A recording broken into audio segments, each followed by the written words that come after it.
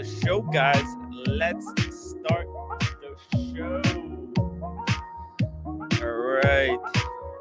Let's see. My watch is not set as always, so I'm late. But guys, let's start the show. If you're just joining us, make sure to hit that upvote button. Don't wait too long. We're gonna have some amazing guests later on today. Not that Buckley is not amazing. He's incredible.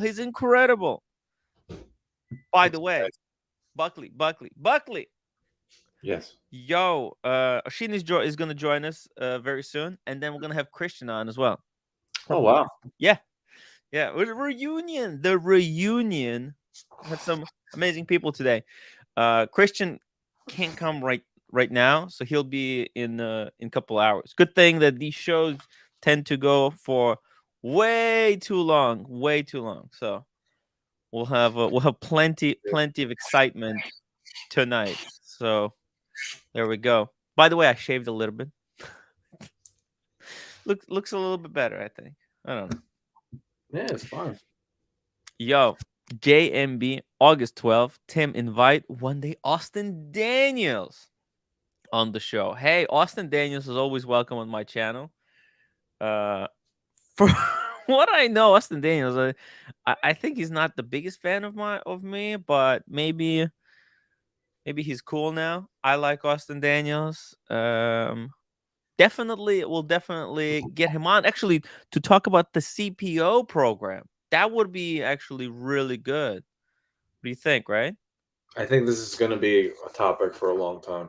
It's a long time topic. Well, Japan, it's going to be, I think, a little bit different, but there's so many used 5-digit Rolex watches in Japan. There's one. There you go. It's not from Japan. Was it from Japan or no? No, we had no idea. Okay, but Asheen earlier today put out an amazing video on the CPO kind of. Did you watch it? I did. Yeah, and he gave a shout out to Diego, who came up with that idea. Very, very good video. Highly recommend that everybody watches it. And by the way, see, this is a very crucial difference between Asheen and a lot of other people, is that Asheen credits people that he gets the ideas from. Mm-hmm. And what's very funny is that there has been a lot of videos that were made about the CPO right after Sheen's video, and they do not credit where they get the information. It's pretty funny. Hey, speaking of legends, giving credit to people. Let's give credit where credit is due. OC, how are you doing? New studio. Can you hear me okay? Yes. Yeah, sorry for the weird location. My monitors aren't working, so I'm working off laptop. But yeah, I saw some interesting videos today. Everyone is cashing in on the CPO, cashing in with clicks. They want YouTube clicks. This show wouldn't do that. This show is just solely focused on reporting the news. But all the other shows, all the other channels, they're focused on generating clicks. The clicks, they're all about the clicks, guys. Unlike this show would never do that. Are you waiting for Oshin to unveil what Oshin said in the video? Ooh, what did he say? You didn't see it? He said he's doing an unboxing. What is he doing? What are you talking about? Maybe I missed it. What did he say? No. I'm talking about what he stated in the CPO video he made. What did he say? His theory with Diego. Oh, I just lost you big time. Well, yeah, no. You watched the video, right? Yes. No. I watched the video. Okay. I watched the video. I watched a video from a guy who is another YouTuber who watched Oshin's video, and then in his car did a live stream repeating everything that Oshin said, but didn't give Oshin any credit for it. So just like another watch YouTuber who I actually like, by the way, watched Oshin's video, stopped in his car, pulled over, scheduled a live stream, and did a live stream saying, I know where the watches are coming from. They're in the cases. They were there all along. They were right under our noses. And it was completely obvious that he had just watched Oshin's video and he was He ripped him off. He ripped him off. Completely ripped him off. Oh, man. You can't. He plagiarized the content. Yo, Chunkster, $50 super chat. What the? Timmy, you're so fine. You're so fine. You blow my mind. Oh, Timmy. Oh, Timmy. Wait, I think I had the song. Okay. It's 2 seconds. 2 seconds. I don't want to get dinged. Thank you so much, Chunkster.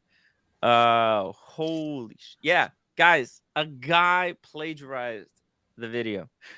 Do you think It won't be the first? It won't be the first.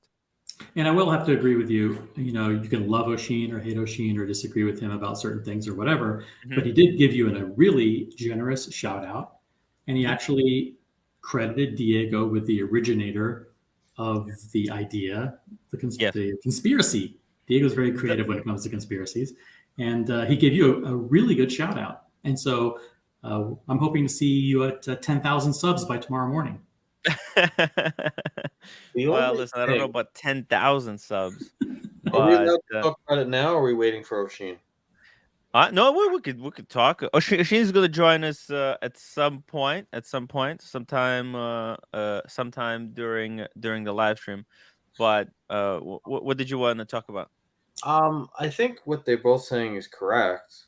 The only issue I see is each dealer has what, 25 exhibition pieces on average? Yes. Okay. If that. Let's just call it 25 to keep everything nice and simple. There's 1,816 Rolex ADs. That's only 45,000 watches. And according to their rules, those 45,000 cannot be sold until 2025. So what do you mean? Why can't they be sold 2025? Well, it's got to be 3 years old, right? Why do they have to be? That's their rule. The rule of the watch they're selling have to be 3 years old or older. Even if it's not 3 years old, and they do it tomorrow. If they do it tomorrow, right? Well, hold on. Do they have to be?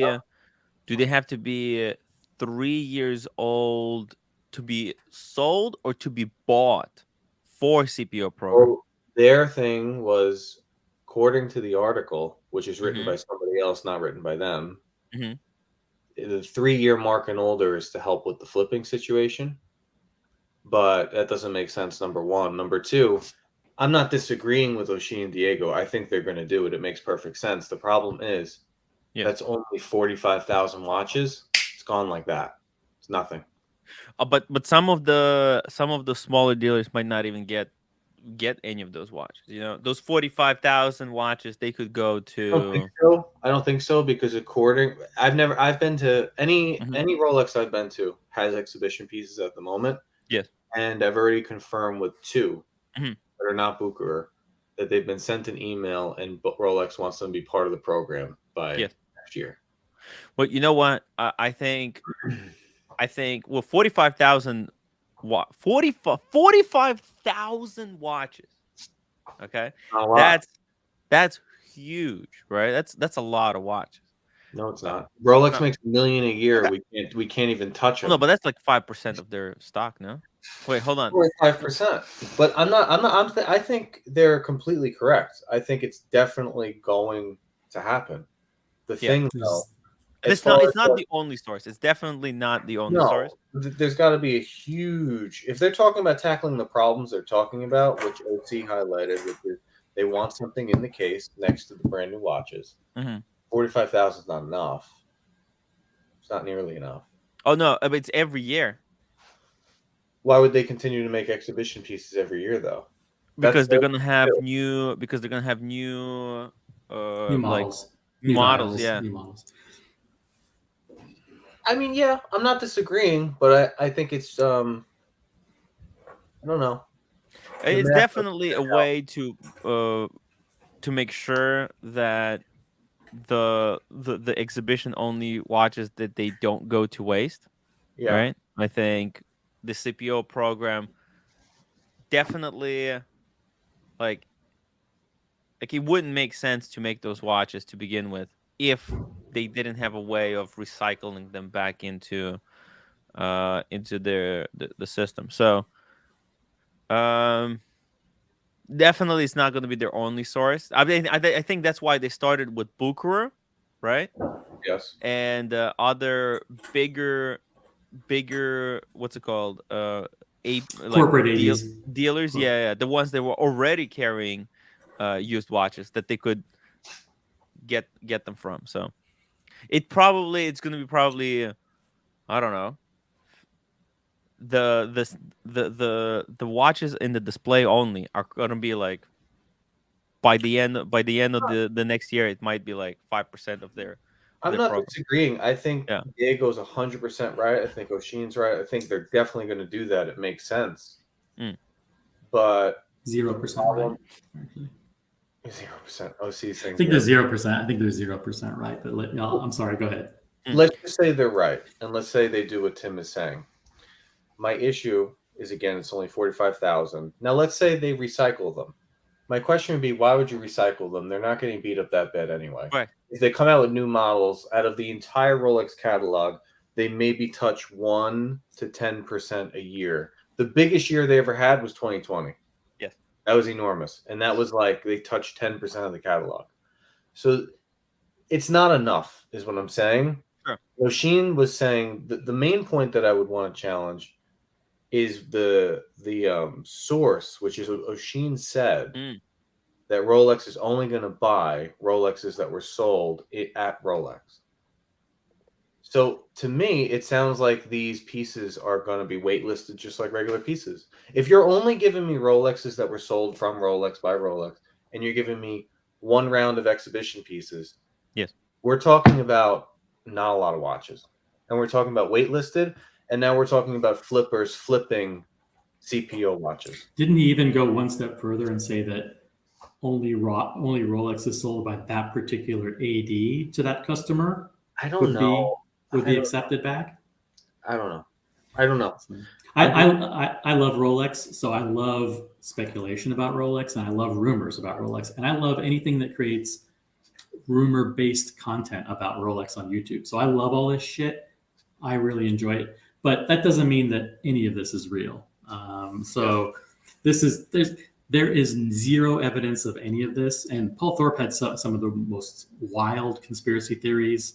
He said that, going back 10 years ago when they moved to scrambled serials, that they had a conspiracy to remove the lost and stolen registry from the public view. And now people who are selling their watches are now going to be able to check the stolen registries. Like, I'm sorry, Paul. I like Paul, but that's just wild, crazy stuff. That's all centered around his agenda, which is the lost and stolen registry, which I'm not going to say nobody cares about, but it's like Rolex isn't rolling out a CPO program to deal with stolen watches. That's like 1/100th of 1% of all watches. Right. Okay, no, very few watches get stolen.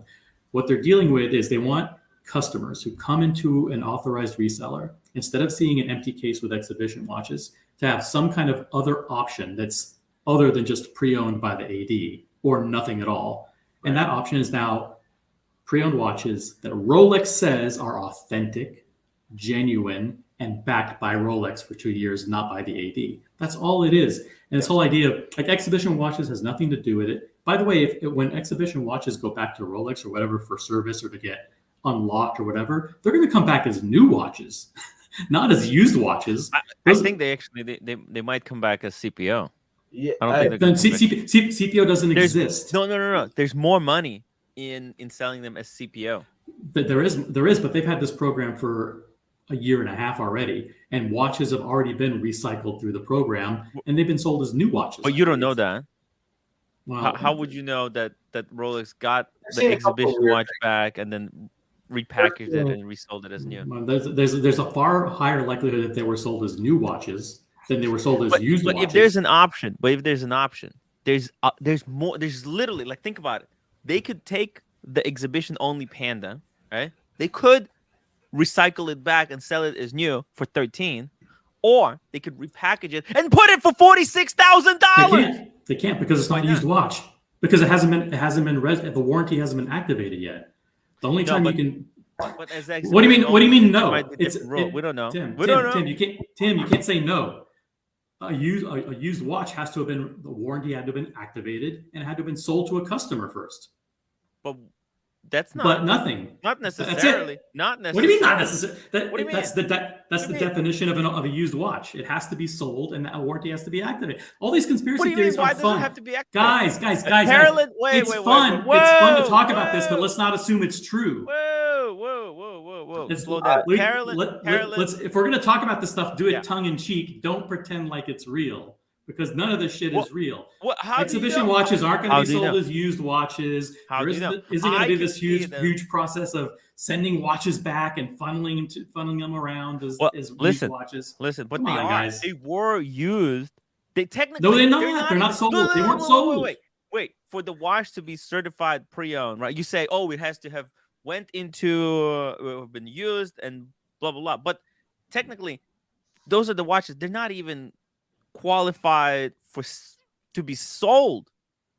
Okay, even if it's true, it's not nearly enough. They need, you know how many watches they need to tackle this program? Hundreds of thousands. All the conspiracies added up. Take 45,000 exhibition pieces. Take, let's call it 50,000 stolen watches, according to Paul Thorpe, which is a tremendous amount, and say that they make 100,000 out of spare parts, because I do know they've been buying parts, because I know someone who sold them parts. Paul Thorpe's, that's 200,000 watches. That's nothing. Paul Thorpe's video was borderline. I want to talk about that video. It was borderline slander, because they basically said that they're going to be taking old watches and pretending that they're new. Hold on. We're gonna get to Paul Thorpe. Should we play the video? Should we actually play the video and go over it? I don't know. We could play it and go over it. I'm gonna let you guys talk about this super chats, and then we're gonna play. I'm too passionate. I'm too excited about it. Because that triggered me as well. That the conspiracy theory. Because I was accused of spreading conspiracy theories. I was yelled at. Oh, see, I think your other studio was taming you. So now the food is on the other shoe. No, I have to go somewhere. I'll stay here for 25 minutes. I have to go somewhere in 25 minutes. I did that's just enough time to watch the Paul Thorpe video and debunk it. I'll watch it again. Oh my god, I just clicked through it a few times because it was so riddled with nonsense. Oh shoot! Actually, hold on a second. Oh, phew. And by the way, I do like Paul Thorpe, but I hate his format of having Spencer as a co-host. That is so lame. I mean, come on. The whole idea of having BQ watches, Spencer it's so, he's not the trusted industry insider to have on the panel that you ask a question and he goes, "Oh yeah, I know everything about what Rolex is doing." Yeah, come on. I have to leave here at 6 o'clock too, so hopefully Oshin gets drop the link. Drop the link. Drop the link for Oshin. Yeah. Drop the link for. Probably won't even get to Paul Thorpe. Challenge. Yeah. Drop the link for Christian. Guys, let me read these super chats because they're gonna kill me. Carolyn Martin, thank you so much. $5 super chat, guys. What goes in the case when they sell the exhibition watches? New model series, that is small percent. I think exhibition. What happens is that they get the AD will get new exhibition only watches, and they'll take the old ones back, and then they'll refinish them, and then I think they will sell them as certified pre-owned. OC disagrees. He thinks they'll sell them as new, but I highly doubt it, because why would they if they can get more money for the pre-owned, for certified? The thing that I also heard today. You're saying that because the warranty wasn't activate the warranty wasn't activated, so they can't CPO it. But I say there was no warranty to begin with.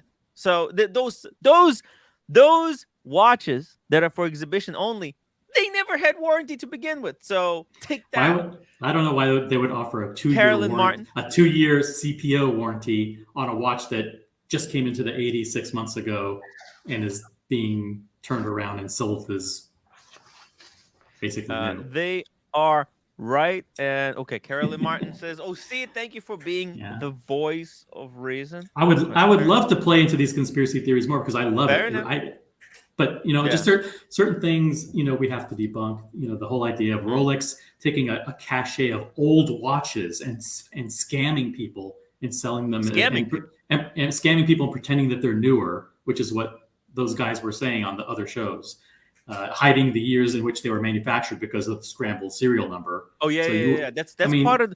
That's something that Paul Thorpe points out. He says that previously, serial numbers on Rolex watches, they were like chronological. You could tell approximately when the watch was made based on the serial number. Right. But you can't really do that anymore because now it's scrambled. Chunkster, $10 super chat, a little late, but congrats to Buckaroo on his new old GMT. Oh, see, quite the voice. No, quiet voice. I think he's saying quiet voice. Calm down. Thanks, Chunkster. Calm down. Quiet voice. Use the inner voice. Inner voice. I get excited, guys. I get excited. Carolyn Martin, good night, Tim. I'm going to watch Fantasy Island. Oh, wait, that's the Tim Wright show. You know what's funny is that she could say, I'm going to watch Fantasy Island, because this is Watch Fantasy Island right here. It's the Watch Fantasy Island. Yeah. Oh, God. That's okay. Okay. Well, listen. It's we're just trying to understand the situation. It's so complex. Drama's good. Drama about this is very exciting for Rolex. Rolex is you can imagine if you're an SA in an AD, and for the last year and a half, all you've had to deal with is these rude people coming in saying, "I'd like to buy a Batman," and you have to tell them, "Oh, sorry, sir, we have no men's watches," and they have to deal with 100 phone calls a day. Now, can you imagine what it's like if there's actually a program where they're trying to incentivize people to sell watches, and you have people coming off the street with boxes going, "Hey, can you give me an estimate on my watch?" Like, that's not their business. They don't give a fuck about that. Well, no, but it's a genius way of selling a watch. Think about it. Nothing sells a new Rolex watch better than an old one sitting next to it for triple retail, triple price. I agree. The issue of how they're going to stock the inventory is a fascinating one, because that's not enough. But I don't think I think to Buckley's point, they're just going to do normal volume. They're just going to do a few tens of thousands of watches just to slightly supplement what comes in as new. Okay, well, maybe we're looking at it in all the wrong in the wrong way. Maybe we're looking at the wrong way at this. Maybe we need to sit tight for this. No. But hold on a second. Maybe. Okay, I think I'm getting an idea. Okay, so maybe the certified pre-owned is not so freaking necessary for them to sell the certified pre-owned. Okay, so what is certified pre-owned? Okay, it will help them recycle the what's it called, the 45,000 exhibition only watches, right? That's a minor thing. But they didn't need help doing that before, but okay. Next. Well, no, but that's why waste money, right? Rolex, they're very woke, right? They don't like to leave any material left over, right? They're trying to be very conscious. There's this perpetual planet, right? They care about the planet. They want to make sure that there's no watch or effort goes unused. All right, okay. So now when we understand that, okay, so that it starts to make sense. But what if also that certified pre-owned, okay, without certified pre-owned, normal people walk into a store and they look at a Datejust and they say, for example, they'll look at the two-tone Datejust and they'll say, "Ooh, it's expensive," right? Why would I don't want to pay that much money. But then they look across the aisle and they see that same two-tone Datejust for double, okay, certified pre-owned. That seeing, or maybe they see a what's it called, a root beer. Diego. Hey, I'm driving, so really quick, I just want to ask OC a question. Yes. If I'm wrong, then that means that there are watches that have been in the case for almost 2 years, handled by thousands of people, potentially scratched, going back to Rolex and receiving a polish, and then being sold as new. That to me seems a lot crazier than my theory. I agree. I agree with you, Diego. I'm not disagreeing with you on that matter. OC is. I would be so upset if I bought a brand new Rolex and they didn't tell me that this used to be an exhibition model and it was 3 years old from manufacturing date and it's received a light polish. I'd be fuming. You don't know when it's manufactured now. Speaking of the voice of reason or insanity, Oshin. All right, I gotta go. Peace. Yo, I got an unboxing later. Super chat $1,000. Nice. I gotta tell you, Sheen, I was heartbroken and petrified and mortified when I saw a YouTuber basically essentially what he did is he watched your video, he pulled over in his car, conducted a live stream, and basically pretended to report as original fact everything that you reported in your video. Oh, don't worry about that. That happens all the time. yo. Happens all the time. I don't mind that. I don't mind. It's fine. It's wild. My content inspires people. Mm. Listen. I know channels that like verbatim copied my musical choice and my angles, like that, all the transitions of the, like, forget about chatting about watches, talk about like just composition for like an artistic video. And then I reach out to them and I discover they're just really nice people and they're just big fans and they're inspired by the thing, and that's cool. And I'm like, well, thanks, that's okay. Sometimes you need to see the other person do it before you do it. Like Chuck Berry invented rock and roll and then everybody else copied it and they're still copying it. So it's okay. And some I'm people not comparing myself they to don't Chuck even Berry. know about the crediting sources whatsoever. Stealing ideas is a different thing. They don't and by know the way, about. I really hate people who steal camera angles. I gotta tell you, that's one thing I won't stand for.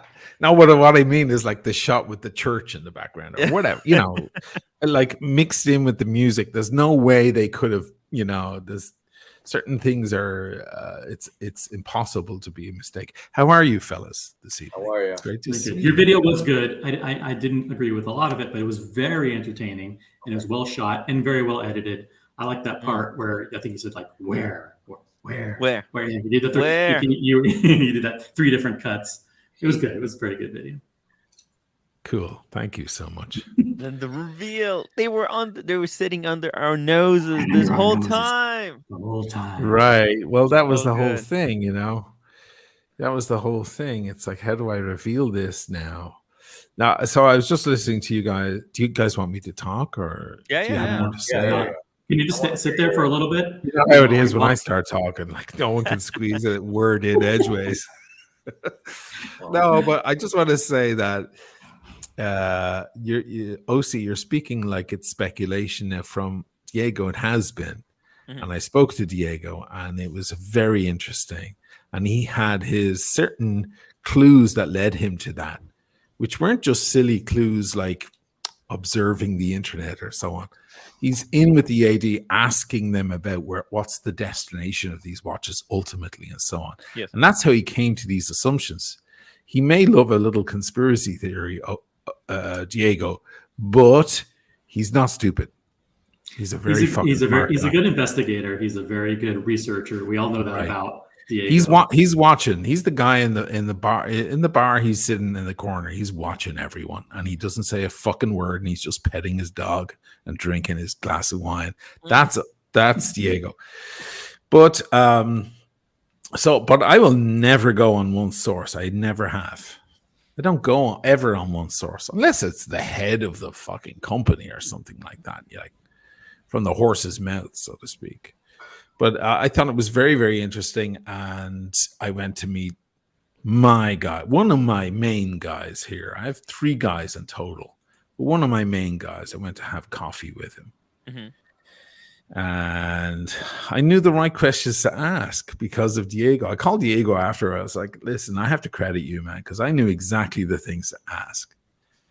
And now I'm going on, this is real now. I'm not talking about speculation. You can say you don't agree with Diego's hypotheses, but you can disagree with what I'm going from, because I'm going from the horse, not from the horse's mouth, but like almost. This is not hypotheses.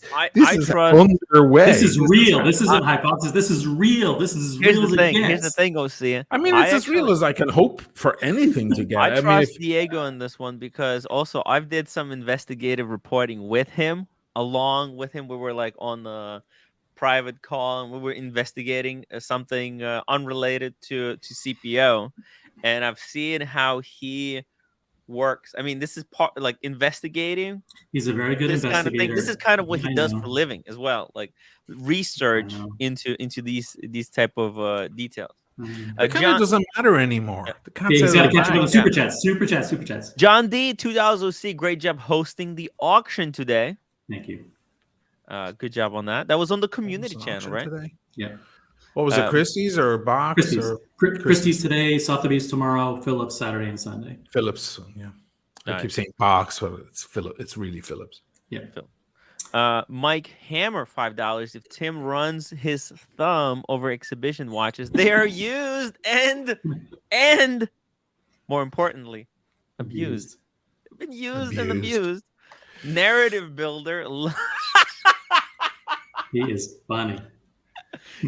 Yo, this account is just out of control. I'm only buying from Turkey from now on. Jeez.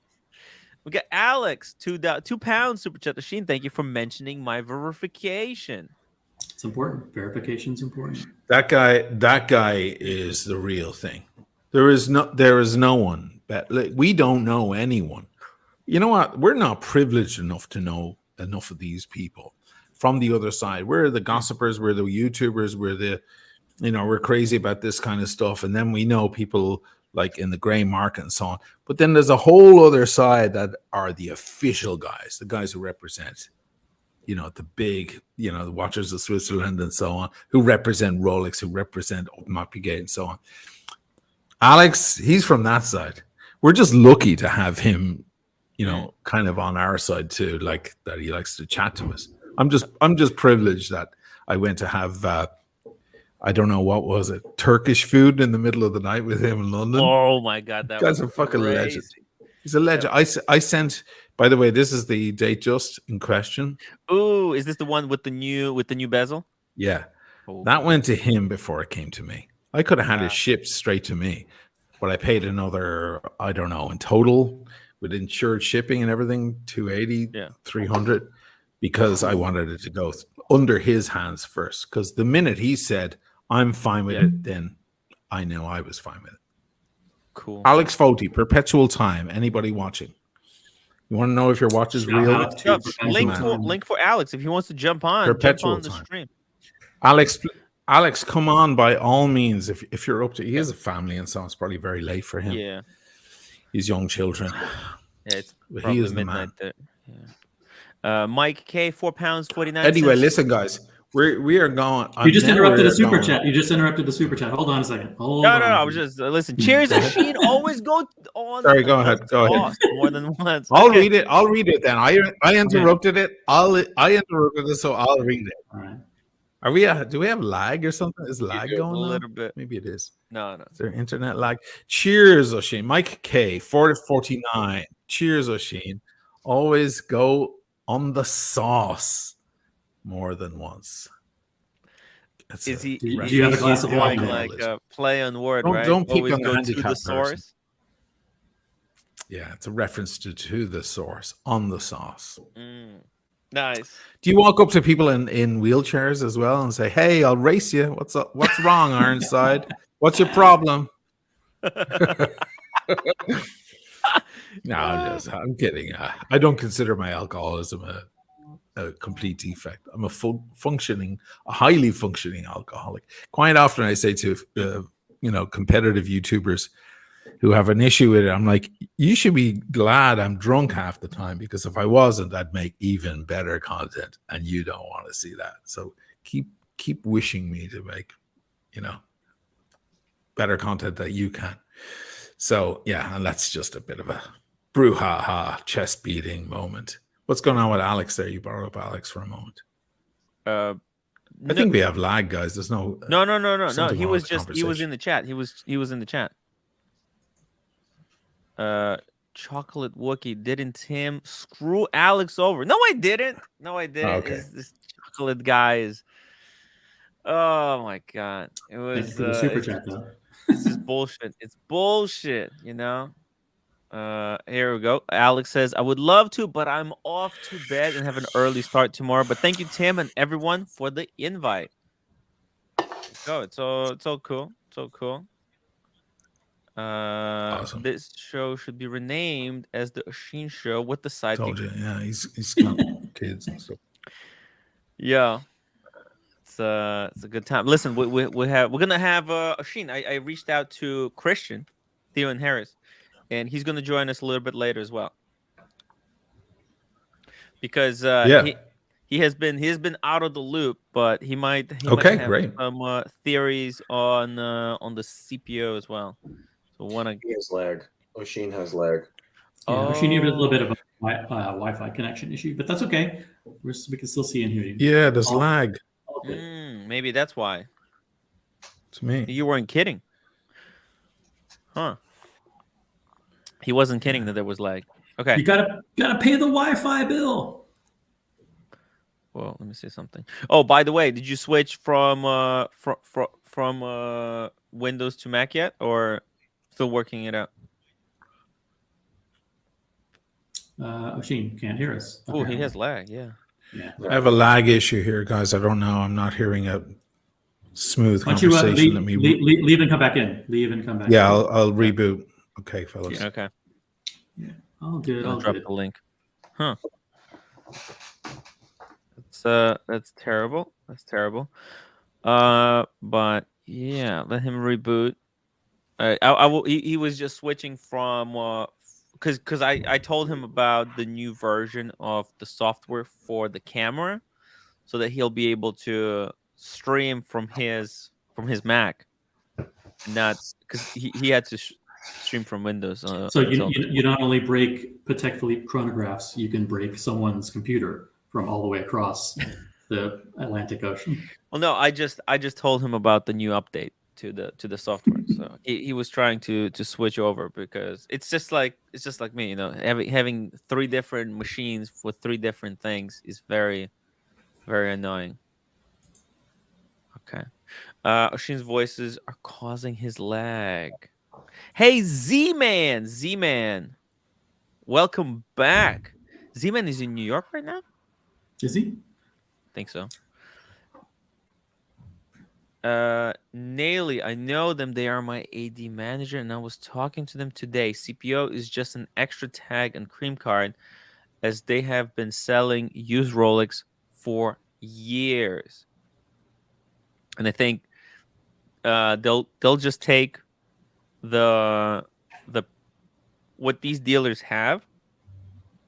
They'll add the tag to them, but further they'll have some type of supply, and I think that's what we were trying to figure out. Where are they going to get the watches? I was also thinking, and I'd heard this somewhere, and I apologize for not giving credit to the original source, but that watches that maybe it's Austin Daniels, I can't remember, but the watches that are within 5 years old don't require a service, right? So if they come, if you bring in a watch that's 3 years old, that's not a watch that Rolex would normally or typically recommend service for anyway. So there's a high likelihood that the AD will get the watch, they'll inspect it, authenticate it, maybe clean it, and then there's no need for a service, no need to send it to RSC, and they might have the ability to certify it right then and there and activate the CPO. Have the CPO card that you print out and the hang tag and all that stuff. But that would be a moneymaker for the ADs, because then they don't have to do any service. They don't have to wait 8 weeks for the thing to come back. It's a really quick turnaround and big profit potential. Buckley, go. You know what? I was thinking about what Diego said about the watches being damaged, and I never looked closely enough when I tried on the exhibition, but I have to imagine they're covered in stickers just like a new watch. Are they, or are they not? They are. If they are not, Diego's absolutely correct. if they are covered in stickers, I lean more with OC. Either way, even if they do what we're saying, I don't think it's enough watches. I just don't think it's enough. And it'd be even more criminal for them to take their watch that they're selling for $6, do a service, and then sell it for $21. I'm talking about the OP green in this scenario. That'd be crazy. Crazy. Then you'd have to say they're about the money, right? Like, it'd be nuts. So any way you do this conspiracy is crazy. I do think, though, Oisin and Diego are right. I do think they're going to take the exhibition. No, but sorry, am I back on? Are we good? You're back. Yeah, right? Oisin is back. I love your thoughts, Buckley. Yeah, I can hear you guys. No lag. Okay. I love your thoughts, Buckley. I respect your opinion. Absolutely. You know that. You can't say I believe Oisin and Diego. Diego had an idea. I didn't. I went and spoke to a person who's very entrenched in this to get the actual info. So you don't have to believe. Don't believe me. Please don't believe me, because it isn't my message, or it isn't my. I haven't invented. Like, I'm not going to move on. Diego's idea was very interesting, and then I went and pulled the thread, and now I've pulled the thread out. You can't look at something that's right in front of you and say it's not there. It's there. That's what's happening. Now, is it going to be enough watches for their entire CPO program? I don't know. I mean, I don't know the extent of what's going on behind. And I don't think even my friend knows the full extent of things. He gets stuff as it drips in. I think this is what happens. They're sitting around bored in the AD all day long, and they get talking, and they get word from boss who walks in, or the underboss. There's an underboss who's their boss, and then there's the big boss. That's a female, actually. And she owns a lot of places here. And they get these words, and then they chit-chat, and they talk, and the news comes in. To them, it's less interesting than it is to us. Trust me. To them, it's fucking boring work shit. They just want to go home. They don't watch YouTube when they go home. These guys, they don't want to see a fucking watch when they go home, because they get it all day long. But they talk about it among themselves, and they get the info in. And my mate knows I have a YouTube channel, and he's also he's pretty smart at not going crazy. He's a very measured dude. So when he comes out with certain stuff, I'm like, okay, I'm gonna trust what he just said, because this is not a bullshitting guy. He doesn't want attention. He's a very soft-spoken, quiet, genteel person. So the Diego thing was extremely interesting hypotheses, but I'm not going to go on my channel in front of 60,000 people plus and fucking make these claims unless I have at least two sources that are from completely different places. Yeah. Diego has this thing from his AD, with whom he's in very good graces, I might add. Oh, yeah. And he, they said, well, actually, these watches, but we buy them without boxing papers, and we buy them and we display them. Then we get the call eventually and send them back. At the time that call had not happened, we send them back, they adjust them, and then we can go ahead and sell them. And when they sell them now, do they sell them as new or used? I don't know. These are certain details I don't know. I don't think that a watch that's been on a display for a while and has been, put on hundreds of people's wrists can really be sold as new. Now, we have heard from someone the other day, was it Alan or someone said that they heard from a guy who bought one directly. Mm-hmm. Now, I do believe that some ADs break the rules. I've already heard from a few people saying I've heard of someone breaking the rules. Sometimes the rules are broken, and then they get the watch, they bring it home, they think it's all brand new, and then they take a second look, and it's full of hairline scratches, which you can imagine it would be after hundreds of people, maybe even thousands of people trying this watch on. When you have watches in the window, people want to try them on. Yeah. Yeah, that was the one good thing about having empty windows. No one's going to walk into your store. When you've got a ton of gorgeous shit in there, going, oh my God, there's the what? There's the root beer I wanted. I want to go in and try it on. I want to try on the root beer. Mom, let me try on the root beer. And then they go in and they put it on. And some fucking dipshit, shitwit, drops it by accident or scrapes it off his stupid bangles or puts it on with whatever. the bracelet on or the rings. These are all things that the staff, the floor staff, have to deal with. Those watches, you can't sell them as new. You cannot sell them as new.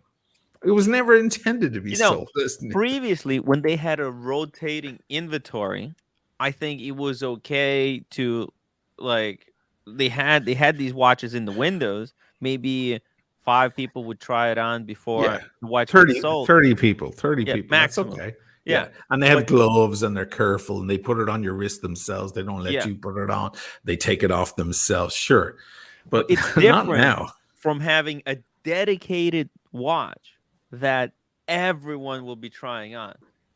He's out. I'm going to Phillips. I'm going to go to Phillips and hang out at. You're going to the auction? There's an auction. There's actually a cocktail party tonight at Phillips, and I'm going to be there with Lord. I'm going to have pizza with Lord. And hello to Lord. I will. High society. Give him my regards. Tell him shalom. Have a good everybody. Take care. Goodbye. Take it easy, brother. Mike K, £1.79. Oshin, good man for mentioning Tim in the video. Well, that's kind of the whole thing. That was the whole connection. I wouldn't have asked the correct questions. When I'm asking these questions, I learned years ago, when you want to find the truth out of someone, there are certain ways to do it. I have certain friends who are police officers and so on. And, there are certain ways. If you want to know if someone's lying, you don't ask them, are you lying? Yeah. Never ask them that. Yes. You ask them, why did you lie? You assume the thing. Yeah. And then it gets them over the hump. It helps them. You kind of have to hold their hand in their position. So you kind of have to ask the right questions, and then you get the truth. So, this is kind of what I did. And we're mates anyway. We're friends anyway. It's all good, and it's all in good confidence and so on. As long as I don't, out the guy, it's all good. But also at the same time, I get the feeling like Rolex love this shit. They love leaks getting out. Apple are the same. Like, they love the leaks. It creates energy in the market too. Yeah. But it wasn't until that happened. I called Diego the first thing. I actually texted him. It was 6:30 a.m. his time. I said, Jesus Christ, man, I realized it's so early for you. I'm so sorry. He's like, it's okay. I'm already getting up for work. And I was like, dude, you're right. You're right. I couldn't contain my excitement. What is it? I don't know, for want of a better word, excitement, but just like, oh shit, this is really what's happening. Now they are going to purchase pieces. I swear to God, if you sell a piece to Rolex, it's going to be news, unless it's a brand new fucking piece. Ooh. You walk in there with like a 2008, God knows what, or a 1998, God knows what. If it doesn't have papers, forget it. Just walk back out. Just leave. They're not going to take it. You think Rolex will not take the watch without papers? They won't. That's what I was told. Listen, this is none of this is my opinion. I'm regurgitating everything I was just told. I don't have an opinion. My opinion is like they shouldn't even get involved in this shit at all. It's a mess. But I'm just going on what I was told. Also, I think bigger news is the lost and stolen register. What about that? Interesting. Did you watch the Paul Thorpe video where he spoke a little bit about he has a conspiracy theory about this? Yes, he does. He has a conspiracy theory. I watched it. Don't put me through it again. No, it's okay. I still like both fellas. Like, they fucked me over, but it's only the first 2 minutes that really matter. It's just that they Paul has had an issue. This has been a grinding issue with Paul for a long time, right? And I can understand his frustration as well. It even comes down to personal for him, because he lost a watch. It was recovered, and then they wouldn't give it back to him. It's hard for me to watch Paul talk about anything to do with this subject without thinking he's setting us all up for his announcement in the new year. I think that this thing that I found out from my mate might throw, I don't know if it'll throw a spanner in the works for him, but it is a new revelation because ADs don't have direct access to lost and stolen right now. Yes. Up until today or yesterday or whenever it was.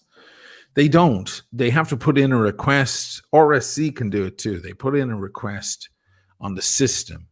And if there's anything wrong, Rolex come looking. So there's been a disconnect between Rolex lost and stolen and the general public, which is one of Paul's main gripes for the past few years. The lack of access. Yeah, so my mate said, we're getting trained on dealing with the lost and stolen. We're going to have direct access to it. Yeah. I'm like, oh shit, hold on. Does that mean I can call you and say, hey, run this number? And he goes, yeah. So you can, and I'm his mate, so that's one thing. But you can call if you're anyone else and you're interested in buying a watch and you're not sure where it's from. And let's include the gray market guys because they'll do, like, look at Spencer. He's talking about Kaylee, by the way, was the friend of his who called. Kaylee is great. She's got fucking balls of steel. I love her. She calls in and does all the dirty work for Spencer. So it's not Spencer on the phone. It's like, hey, hello. I'm interested in, she's great. He won't hesitate for a second to say, Kaylee, call Rolex down the street. Yeah. And ask them, do they want this, Pepsi? Here's the cereal. And then they'll check the cereal. And you'll either get a polite yes or a polite no. And if you get a polite no, you can be pretty sure there's something wrong with that cereal. Now, that is a lost and stolen register. And the only one that really counts. Wouldn't they get suspicious with people just calling randomly and trying to see if they'll buy hundreds of watches? Like Kaylee cannot. Well, hundreds is different. You pretend one. A one, yeah. I mean, hundreds is. I mean, yes, of course they would. But if you like, let's say you're interested in buying a watch, Tim, in New York, and you're not sure. Yeah. Maybe I can call. And you get the serial number. You take a photo of it at a bar with some guy. Yeah. Or you get it online, whoever you're talking to. And ask hey, I have this watch. Would you guys buy it from me for the certified pre-owned? If they say, yeah, now, sure. Up until now, ADs would be like, I mean, for one, they would never entertain that idea. But before now, they would say, well, we have to put in a request and so on. Now they can actually pull it up on their system. They're being retrained for it. Now, the training, he spoke to me about the training system. This is how it works. With the CPO. With the CPO, the new computer system. Yeah. I didn't have time to go into this on my video because my voice is annoying after a while. So I make a 35-minute video and then I have to cut it down to 20. Yeah. Everyone watching right now is going, oh my God, then how long were his hour-long videos before he cut them down, right? But there's only so much information I can squeeze in until it becomes just like too much to gather. So one of the things he said was the training is they train the top guy or the top two guys. They fly them to Switzerland and those guys get sent back and then they have to train their underlings. That's how it's working. So Italy is already underway. Wow. So Italy, I think by January or February, Italy is already doing it. Be ready to go. And is there? Did they mention anything like what do they have to do? Well, they have the new system that they have because they got trained a couple of years ago for the new cards, right? My mate got trained for the new cards, and it's an app on his iPhone.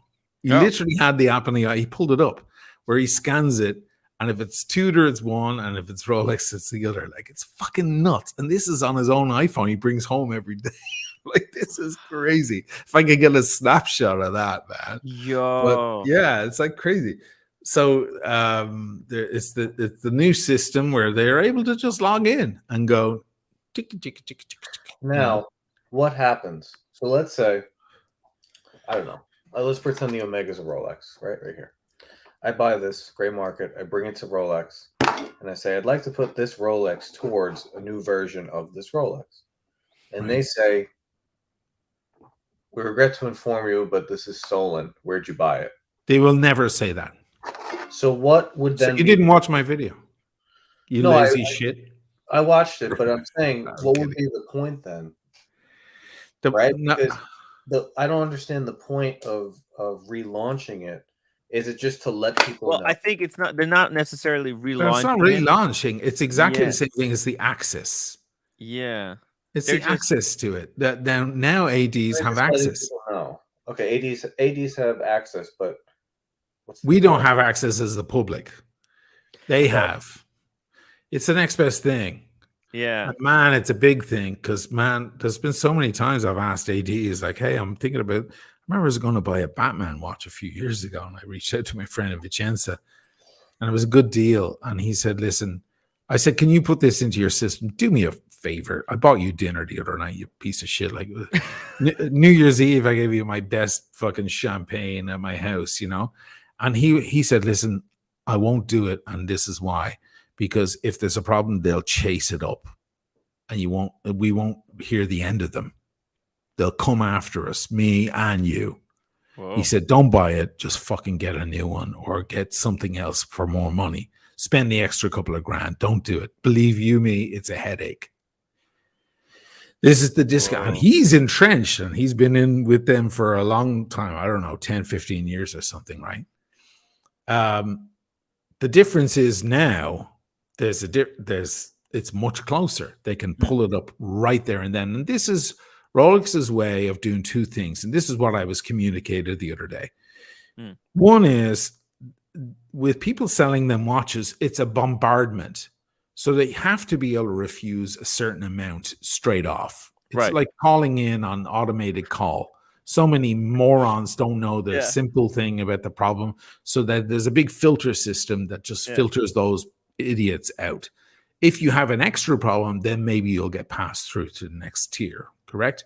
So it's the same kind of thing. It's like to avoid an absolute quagmire. The next thing is so that they can go in and check immediately and deal with that problem. They're not going to say where it was stolen, where it was lost. It was stolen in Paris by a river. Or at a cafe, or sorry, or it was left. Are you suggesting FB Joran and Rolex will have their lost and found system? It was stolen in a hotel bathroom in the red light district in Paris at 2 a.m. The guy was passed out drunk, talking about his vicar wife. No, I'll say anything. I don't give a fuck. But. No, I'm sorry, but like all fucking bets are off with that bullshit. It could have been left on a plane in Hong Kong or whatever, but they won't tell you. They will just politely refuse.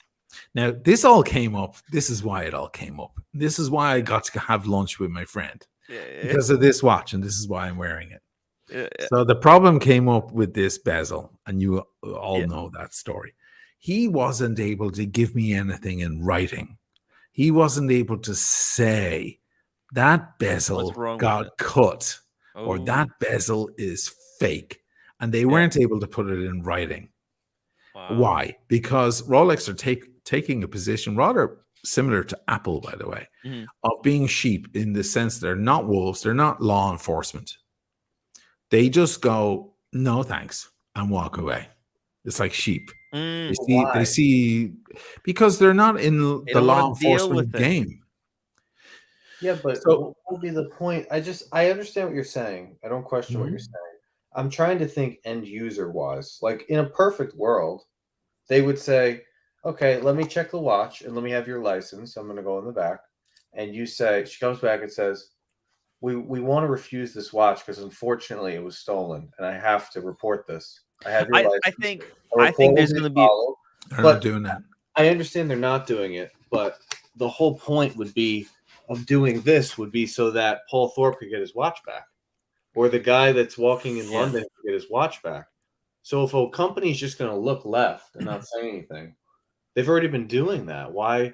You see what I'm saying? I'm trying to understand the point. I think here's the thing. I think we have to think of it this way. Is it something that helps Rolex make money. If it's not, then they're not doing it. Okay. Yes, it is something that helps them make money. I don't Because think if they report it, right, Yeah. you start to take the sources of where these watches came from out, and once you take gray market dealers out, there's no incentive to buy stolen watches. Okay, there's Yes, two things here. Okay, hold you're on. half right with that. Because I wish I I had think more time too. I got to leave in 10 minutes, so I think let's do also Rolex. There's two things that they want to do. Okay, obviously they don't want to get the stolen watch, right? That's A. If they're going to be buying watches, they don't want to get the stolen one by accident, okay? But also number two, I think they also don't want to buy dogs. That's why they're checking the serial number to see what that watch is.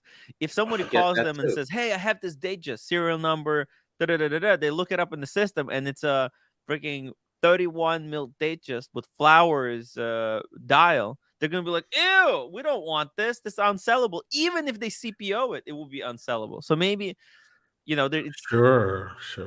like, I think the first step is, though, to see if the red sign comes up. Yeah. They might have a system, this is computer age.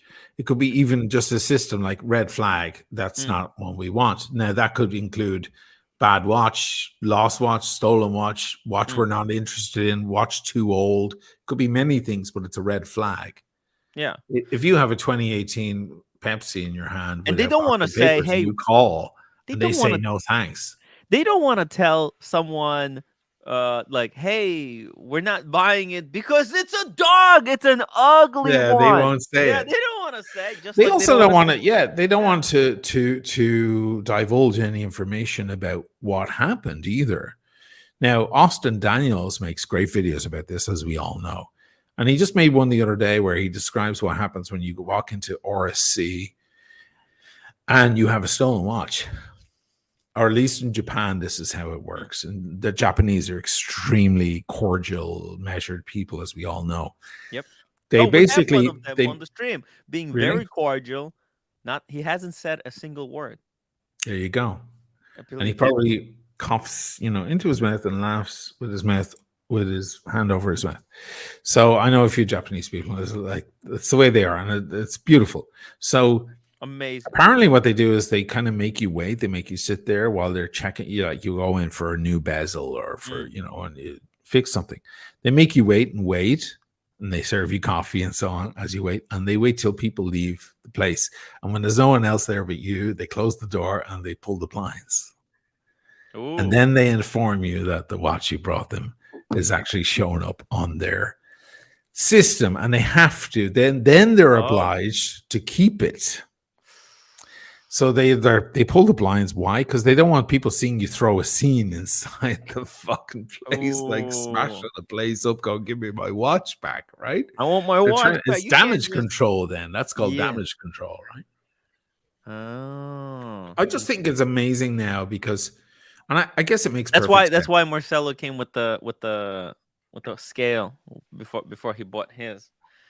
He put it on the scale. Marcelo's in the house, and I didn't even know that until I heard the laugh. Yeah, I'm here. How are you, Marcelo? It's just very cordial. I told you, he's just. God bless you for not saying a word the whole time. Yeah. So cool. But listen, I think the important thing here with that is that the ADs now, and it makes perfect sense. Can you imagine the ADs dealing with that problem? It would be huge. They need direct access to certain files, to certain information where they can refuse a certain things have gotten out of control in the past few years. There's counterfeit is a huge problem. It's not just stolen. Yes. But counterfeit, like when they make even a beautiful counterfeit watch, like a really high level one, they use the same serial numbers on them. They stamp like 30,000 of these things with the same fucking serial number, so that these guys have that in their system. So idiots walking in there going, hey, can I trade in my perfect condition Hulk with box of papers? They can immediately, without it being an opinion thing, because when you walk into a gray market dealer, they get to sniff that card. They get to look at it with a loop, and they get to have an opinion going, I don't know about this. And they have a little magnet thing. My friend has a magnet. not a magnet, but a magnetized screw. It's like a tiny magnetized screw, and he drops it onto the bracelet. And if it sticks, it's not real because 904L steel will not magnetize. Oh, so if it sticks, it's 316. It's not a real watch. And I've seen some scary fucking replicas in that place. So they have their little systems. wow. This way, with knowing all the serial numbers, it helps them just go, no, thank you very much. We have too many of those in stock.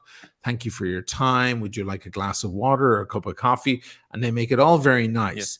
But you can be sure there's something wrong as you walk out. So it's like the lost and stolen registry kind of reborn to facilitate the new temperature of things in the market. But you know, Oisin, I actually had the chance to talk to some watchmakers, and I asked them like a random question about. Take it easy, brother. Take it easy, brother. Thanks for your thoughts. Thank you. See you later. Drop the link. Let me read. Okay, please read. Let me read these super chats. Derek M, $5. ADs would just take offers to buy in person only. That stops people from calling in to check reference numbers for themselves with no intent of selling. I mean, it's possible, but they're still. I think they still would be obligated to take some calls because people will say it's COVID. How can you not take phone calls? Right? It's possible. They have to take phone calls. It's totally a part of it. That's what I was told. Yeah.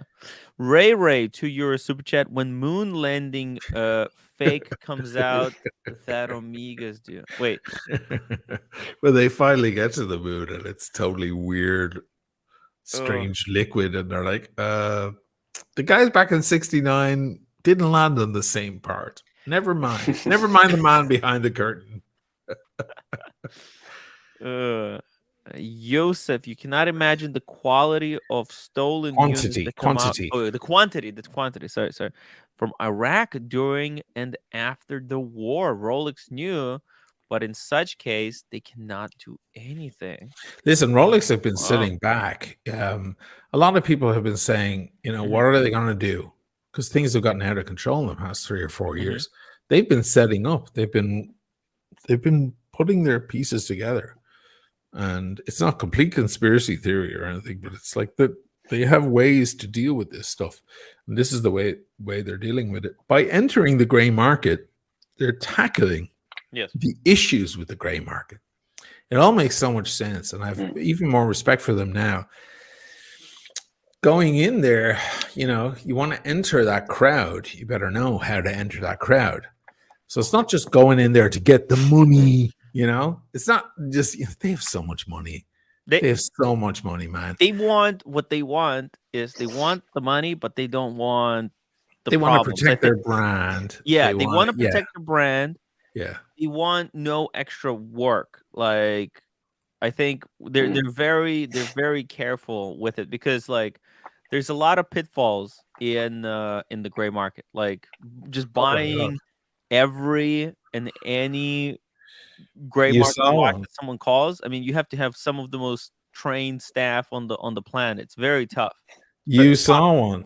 Yeah. Right? Yeah, exactly. From a reputable dealer, so who will remain unnamed for now. But it's yes, there's so much that can get lost in the gray. As I said in my video, and that was not an accident. It's called the gray market for a very specific reason. It's a good name for it. A loss can get lost. A lot can get lost in the gray. A lot. In the gray, a lot can get lost. And I think the way they're entering it is like super safe. First of all, they've got their system where they're just going to make it very easy for someone who has no idea about buying used watches to just we just have a website. You just go on this website, you enter the serial number, and if you get the green light, you're free to buy that watch for the Rolex CPO. And that way, the people who do know, they can go in and they can block out certain serial numbers.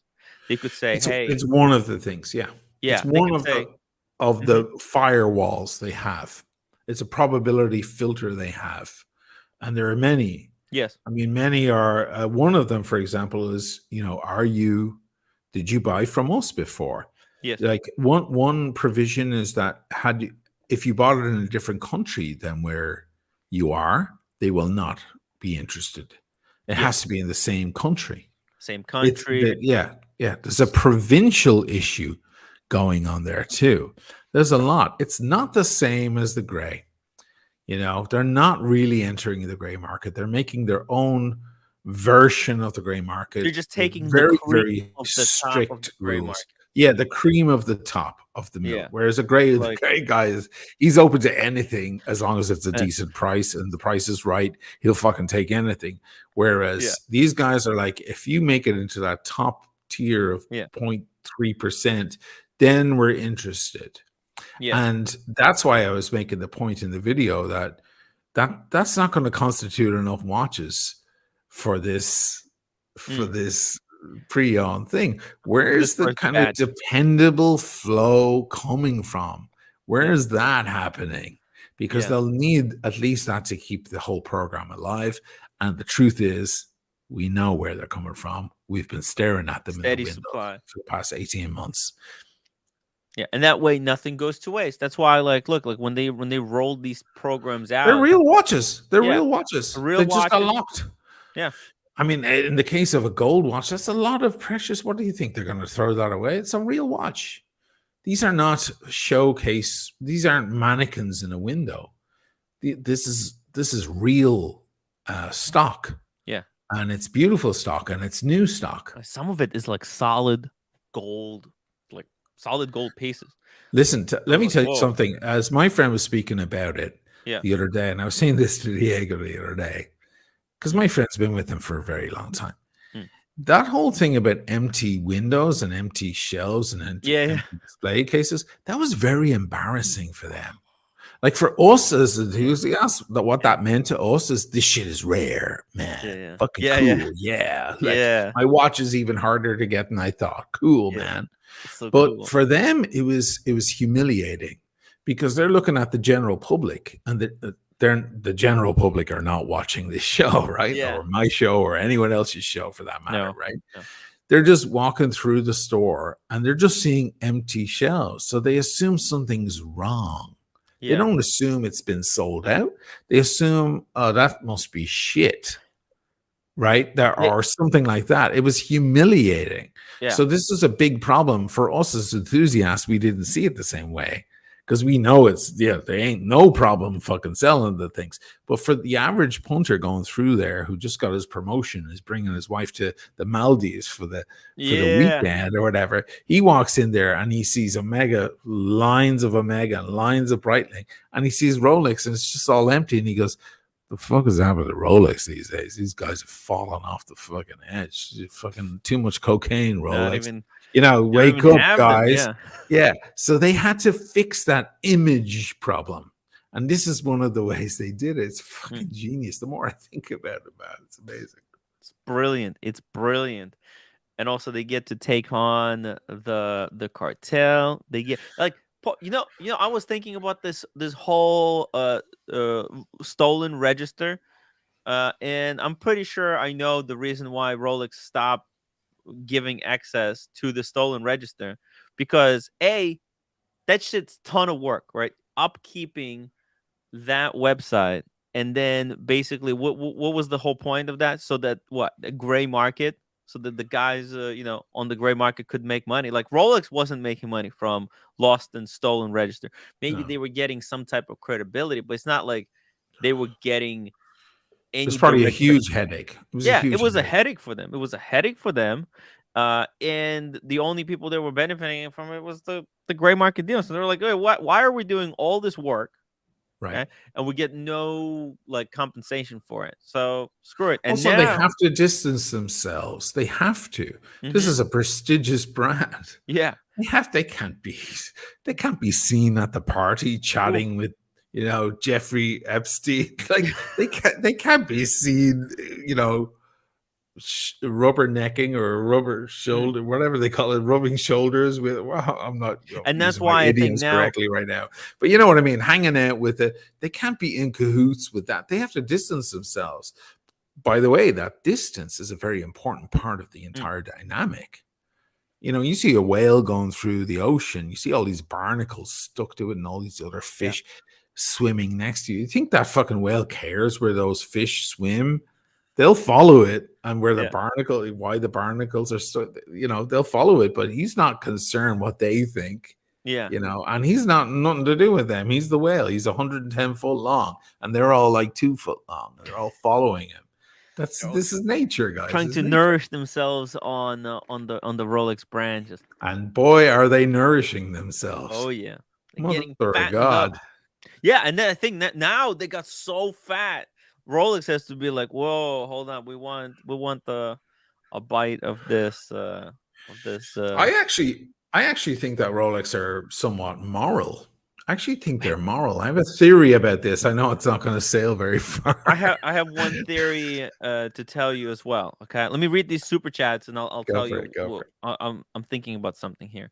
Did you see? I wouldn't have thought that Rolex had a legal right to withhold a stolen watch. Should they not inform the police, who can investigate and maybe return to insurance, CO original owners? I think the problem is that Paul, when he got that watch stolen from him, I think he got insurance, no? I think he sold it and it turned out to be stolen, from what I gather. I might be wrong. The watch is technically Paul's. I mean, it belongs to him. Yeah. The problem is that why contact him if they're not going to fucking give him the thing back? In the end, they didn't. Yeah. You know, I think that it's because there was a question mark over it. They couldn't fully...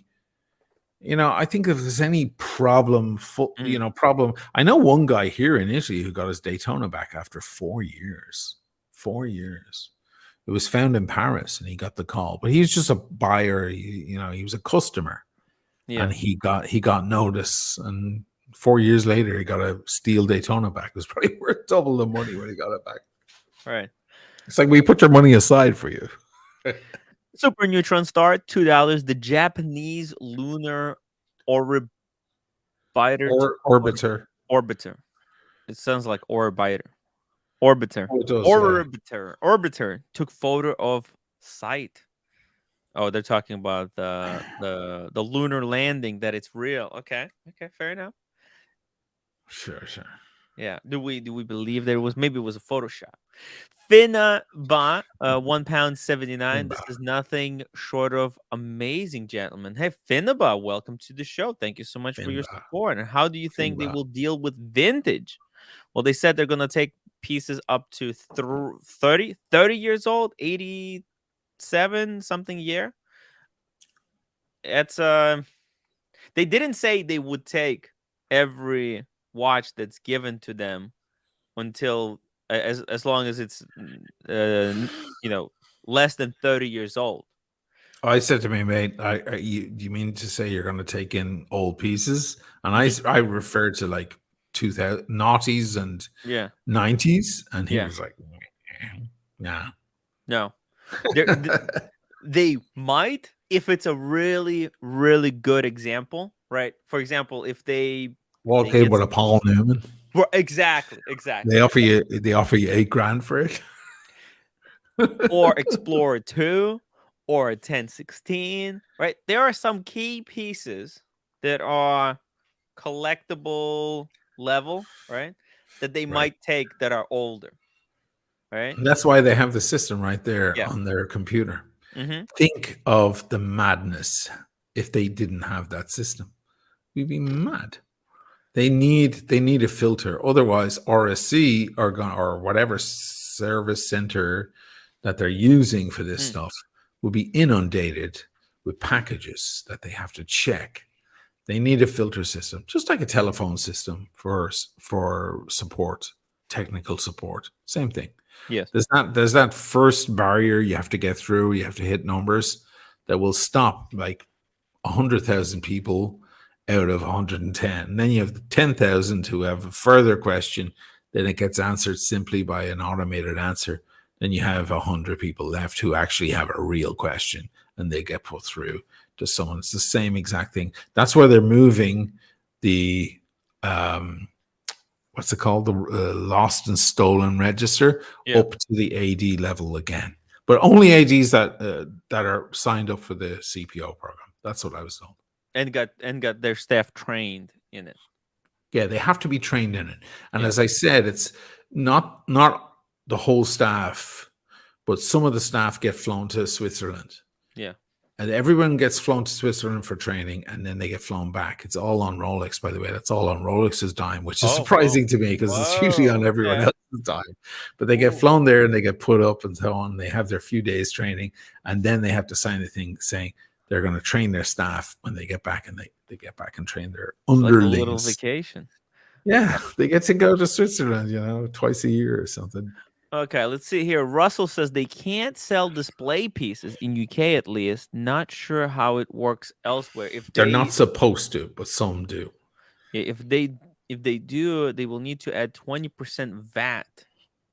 New watches attract 20% VAT as opposed to margin VAT used pieces. Interesting. Okay, so he's saying if they're selling a certified pre-owned, then there's a lesser of a tax versus when they're selling something as new. I don't know. Oh, interesting. I don't know about that. Look, but they can sell it in a different freaking country. It's not like they will take these display only pieces back and then return them to where they came from. These are big questions. Like, the ADs have to purchase them. I think it was OC saying earlier. Yeah. How can you sell it as pre-owned? It's never been owned by anyone. Yes, it has. It's been owned by the AD because, as everyone likes to remind me every single day of my life, Rolex don't sell watches. ADs sell watches. They purchase them from Rolex. They're Rolex, owned by the AD. So even if you take a weird case, for example, over the years, quite often an AD manager would buy 60 watches, and one of them he'd fancy, and he'd stick it on his wrist and go out to dinner that night with his wife. But it's still part of his stock because he owns it, and he now has to sell it. Yes. He's not allowed to sell it over recommended retail because that could get him in trouble. Mm-hmm. There are many things that can get him in trouble. He's not allowed to de-sticker it, because that could get him, or he has to de-sticker it because, if he doesn't, that will get him in trouble. Yes. But these watches are owned by the authorized dealers. They're tried on by hundreds of people, and they get banged and pranged and pushed around and poked and prodded for, the better part of 2-3 years. Then they go back. By the way, they don't come with box of papers. When they signed up, they're given an option. The ADs were given an option with the 4 exhibition only program to sign up for it or not. Not all of them had to do it if they didn't want to. It seems many of them did. Most of them did. It was expensive. It was really expensive. Right. And they had to buy those watches. So those watches they didn't get with box of papers or anything, and they got them to display. There was also no, what's it called? There was no, it was more of like a loan. If anything, like a loan you paid for. So weird. I wasn't even they didn't come with warranty because they were not functional to begin with. So no, they were locked. They were locked. They were locked. There were things done to them to make sure that they could not be used. They could not be sold as normal pieces. Yeah, and but I'm surprised that actually they let you guys try this display watches, because in Japan they just put it as display and they don't even let people try them on. Very good point. No. Whoa. You just very good. Them. No, but very good point, Marcelo. My guy said here that there are 2 types. This is one thing I didn't put in the video. It was just too much shit, and you don't want to hear me go on and on walking around the piazza. There's only so many times I can walk around the Piazza San Marco with the camera in my hand. This is a thing as well. There are 2 types. There's the types you can put in the display that people can try on, and then there's the others that you put in the wall that are literally display, and you can't get in. Like, it would take like a load of keys to open that shit. It's super display only. Those pieces apparently, once they get the call that they're allowed to sell those as new because they literally have never been touched. So there are two types. It's a very important detail. Thanks for bringing that up. Yeah, because some people say, oh, they Rolex already took some of the pieces back and they returned them to the ADs, and now AD is going to sell them as new. But I don't think that's happened yet. Yeah, that's why I'm saying same thing. I'm saying I was like, oh, see, it seems a little bit too early. It seems some people have broken the rules. That's what I'm hearing. Oh yeah, some people are that some ADs have broken the rules and they were like, oh, take it. Someone texted me just earlier saying like that they were offered an Air King. Yeah, a viewer of mine said they were offering an Air King without box and papers at retail from the AD. It was one of the display pieces. So they have the option of just going, fuck it, I'm never sending it back. Yeah. Take it at retail without the box. We don't have anything. It's been in the display. 1,000 people have tried it on. You want it? Give us the retail for it. Oh, but hold on. There's a possibility there that some ADs chose to display like watches that they had as display only, but they're not, like, they didn't buy these display only watches from Rolex. Like they could they just stuck them in display. They could have just stuck them as display only and then say, like, because other ADs bought watches to display, and maybe some were like, listen, we'll just display. We'll just put the little tag and say these are. But hasn't the problem? Yeah, great point. But hasn't the problem the whole time, which is what created the problem in the first place, the past 3 years, is that the second you get in a sub, you get in a Yachtmaster, you get in whatever, it's sold. It's sold in 5 minutes. I know. When I bought my first Yachtmaster, the Yachtmaster 40, that was my first Rolex I bought from an AD. It was like a terrifying experience almost, right? And they even gave me a little discount. This was 3 years ago, before I even started the channel, just before I did. And when I walked in, I used to go by there all the time. It was right by my house. And I always saw the same garbage in there, like the stuff that nobody wants, right? And the ladies' date just and all that stuff. And then next thing, this thing popped up. And looking back, I felt like I was almost innocent. I didn't even know what the fuck I was looking at, but I was like, hold on, what is that? Is that stainless steel? What is that? And then it was a Yachtmaster 40. I grew to love that watch so much. But I walked in, I asked about it, and they laughed, and they said that they had a bet. They had a bet that whether it would last 10 minutes, 20 minutes, or 30 minutes. The staff. Damn. And I walked in about 20 minutes in. So one of the guys won the bet. There you go. And that was 3 years ago. Things went bloody ape shit after. I got a $500 discount off that thing. Wow. So. And I think, and this, so like the reason I think that a lot of ADs, because look, I spoke to this AD, right, who bought begrudgingly. He bought the display only models very begrudgingly. Okay. Yeah. Because it was a combination of, like, they still have to pay rent, they have to sell watches, and then they also have to pay $300,000 for the set. And I think it was a set of 12 Rolexes. They came in the box. Right, none of them were functioning, and they had to buy this.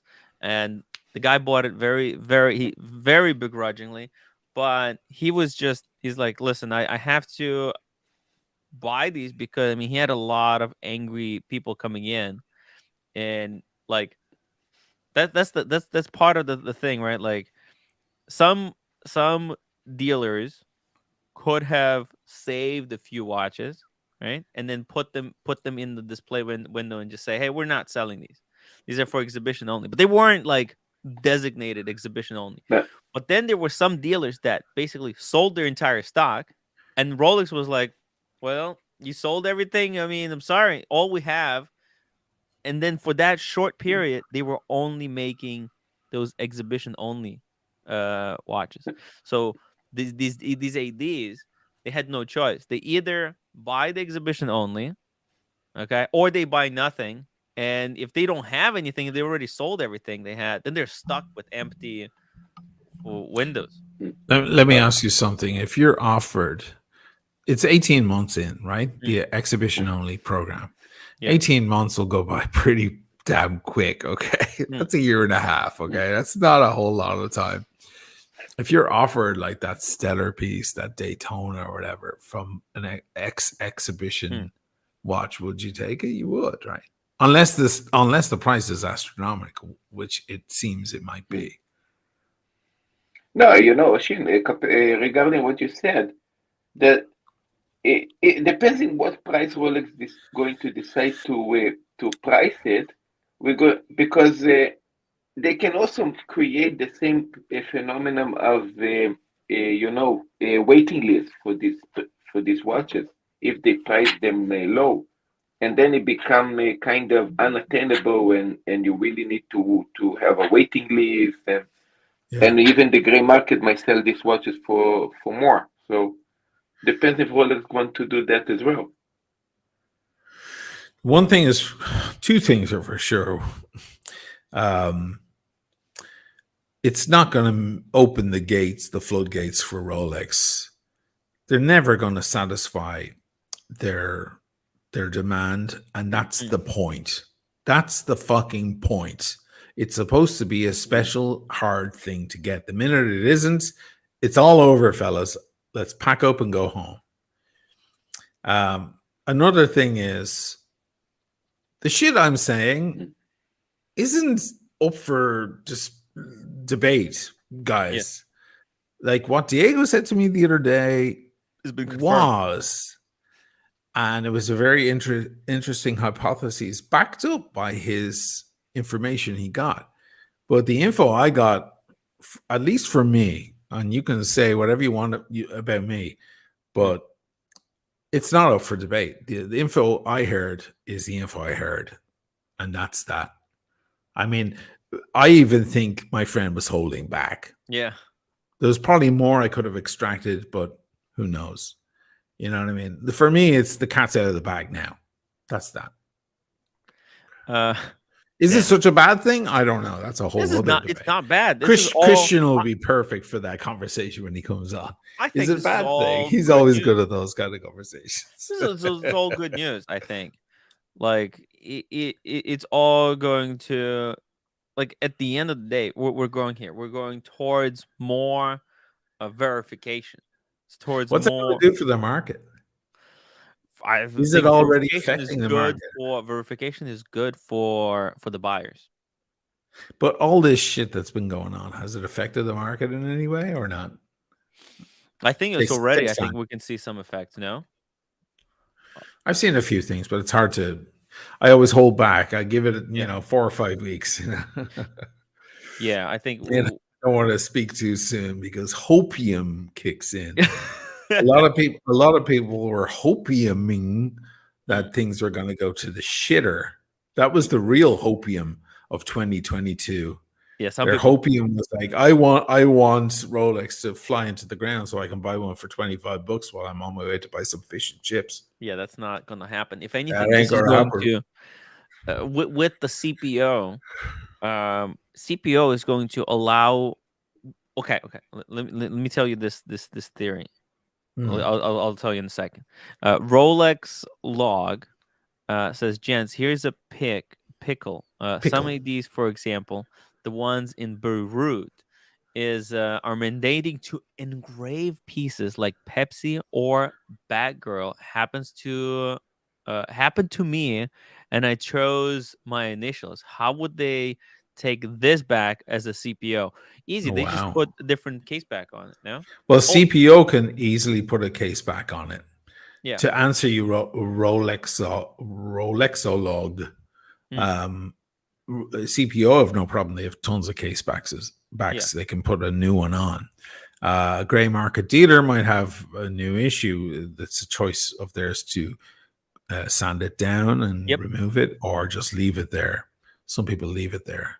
I actually. But the shocking thing, shocking thing is that his AD, is mandating the engrave process. That's the shocking part of what he just said. Yeah, that is. Yeah. That it requires quite a commitment. I mean, these guys, they really want to be safe that they're not selling to someone who's going to flip it. Even though I don't think, like, because if you think about it, right, like if you're keeping a watch, why should you care whether Rolex and whether they engrave it for you or not? In fact, like I could see it like someone saying, "Oh, I want to buy this for my 30th birthday," and then Rolex coming back and saying, "Okay, do you want us to engrave on the back the date of your birthday?" Yes. You know, and you're just like, "Well," and they're like, "This is the service we'll provide to you for free." And if someone says, no, I don't want you to touch it, we'll be like, well, what? Why? It's your 30th birthday. I mean, you made such a big deal about it. It's but mandating it is a different thing. It's like, we have to put this on. That's pretty hardcore stuff. Beirut. Yeah. There. Wow. Yeah. I mean, you could say, no, I want to engrave it myself or something else. But you know what? When I spoke with my AD, when I was buying Explorer 2, actually, they were telling me about that they could engrave it if I wanted to. Mm-hmm. And I said, like, no, for me, I was like, and I asked them, actually, like, is it possible to take it off then if I engrave it? And they said, yeah, that they can actually, if they laser engrave it, it's so thin that you could basically rub it out. Sure. Okay. It all depends on the technique. Ray, €2 super chat. My local AD works weekend on the boat with me. Okay, that's pretty cool. Wow, that's kind of cool. Yeah. Wow. The time machine. Can you pull up his comment? The time OOM. That's oisinomalley. Yeah. Here we go. Wants the market spruiked to stay high so his portfolio is not devalued. I mean, at this point, I don't give a fuck. I mean, well, everybody thinks that's my motivation behind the thing. Well, here's the thing. I think it's not Oshin. It's actually it is a possibility that Rolex is doing this to keep the prices of secondary watches high as well. Because think about it, like when there's a Rolex certified pre-owned out there, right? There's always something to compare it to. Like gray market dealers can say, "Hey, we're selling this Panda Daytona. We're selling it for 40,000." Okay. While you can go to Booker and you can see it. Booker wants 62 for theirs, right? But let's say the prices start really going crazy, and gray market starts charging 80,000 for a Panda, right? Then it's like a Rolex now has a say in what this watch should be worth on the gray market. But to address time machine, like, yeah. The drop already happened. It's over. The drop happened. Things have pretty much stabilized. There's no whatever you think is a good reason to like attack me in that way. It's like it doesn't really matter anyway. You're looking at a small percentage. My collection sure has dropped in value, sure, but it's that drop happened ages ago. Like, you think I'm out still fighting the fight? Like, what the fuck is this weird? No, this is nothing. It's just a lot of onlookers think that I have some skin in the game. I don't. If you haven't been paying attention, I'm not even friends with the fucking gray dealers anymore. In fact, I was advising people to go up against the gray dealers. Pull up Finbar's comment there. Finbar, give us a great ass quote from. You know, it's funny because when I made the video for tonight, I did a version. I did one take in the voice, but I left it out because it's serious stuff. But it would have been funny. I got an idea. I'll start again. Don't fluff it, O'Malley. Don't fluff it. Oh. I got an idea. What they're looking at. You want to know what they're looking at? I mean, is this guy something or is he something? This crew is good. You want to know what they're looking at? Us. Ooh. Oh. It's a good scene. That's a nice scene. It's a good scene, and he has that realization. He's looking around, going, "Hold on, what the fuck?" Yeah. And I thought that translates perfectly for this. Like, we're all staring at these watches, going, "Where are they getting the watches?" There they are. They're in front, right under your nose, guys. I've been Right preparing under this. your nose. Bam! There it is. There's the Platoner. Wait, when did you get that, Marcelo? When did you get it? Since when do you have a Platoner? By the way, never put the Panerai next to any other watch because it makes the others look so small. Yo, that Platoner. It makes the Platoner look like a button. Looks like I don't even want one now. If you offered it to me, I don't even want it. The Heat has like best gunshot sounds of all the movies. Amazing. Crazy sound design on that movie. Because she's got a great ass. Ooh, look at that. Marcelo's wearing a sermon. Let's see. Let's go through the chat, see what people are saying. Boston Collector, my ID made me get my watch's serial number. Whoa. Get my watch's serial number and a Rolex crown tattoo on my lower back. So I don't see the big deal. Okay. I got my blue sky dweller. Yo. That'd be funny. I'm just gonna be Pacino from now on, okay? I'm just gonna sit here in the background. Okay. What do we got? What do we got? Let's see here. Rolex started this all when they paid an outrageous price for the Newman Daytona. Good point. I think this is a great way for them to control the gray market. By setting their own gray-owned prices, they can control it so the prices won't go too high or too low. They don't want, because think about it this way. For Rolex, this program, okay? This program it's about control.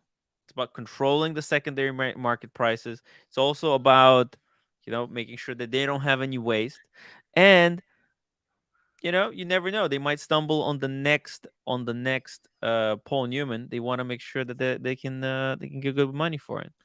Rolex has reportedly bought 100,000 square meters of land in Bulle, Western Switzerland. Look, they own expanding their game. They own half the real estate in. Actually, I spoke with the guy from Switzerland, Xtian. He said Rolex owns so much real estate that watches business, that's not even where they get most of their money. Like watch sales, it's not even that profitable. Like it's almost like the watches selling business is the cover up. Think about it. Like Francis Ford Coppola sells wine. He Yeah. makes more money off his wine than he does off his movies. Crazy. Exactly, and it's like, they're getting so much money made in real estate, in other markets, that watches is just a thing to dress up this entire business into. Think of, they're also charitable trusts. Like, man, they're not paying taxes. It's insane. They're making so much money. Well, this is a question that keeps coming up for me. People saying, well, why don't they just up their regular price, the retail price? I'm like, well, I'm not sure what laws they come under, but a regular company can't do that. Like an Hermes or someone else. But that's not like, if they raise the prices they won't sell them, because there's a reason. The reason that people are buying and want the Daytona, most people, not because of how beautiful it is, but because they don't make many of those. But Tim, already for the last 3 years, we always wonder how come the Rolex ADs are empty and they still have like 5-6 staff walking around. I mean, how they pay the rent, how they pay the salaries. Well, that's the ADs, not the Yeah. Those are not So here is the thing: to have pre-owned watches certified by Rolex and still have empty cases and still have waiting list on demand on the pre-owned pieces. Yeah. You know, they somehow they still working let's call it mysterious ways. I mean, you're not going to be able to go in and get a certified piece immediately. You know This what? I believe. It's our psychology, Marcelo. This is why we're buying. Like you have to understand, most of these things, like people want Rolex because they can't have them. I mean, you like look at Code 1159. It's a perfect example for you. Why people don't want it? Because it doesn't go above on the gray market. It's just not a watch that goes above on the Such gray an market. important part of the whole thing. People can't even see beauty in it because it's not going above. Like people are not even giving that watch a chance. Dude, it happens in the music industry as well. Right? Every violinist in the world covets a Stradivarius violin. Every single one. Yeah. The Stradivarius. I've seen people pick up a Stradivariuses and start crying because they finally got to play one. Is it truly so much better than others? That's a dispute that you could have. It's a longer conversation over a bottle of wine. But one violin goes for $7,000, the other one goes for $7 million, or is priceless. And people just know it's a Strat, and that's it. They just want a Strad, I should say Stradivarius, lest I confuse it with a Fender Stratocaster. I can't even say it right now. This is a lot of the allure is knowing what you have. The Salvador Mundi was passed around, changed hands for many years. The famous Leonardo da Vinci, which is the cousin to the Mona Lisa, that thing was fucking changed hands for $100 here, $100 there, until people figured out what it was, and then it started becoming something. Try getting your hands on a Salvador Mundi now. It's priceless now. Yeah. So it's all to do with what it is, who it is. Hey, look at fame, right? Look at fame. Look at any Lady Gaga walks into the room. She's a person. Yeah. She takes a shit every day like we do. She's got 2 arms and 2 legs. There's no difference really, but we all value her presence. Why? Because she wrote these great songs that changed all our lives. Maybe, I don't know, whatever. You understand what I'm trying to say. You add value because of the divine experience, all of those things. The dollar value adds to that divine experience, Yeah. So I'm going to go home. I'm going to go back to the hotel. I'm going to sleep for a month. But goodbye, motherfucker. You were good. Sorry, I have to now I have to follow everything with quotes. Listen, I'm with you guys, but I was watching another video about somebody said that it seems that Tudor making a pre-fi segment as well. There's going to be a Tudor are following suit? Yeah. Wow. Yeah. Oh. I mean, still Rolex, still same. So Tudor going to do something as well. Whoa. Rolex log gray market price is determined by where the volume of watches tilts towards. If the individual dealers have a high volumes of vintage new lost, they mandate the prices and Rolex will follow. Tim, think about it like this. Yeah. The new Rolex is almost impossible to get. Let's put the scenario like this. The pre-owned Rolex is impossible to get. The Tudors starting to be almost very difficult to get some specific pieces. And then, by the way, if you really, really want, we have pre-owned Tudors. They are available. Yeah. Well, listen, that's a good. Hey, speaking of good people, man. Diego, how's it going? Hey, how are you doing? I'm good. Hey, Sheen, if you get sued, you were talking about a different Diego. Right. If I get sued, I will base it all on it was entertainment. I have an entertainment channel. It was for entertainment purposes only. By the way, you're famous now, Diego. That's why I said don't shout me out. You didn't say. I asked you. I asked you. You're like, I said I'm no fine shout with out, it. no shout out necessary, but mention Tim's channel. That's just humility. That's not saying please don't mention me. That's a huge. A guy like you can't tell that difference. Absolutely. Does it? Oh, no shout out necessary is like humility. Saying please don't mention me is another thing. But you get the difference. How are you, my friend? Just a second. I'll be right back. I'm good. I'm good. I got tomorrow off, so I get to wake up naturally, which is going to be nice. When do you wake up naturally normally? I bet it's around the same time as you normally get the alarm. 6. Yeah, 6 o'clock. 6. Mm-hmm. Yeah, it sucks. But it pays the bill. Hey, it paid off today. I'll tell you that. I got an unboxing. So oh yeah. Very, very excited about that. How are you guys doing? Marcelo, you've been behaving incredibly well. I was listening in the gym. I didn't even know you were on. Thank you. It's true. He's learning. He's being trained like one of his parrots or whatever, his birds. Yeah.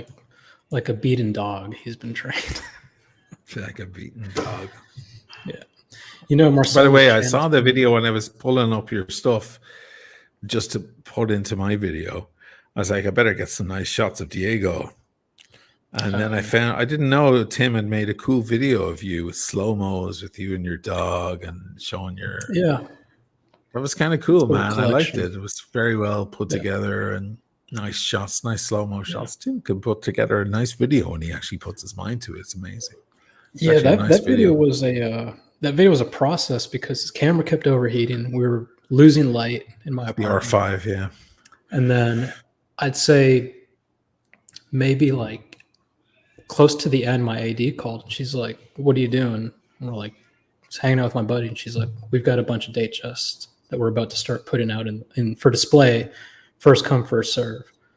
Or no, she didn't say date chest necessarily. She said steel models.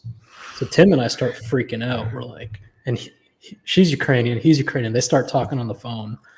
He's like, "Der Bushke Raberialos, der GMT Master 2." And she's like, no. So we wrapped it up. We wrapped up the video really quick, but he did a good job. And he's doing another one for PG, who has a really significant collection.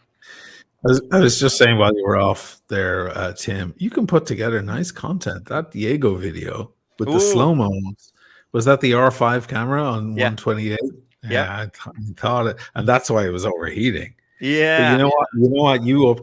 If you update to the latest software, it will overheat less. Okay. It will eventually overheat, but not as soon as it used to. That was the big problem with the R5. But that shit was beautiful. I saw it and I was like, okay, that's 120 frames, and I can tell by the color it's an R5, like this beautiful color. Great shots of the dog and him petting the dog and walking into his house, and that was very cool. I was like, you can put together decent content, man. If you actually put your mind to it, like you could do some serious ass shit. You can make some beautiful quality videos, man. I like the music, the Spanish guitar in there and stuff. That was cool. I'm gonna drop the link to the Diego video so that people can save it. Guys, watch it. It's actually really nice. I was shocked that Tim actually made it. I thought it was gonna be played at my funeral or something. Usually takes Tim a while. Put it together so quickly. Yeah. I was like, man, I have to get it done. You know what? I'm gonna sit down. Fuck, maybe I should just finish PG's video today. No, probably. Dude, you have a talent though. All jokes aside, it might get less views or whatever, but it takes an audience a while to understand what you're doing. So you have to keep doing the same thing for a while. You know, the viewers are a little silly. You know, but if they get used to seeing the fact that you have this kind of interesting artistic content, they'll come back again for it. It's like you know. No, I think I'm gonna put like that. That's why in 2023. I'm going to start a second channel. I'm going to rename this one to Live. And then on the second channel, because like just like your channel, right? The reason it kind of explodes and people watch is because it's not getting YouTube blacklisted. Well, I think you're not as blacklisted as me, but dude, I'm the king of problems with identity. I do comedy here, I do serious here, I do live here. It's Yeah. absolutely the wrongest thing to do if you're doing YouTube. It's a miracle anybody watches me at all. But I'm just saying, like, you know, when I saw those slow-mos, did you ever watch Kylie, what's her name? Kylie Flavel or whatever? She's in Tuscany. She's like an Aussie who with a fine British accent. I don't know if that's invented like Gordon Ramsay's is. And she's like living in Tuscany. But man, can she do those slow-mos, those delicate shots at the beginning of her videos, all in 120 frames. Man, it's a beautiful thing. People just love to sit back and watch that stuff. And that was a great intro. He's walking in with his collection. He's petting his dog. This is all nice. People love to watch that. I enjoyed watching it. And I know how it was done, you know? Yeah. Wow. Fuck. You should totally fucking focus on that. You have a taste for it. I can tell. Yeah. But how would you feel if Tim, I don't want to say copy, but does B-roll of a watch and then is just filming himself walking in New York City talking about the watch, just putting together you know what I mean? Like it would essentially be kind of a rip off of your stuff, but it'd be so. No, there's no such thing as a rip off of my stuff. He should totally go through New York. He's lucky I haven't been back to show him how it's done. Like New York is stunning and has so much. One of the biggest cathedrals in the world is in New York City, St. John Divine. You could do a whole thing up there by Columbia University and St. John Divine that would blow people's minds. You could. Here's the important thing in the library, Tim. That library with the lions. Imagine the B-roll in there with the natural. Oh my god! The stained glass. There's so much you could do. Here's my one tip. I'll give away a secret that's right under everyone's nose, right on my channel. Take the camera away from your face. You don't need it near you. Put it down. Throw the watch on the floor, on the ground, right? Put the camera down by it and let it film from an angle no one can see ever. But you'll see all of that beautiful rainy sidewalk and so on. You know, New York, oh my God, there'd be so much to do in New York. The bridges, the water. Kidding me? You're lucky I haven't been back. Yeah. I can show, 2023, I'm gonna show you guys everything there is to see in New York. I'm gonna go to every fucking borough. I'll show every nook and cranny in 4K. It's funny, you get on the plane to go to all these places around the world. Meanwhile, you've got New York right there. It's There's crazy. So much to film. People are asking me for ages, are you going back to New York to film episodes? And I always said, I haven't been back yet because of COVID and everything, but I always said, if I do, it's going to be 5 episodes minimum. Yeah. Because each borough, at least, I mean, I don't know about Staten Island, but maybe the south side of Staten Island, but or maybe not the Bronx, but listen, there's so much in Manhattan. There's so much. And bar shots are beautiful he's spoiled. He's spoiled. He doesn't, he's just sitting back doing the live streams. When we were driving through Atlanta, his head was down on his phone. I was like, hey, there's downtown Atlanta. You want? He's like, oh yeah, cool. I'm like, me who grew up in a small town, I'm like, this is incredible. He's just spoiled. Dude, stick the watch on the bar. Stick the camera down next to it and get a long shot down the bar. There's so many beautiful bars in New York. Go to Brooklyn, all those amazing bars with the Edison lamps, all the beautiful shots you can get with reflections of the bar of a beautiful bartender, because all the bartenders they're either cool looking dudes with beards and the weird hair, or gorgeous girls in Brooklyn, right? In Williamsburg, Brooklyn, who've been hired to be bartenders, and you can catch their reflection going through the crystal. The world is your oyster, my friend. And I can see you already have the skills. Try your focus pulls, because that R5 will do it. What lens do you have? The 35? I've got a few lenses actually. I got the 30. Well, let me see.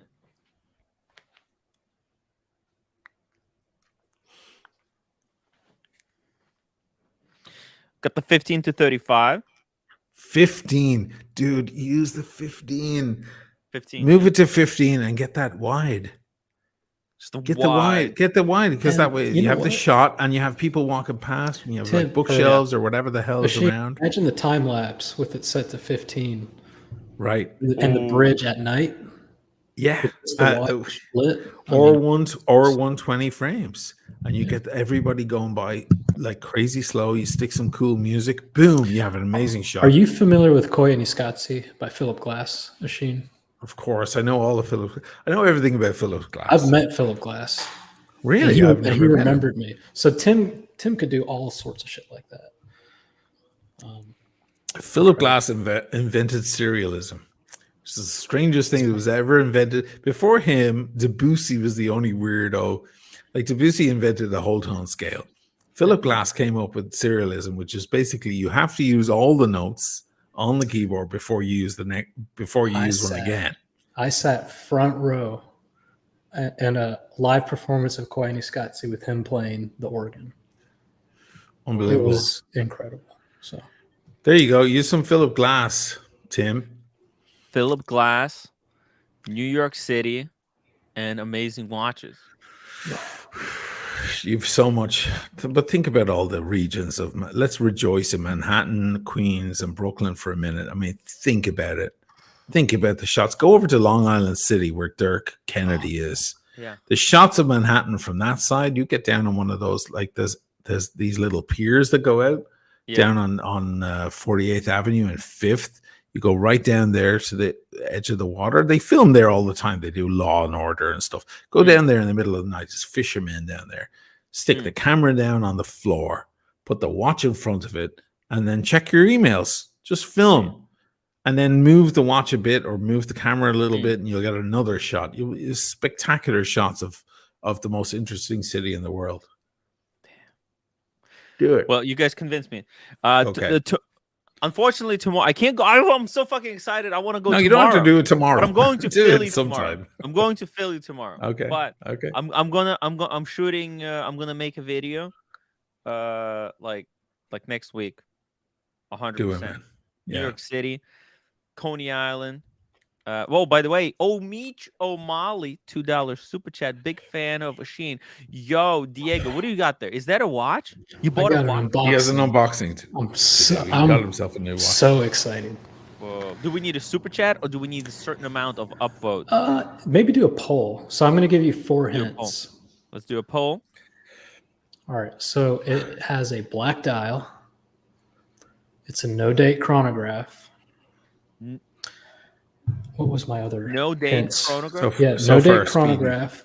No-date chronograph, black dial, no date, and it's got seconds at 9. Seconds at 9 o'clock. Yeah. Okay, so I'm holding here a Speedy. That's got seconds at 9. So I'm going to put that as a first option. It's okay. Speedy. What else can it be? Could be an where's the IW? I don't even have my IWC next to. I can't even remember. It's not shameful. Well, it could be the new with the in-house movement.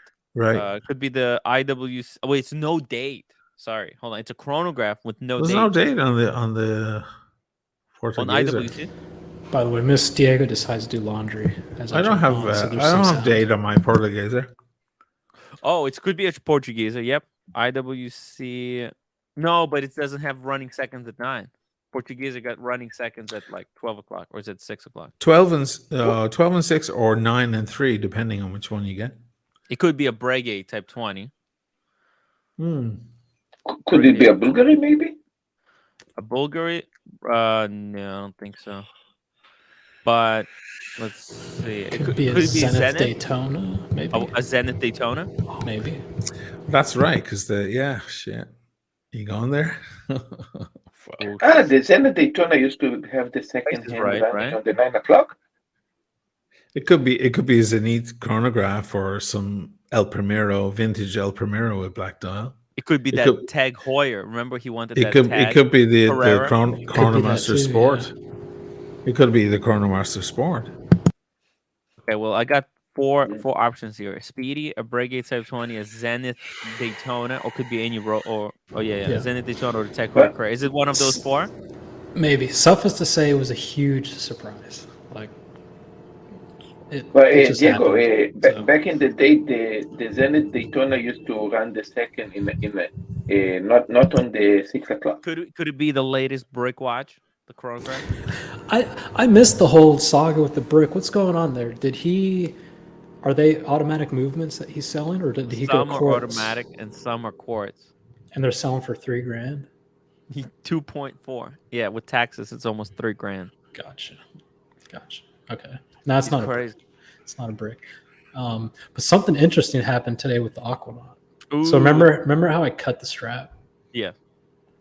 I made a mistake. Uh-oh. So like you can see my wrist. Uh-oh. See the too tight. It's too tight, and it's winter time.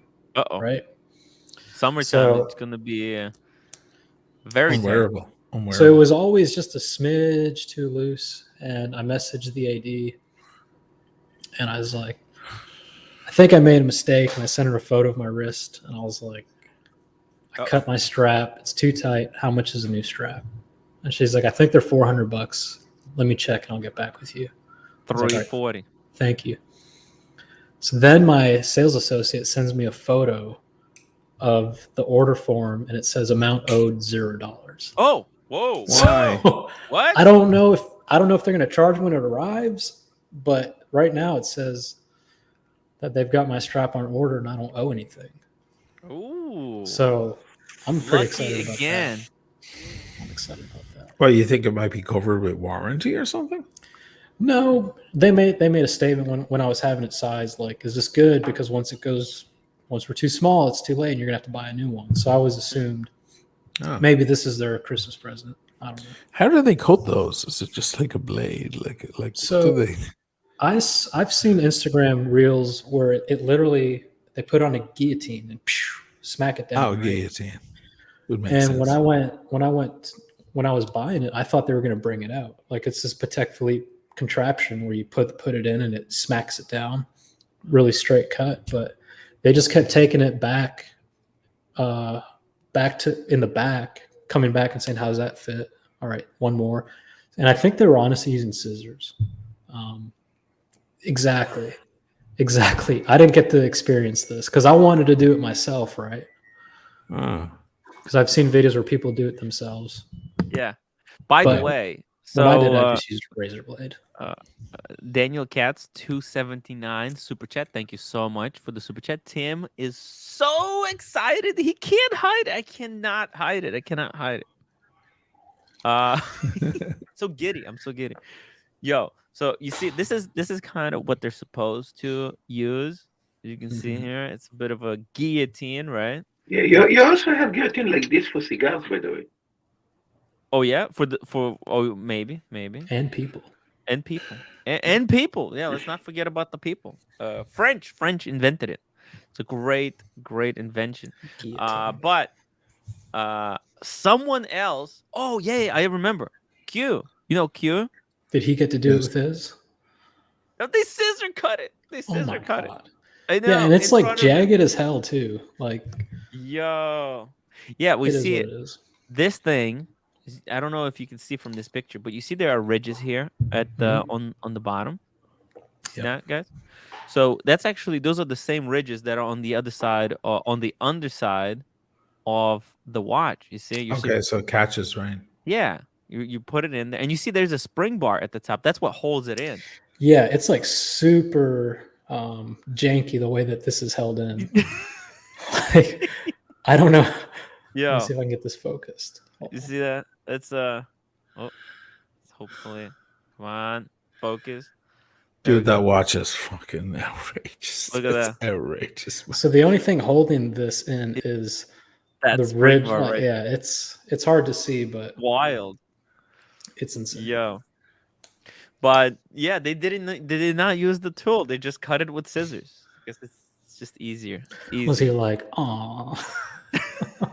I was like that. I was like, no, he didn't even know. See, the thing, he didn't know about the this little machine that they could use, but maybe they didn't have one, or I don't know. But they didn't use the machine to cut his. So he was telling me like, oh, he needs 2 of these removed, and he was gonna do it himself on the white gold Aquanaut. So taking the buckle off is pretty easy. Let me see. Yeah, it's got these little. Let's get this focused. Those are spring bars, right? Those are just the hole for the spring bar. You just poke it. But you see exactly. You poke it from the outside though. Yeah. So there's no need to go on the inside. Yeah, you don't even need a Oh well, technically you could use the other side of the Burgian tool. You could use a that just has a toothpick. poker. You could use a new toothpick too. Or That's what I did. Yeah. That way you And don't then scratch.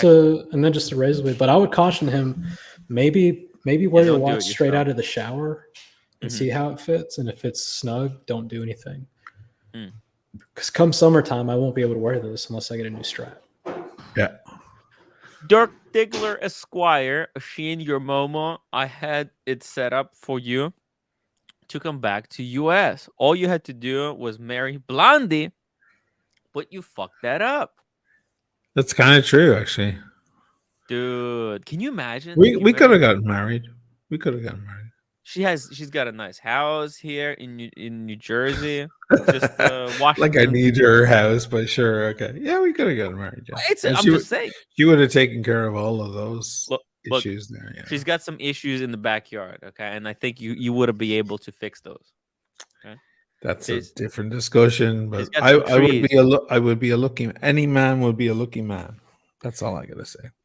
She's got some trees that died in the backyard, and if you fix those, you would be a god. A god. Listen. Yeah, but we kind of right age for one another and stuff like that. Yeah, and that certainly would have quashed any other issues. But I don't have big issues. I just have to. My visa things are not the same as normal people's visa things. Technically speaking, you're a United States citizen, right? No. Oh, you're not Irish citizen. I was on the P1 which one was I on? I was on the P1 visa for years, the performers visa, and that was year by year. We had to get it renewed as performers. Then I got the O1. We had a fucking awful lawyer. I remember he worked in the Empire State Building as well. I thought that gave him credence, but it didn't. He was a shithead. He was fucking Brit, actually, working in New York. So many of them. He's like, no, you fucking will. You'll never get an O1. You have to be fucking Bono to get a fucking O1. Shit. You know what I mean? And we were like so demoralized. Then we changed lawyer. And the lawyer was like, no, you guys have fucking a record deal, international record deal, and you've been touring all over the world. You can totally get an O1. So I applied for an O1. I got the O1. The O1 is special ability, like special talent or whatever. And that's 3 years. So I lived off that for a while. I did, I don't know, 2 or 3 of those. And then I came back here to do all that stuff. And I was supposed to go back and forth. COVID hit, and I reached out to my immigration lawyer. Turns out to be Irish, actually, and I'm not putting the Brits up against the Irish, but I'm just saying, like, my Irish lawyer was so much nicer. And she was like, well, why do it now? Why renew it now? Like, everyone's on lockdown. You can't even use it. You're just going to waste, like, until we figure all this out, you're just going to waste time. So if I get you approved for 3 years now, you'll lose a whole year just in lockdown. So she's like, just wait until it's all passed and then you can renew. Now, renewing is $4 or $5 grand. So, it's a whole other thing. But I have an extra issue. I was banned from the I-94 visa waiver. So people from Ireland and England and Australia and various countries can just fly to America willy-nilly whenever they want and do a visa waiver. It's a tourist waiver. It's what every tourist uses. But I'm banned from that because I was going from Aruba one time back in 2007, I think, 2006. I was using it. I had already been approved for my new visa. And I said, I'm going to fly back from Aruba to New York on the visa waiver. Fuck it. I'll just use that. And this dude in the immigration people there in the airport, he got all high and mighty. And he thought he picked me out on a technicality. So I wound up flying. I was stuck in Aruba then. Fuck! I was stuck. Yeah, I had to pay $6,000 just to get a flight out the following day for the two of us. Yeah, it was a mess. And then I flew to the only flights out of Aruba that weren't going through the USA were straight to Amsterdam. So I paid big money. And I brought the girlfriend. She's American. She was American. And she is American, but And we flew to Amsterdam. We had a fucking great 2 nights in Amsterdam. We came to Italy just for fun. We went back to Dublin. I sorted out my visa stuff, all good. And I went through the airport and they said, "Oh, a big red mark came up in your name."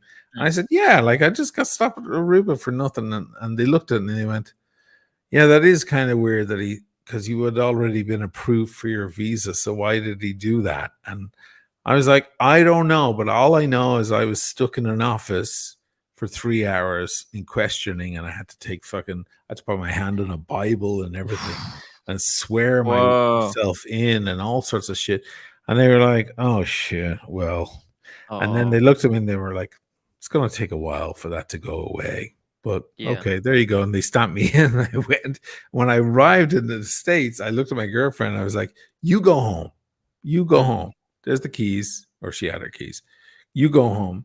I'll see you there in an hour." Because I knew once I walked through, they'd be like, "Okay, you in the other room with the Iraqi families and the Syrian families and stuff." And I had to do questioning. It was all the usual questioning. So it's that bullshit because of one dickhead in Aruba who wasn't even American. He was an Aruban who got hired, and he just felt like this was his moment to shine and make an example of me. So here I am. But yeah, Blondie could have totally, I mean, any American girl could quash that shit in 5 seconds. Is it worth it? That's the next question. 90-Day Fiance. Let's do it. Yeah, Tim Wright edition. Well, here we go. Diego, we got the poll going. Okay. 70, well, almost 80 people now voted. Speedy is getting the majority of the votes, 40%, 39%. Okay. Reggae Type 20, 23%. Zenith Daytona, 22%, and Tag Heuer Carrera, 16. I think. Wow. And I've talked about that tag so much. Yes, you raved about the tag. Yep. But people just don't believe it. They don't believe it. Okay. Are we ready? Are you guys ready? Let's see it, man. Let's see the none of the above. It's none of the above. None of the above. Oh, you're all wrong. You're all wrong. You dark horse, you. Wait, what the? Let's see the top of the box. We want to see the top of it. What is that? Zenith. It's a Zenith. It's a Zenith? I think it is. Yeah, Zenith. Whoa, it's a Zenith. Wow. Oh. Wait, didn't someone yesterday got a Zenith? Yeah, Double D. Double D, that's right. Double D got a Zenith. I bet you it's a special edition. And now I'm guessing too late, but I think it's a special edition Chronomaster. No date. Right, so this is a no date machine. Oh yeah, the Chronomaster Sport has a date between 4 and 5. So I'm wrong. So what is it? What could it be? Ooh. So before I open this, yes, my boss is super into watches. He always has been, but when I got hired, he started noticing my watches. Yeah. Actually, when I bought the GMT Master 2, I said, that's when I first started before this huge bubble, and I said, is it a smart idea to buy a watch for $85 if it's worth like $12? Yeah. He's like, yeah. So like we've been talking watches for like 4 years now. And I apologize about the laundry. But every time he gets a watch, he texts me. He'll just send me a photo and I reply, "Holy shit, coming down." And I'll go down to his office and we'll talk watches for like 30 minutes. So today he texted me a photo of this watch, which I had sent him when I was in New York and I went to Watches of Switzerland. I saw this watch and I sent him a photo and I was like, this is the coolest thing I've ever seen. I've always thought they were huge, but it's actually incredible. You know, I'm going to buy one of these one day. So he sent me a photo of this watch today and I replied, ooh, like a bunch of O's, right? Yeah. Coming down. Ooh, yeah. And I'm looking at it and I'm like, this is the fucking Zenith to get. This is the one. Remember I told you about it? And he's like, yeah. He's like, make sure there's a card in the box. I'm looking. I'm like, yeah. I was like, here you go. Try this shit on. This is the fucking best. And he's like, it's yours. Fuck! I was like, what? What? He's like, Merry Christmas. He's like, I was gonna wait for the holiday party, but I couldn't wait. Oh my God. God damn it. Oh, So my I God. am. This is a watch where, like, if I won the lottery or if I got a huge bonus, I might just buy because I've wanted it for a long time. And I talked about it on your channel once. So let's see. And I don't know how you're going to feel about this, but I think it's incredible. So. Oh, my gosh. dude. That is a cool. That's not new ceramic. That thing. is amazing, Diego. Yeah. Congratulations, buddy. It's That's the fucking great. it's the Defy Shadow something. The shadow. My God, dude, that's proper. Yeah. This watch Unreal. is like, I think it's 37 mil, no date. It's got a whatever kind of I don't know about the movement. What's it called? Column wheel. Yeah, Well, it's gonna be a El Primero. It's Primero. the El Primero movement. Be a Primero with for column sure. wheel. Column wheel, ceramic. yeah. And They've been basing all their chronographs on that. Is it ceramic? It's not 50 years. ceramic. it's titanium and oh, some sort of coating. Is it But light? Yeah. Oh yeah, it's really light. And the display Oh, and it's on the pin buckle. It's my favorite. pin buckle. No deploying and then- bullshit. Whoa. There you go. Oh my god. If you engage the chrono, we can see if it's a column wheel. Yeah, it is. So let me figure out where it is on here. Unbelievable. Okay, so we'll see. Tim, you prefer a buckle instead of deploying class? Really? Yeah. Oh yeah. Why? Come on. It's just easier. I like deploying. That's my favorite. That's a column wheel, man. Oh. That's a column wheel, No. dude. It's right there. It's kind of hard, but it's blued. Yeah. The column. Wow. Dude. Holy shit. Unbelievable. So I'm Wow. and it Dude, looks that's pretty like good on the list. I Congrats, was like shaking. You know when you get like genuinely excited yo. and you're just like, what? Like, oh my god. Unfreaking believable. Let's see if I can You have put the this best on. fucking boss on the planet. Are you kidding He's me? a great job for sure. Yo. So, but it's like I've talked to a few people about him. You have to be careful what you say because he's a very generous person with charities and stuff like that. And some people do take advantage of it. So they'll say things like, "Oh, I don't know if I'm going to make my car payment or something, right?" I try not to do that. Like one time I was building a PC and I needed a motherboard. And so I just went in his office. I was like, "Hey, what motherboard do you recommend?" And he's like, "What are you trying to do?" And I was like, "This and that." And he's like, "Wow, let's look." So he goes on Newegg or whatever website. Newegg is great. Yeah. He pulls up this like $700 motherboard, and I'm like, "Phew, no, I don't need that much." No. And before I could say, "Let's find something in my price range," he's like, "Should be here Monday." Wow. Cheers. I'm just like, wow. So I try to be mindful of that. Yeah. But he rewards our hard work, and that's a great person to be. That guy. I want to be that guy. And he loves. Watches. Fuck. Just helping people out all over the place. Let me see if I can get you a good shot. So that's what it looks like. Oh, it looks great, man. It looks. What is that? 37? 37. Yeah. Oh, dude, that looks fucking great on you. And I don't know about. I love the strap, but I'm definitely excited to see if Zenith has any other straps that I can put on this. That's a cell cloth, right? You can counter it with anything. You could put an army green on that, and it will still look good. A blue. You can do whatever you want with that watch. Dude, I'm so excited, and it's like kind of matches. He said when you he's like, this is your new beater watch. When you don't want to. You don't want to wear the Aquanaut to the grocery store. Bring the Zenith. And I wore it in the gym today. How much did he pay for that? Can we figure out, Tim, how much he paid for that thing? How much his boss paid for that? Yeah. What does that watch go for? Not on the motor groups, but how much does it go for retail? Because he probably just ordered it. Now he's not irresponsible. Or just the Zenith site. I mean, it's like 7.5 at least. 7.5. He's not irresponsible. He got a good deal. I mean, there's some for like 6.5, but I think it retails for like 80 something, but he didn't pay Oh. that. But I mean, it's just I was shaking. I was like so excited. Dude, this lime green strap would look balls. Oh, wow. Look at that. That's interesting. And let me see. I want to see if I can show you kind of more of the detail of the watch, because Dude, what's the polish that they do on Grand Seiko's? those Kamikaze Zeratsu. polish or something? Zeratsu. Michael Paris, $5 super chat. Diego, does this mean you're going to work in Moscow office? No. I'm going to turn my brightness down a little bit and see if you can see the reflection of the markers. Let me get some light on here. Hold on. Give him a full screen there, Tim. Yep. Okay. There we go. This is going to be difficult to show.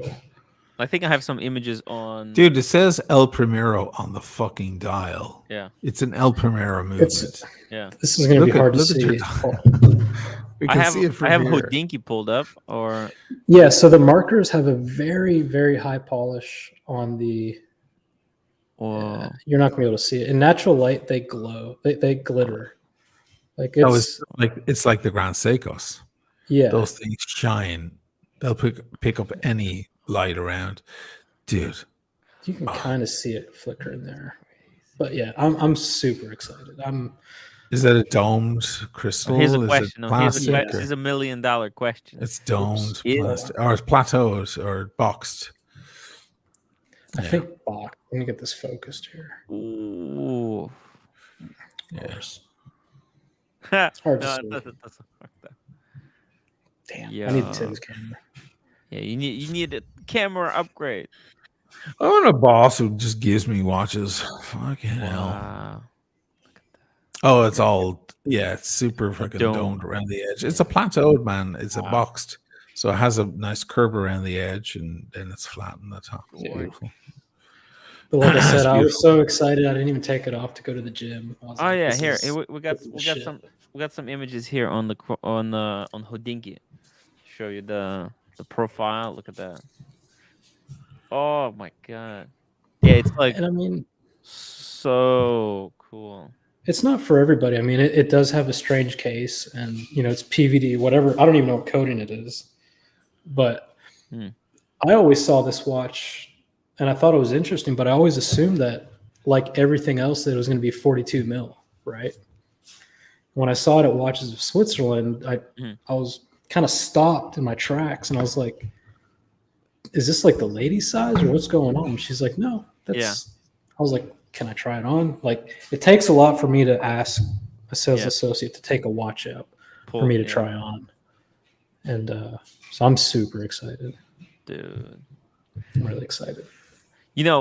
That's the thing about the Zenith. When they put out this watch and no date, that's just freaking gorgeous. I mean, look at this shot right here.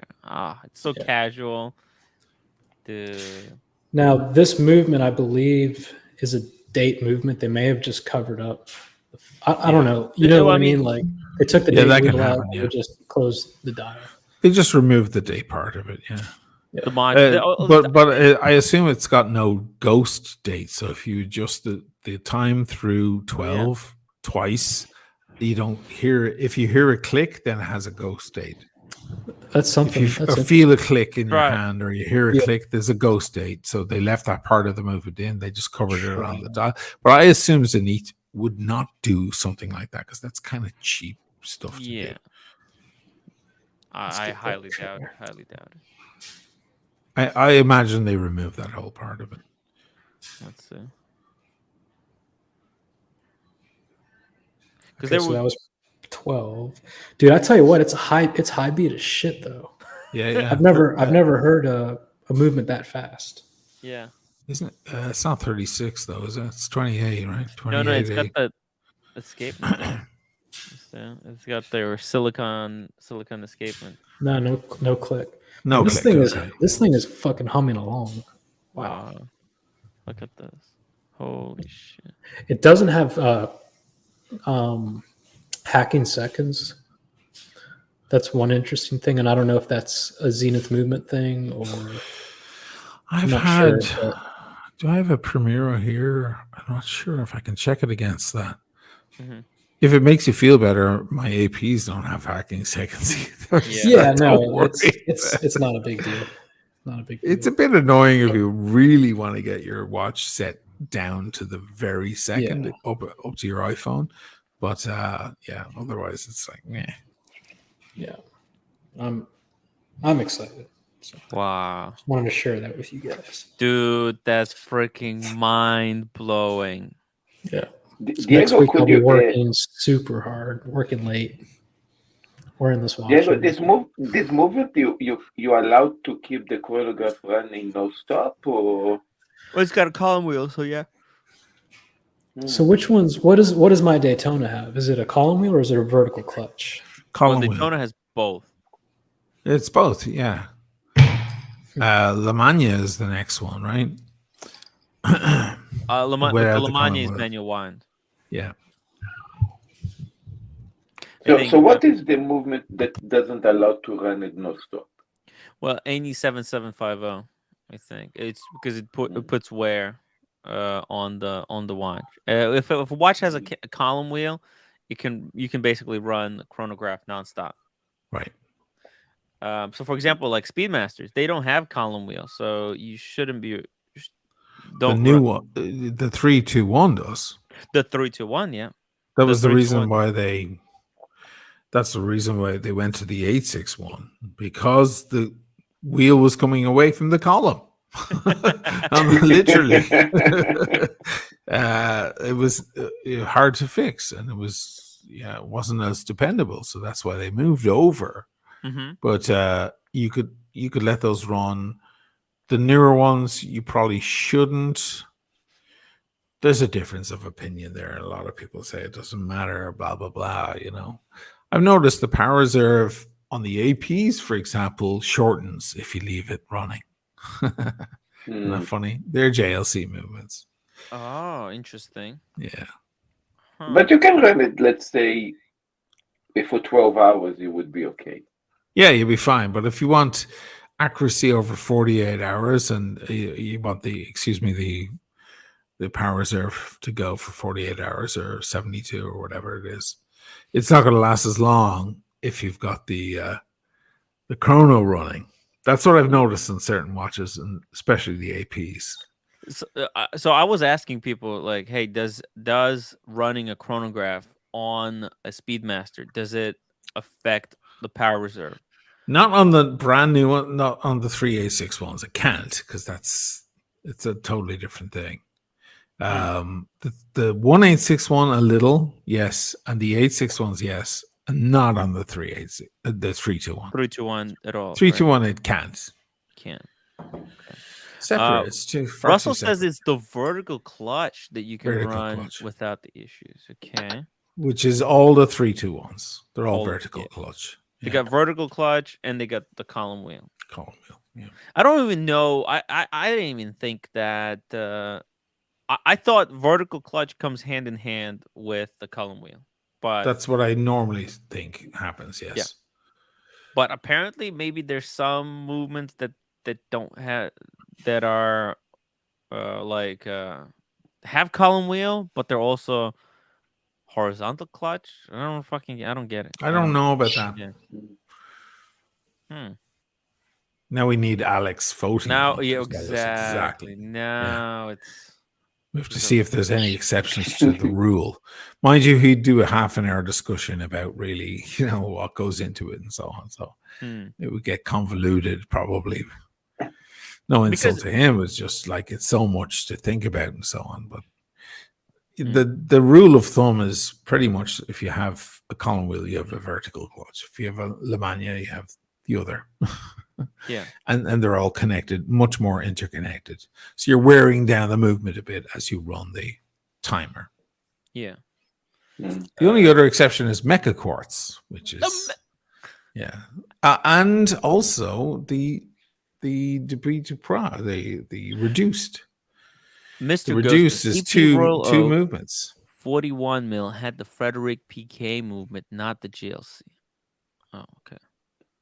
Royal Chrono 41 had Oh, the Frederick. No, mine has a JLC. Which one are you talking about? Are you talking about the new? Well, this is the newest one, and there's the one from 2017 till now, which is what I have.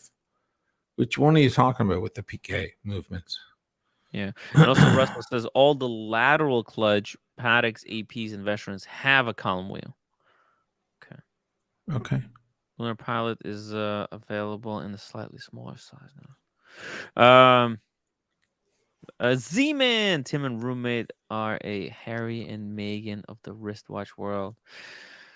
Like, I'm really afraid of the Roommate. Roommate comeback. If you constantly run the vertical clutch, it sometimes over the years and years can get fused to the plate. Ooh. Whew. Gotta be careful with that. But dude, Diego, congratulations on this incredible. Thank you. Incredible. I'm stoked. Yo, that's a gift from your boss. Holy shit. It's one of those watches, like, Unbelievable. it doesn't go for retail. You're gonna lose value if you buy it retail, blah blah blah. And so it's like, you it's a watch that I love because of the watch. It's probably a watch that I would have never bought. Yeah. Because there's so many other watches in that price range that either hold their value or I prefer more, to be honest. But so I'm just super stoked. It's a very niche watch, right? Because it's all black. But it's it's a smaller size, so it's good for you. Yeah. It's all black, chronograph. Yeah, I love that it's automatic. Yeah. While still thin. There's not a lot of watches in this category though. Right? Like I don't even know if there's any. Except the vintage stuff. The vintage stuff is a minefield. So you're very lucky. You're very lucky with this piece. Yeah.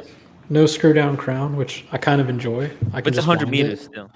I think it's 50, but I can't see myself bringing this in the pool anyway. It says on the back 50 meters. But yeah, I'm so stoked.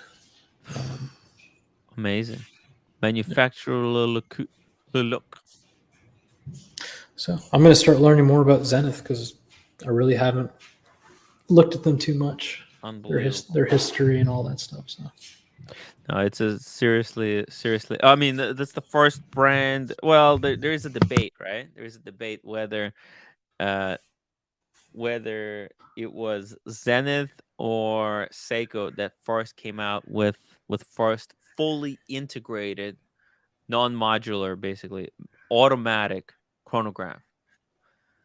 And I think most people say that it's the Zenith. Zenith is the one, or Zenith or Tag Heuer, right? Also Tag Heuer. There's that whole debate whether it was the Tag Heuer Monaco, or was it Zenith El Primero, or was it like Seiko or something? But one thing that we know for sure is the Zenith is the go-to for automatic integrated chronographs. By the way, Mr. Ghost, you were right. It is a Frederic PK watch. Ooh. The movement 2385. The Frederic PK 1185 is equivalent to the 2385. That's the one on my what was it? AP. AP Rolex. Yeah, the Rolex. He's right. Ooh. Cool. Correct. I believe he's right so far, but yeah, I believe he's right. Does this article say what kind of coating it has? Is it what? I know there's PVD, there's DL something. This Hodinkee article should say. 1 second. Let's just do Command F and search coating or something. So here's what it says. It says it's a 37 mil micro blazed. What the hell? Micro blazed titanium case. 4061 automatic chronograph movement, beating at 36 vibrations per second, 31 joules in this. 36 per second. What does that mean? 36,000 vibrations per hour. Sorry, per hour. Okay, I was like, damn.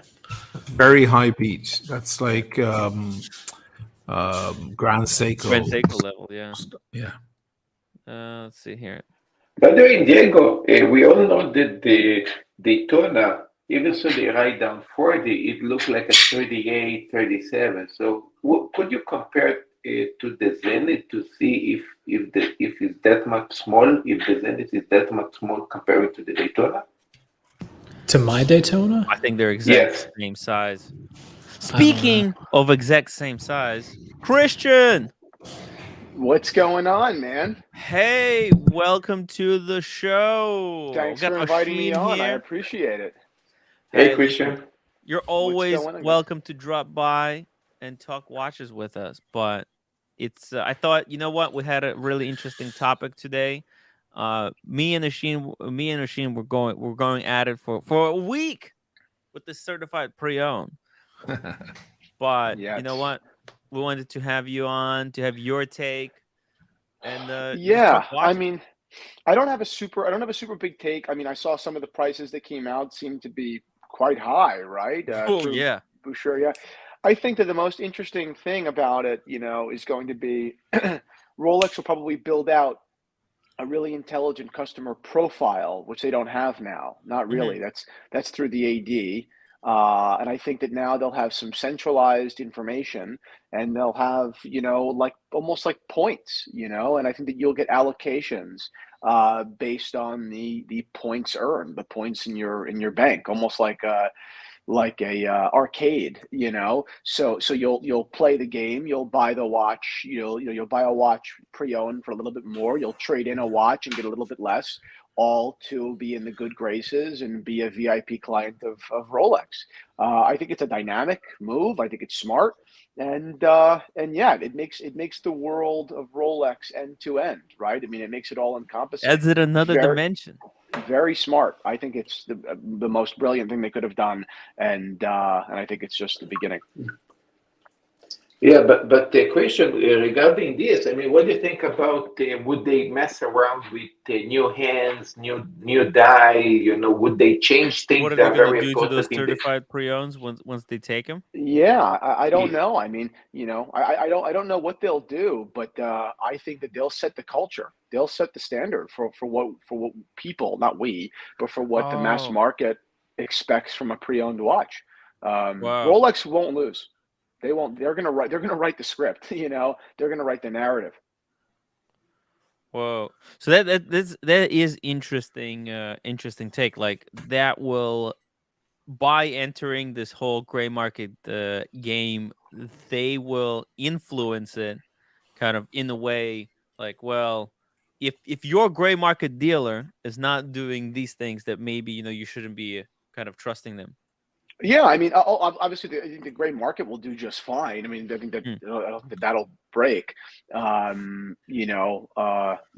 but I mean, it will definitely be changed. It might shrink.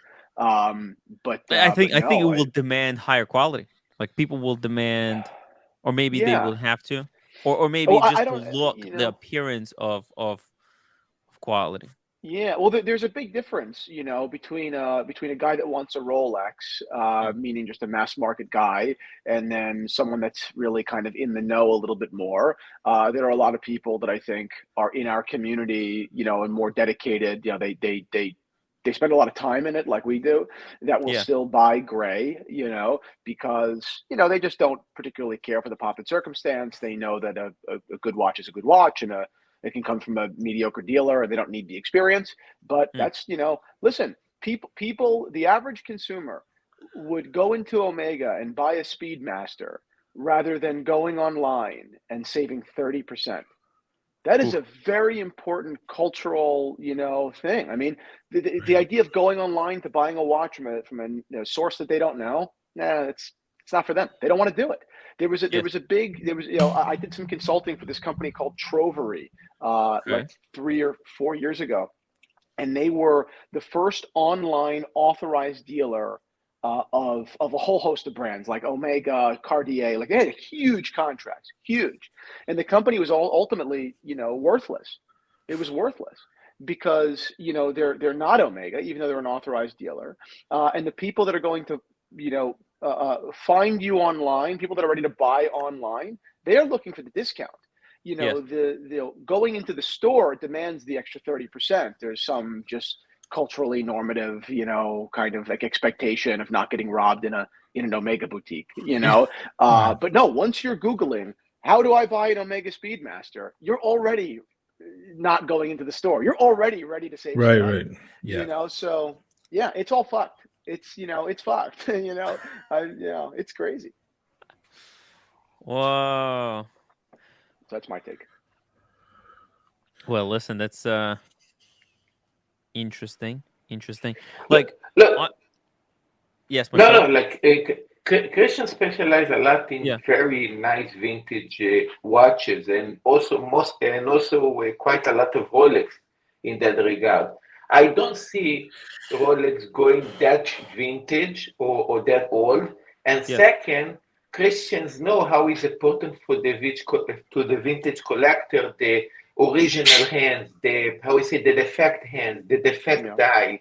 These things I don't see Rolex, you know, for example, selling, hey, this is a defect die, defect hand, we didn't change nothing here, take your pre-owned. I don't see them going to that path.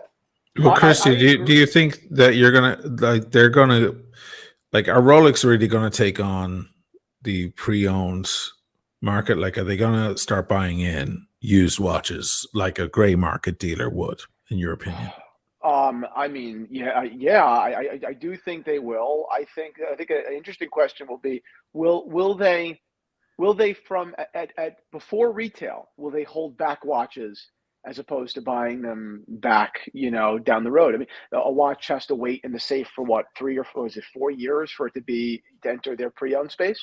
Three. That's interesting, right? So will Rolex hold back, you know, a couple 100,000, you know, units a year to be dispersed, you know, in 3 years, like similar to like wine, right? It's manufactured now, we're holding it back, you know, that will be interesting. You know, there will be fewer watches in circulation, and Rolex will not be competing with the gray in acquisition. They just have the inventory. I mean, again, I'm not saying they're going to do that, but they have all the cards. They've got all of them. And I don't think it helps at all that a lot of these gray market dealers are already have some bad business fundamentals, right? A lot of them are very leveraged, very shady too. Rolex doesn't, you know, money is just numbers to Rolex. It doesn't really, it's not real money the way that we have money, you know. If I buy a watch and like you, like anyone here, right? You're spending $10,000, $20,000, $30,000. It is no longer in your bank account. Them, it's what is 20 million? Didn't they just spend $1 billion on a facility? Yeah. I mean, you know, it doesn't matter. It's just fucking numbers. I think it was more than $1 billion. It was like 5 or some shit, wasn't it? You know, it was crazy. You know what I think? Like in one way or another, this program, like the goal of this program, I don't think is so much as to, it's not so much to make money. Obviously, I think it's for not to lose money. Because, you know, Diego had this very, very brilliant idea, is that, well, listen, Christian, last year they came out with display only models, right? So they're gonna have all these watches. Well, we counted like probably about 50,000 watches, okay, that they're sending to dealers for display only, right? When they get them back, they can't really sell them as brand new, because, I mean, if these pieces were kept in a display window and used to try on hundreds of thousands of times, possibly, then they can't they can't really sell them as new. So they'll take the display only models, they'll refinish them a little bit, and they'll sell them as exhibition only. But also, this gives them a lot of leverage in the gray market. Like, they could say, well, we have standards. Like, if people complain, like, hey, I bought this watch used, they could turn around and say, hey, listen, you should have bought it used from us, you know, if you have any problems. Yeah, for sure. You know, Rolex also forever Rolex has known how to scare people with quotes on service. I mean, it's a terrifying thing when you get a quote from Rolex. You buy a good pre-owned watch, a good vintage watch. You go to Rolex and they present you with a bill for $4,000. You're like, well, I only paid $4,000. So Rolex, and that's frightening. So Rolex definitely holds the cards there too. I mean, who's going to believe a dealer that says, no, you never go to Rolex? I'd rather you go to an independent vintage, watch, independent vintage watch source or watchmaker. Don't go to Rolex. The problem is that the price differential is huge. That's the problem. And in this way, here's the thing. I think what Rolex realized in the past couple months is that while this gray market is happening, they're making crazy money on the gray market, but they're also helping them make those initial sales. Like the reason a lot of people bought Rolex wasn't because they wanted to wear it, but because they wanted to flip it. Yeah, and just two more notes here. Number one, I agree with you. The numbers are obviously very large. Where do we see that already happen? Where people are paying incredible markups on ordinary watches. We see it in the auction houses all the time. So people all over the world are ready to plump down just stupid extra money. You're right. It's not unusual. It's not really a strange thing to pay crazy money for something that doesn't cost that. It's kind of our field. Yeah, you're right. You're right. I like cars, right? I mean, I've driven. How many times have I driven by those, no name auto lots all over New Jersey or New York that have a bunch of luxury cars, right? I think at one time when I was like 11, my dad told me that those cars are water damaged, and I still would never go into one, right? That may be the mass market perception of the gray market. It's 5 years down the road. I don't really know why I don't buy from those guys. Someone told me a while ago that you just got to go to the source. You got to go to Mercedes-Benz. They have a CPO program. I'll pay the premium. I'll pay the premium. Whereas Logic, really, if you take an examination at some of these cars, they're fine. They're fine. They're fucking fine cars. It's like Hertz rental car versus everything else. Budget. Right. Hertz rental car is 4 times the price of everyone else, and it's exactly the same thing. And it's right next to one another in the airport. You're just getting a fucking rental car. Who cares? But they just get a premium because of whatever small details. You're buying insurance, and what's the quote? What's the saying? Insurance is a peace of mind. I mean, that's it. And when you're buying luxury, you can afford to buy peace of mind. So I think there's a lot to be said.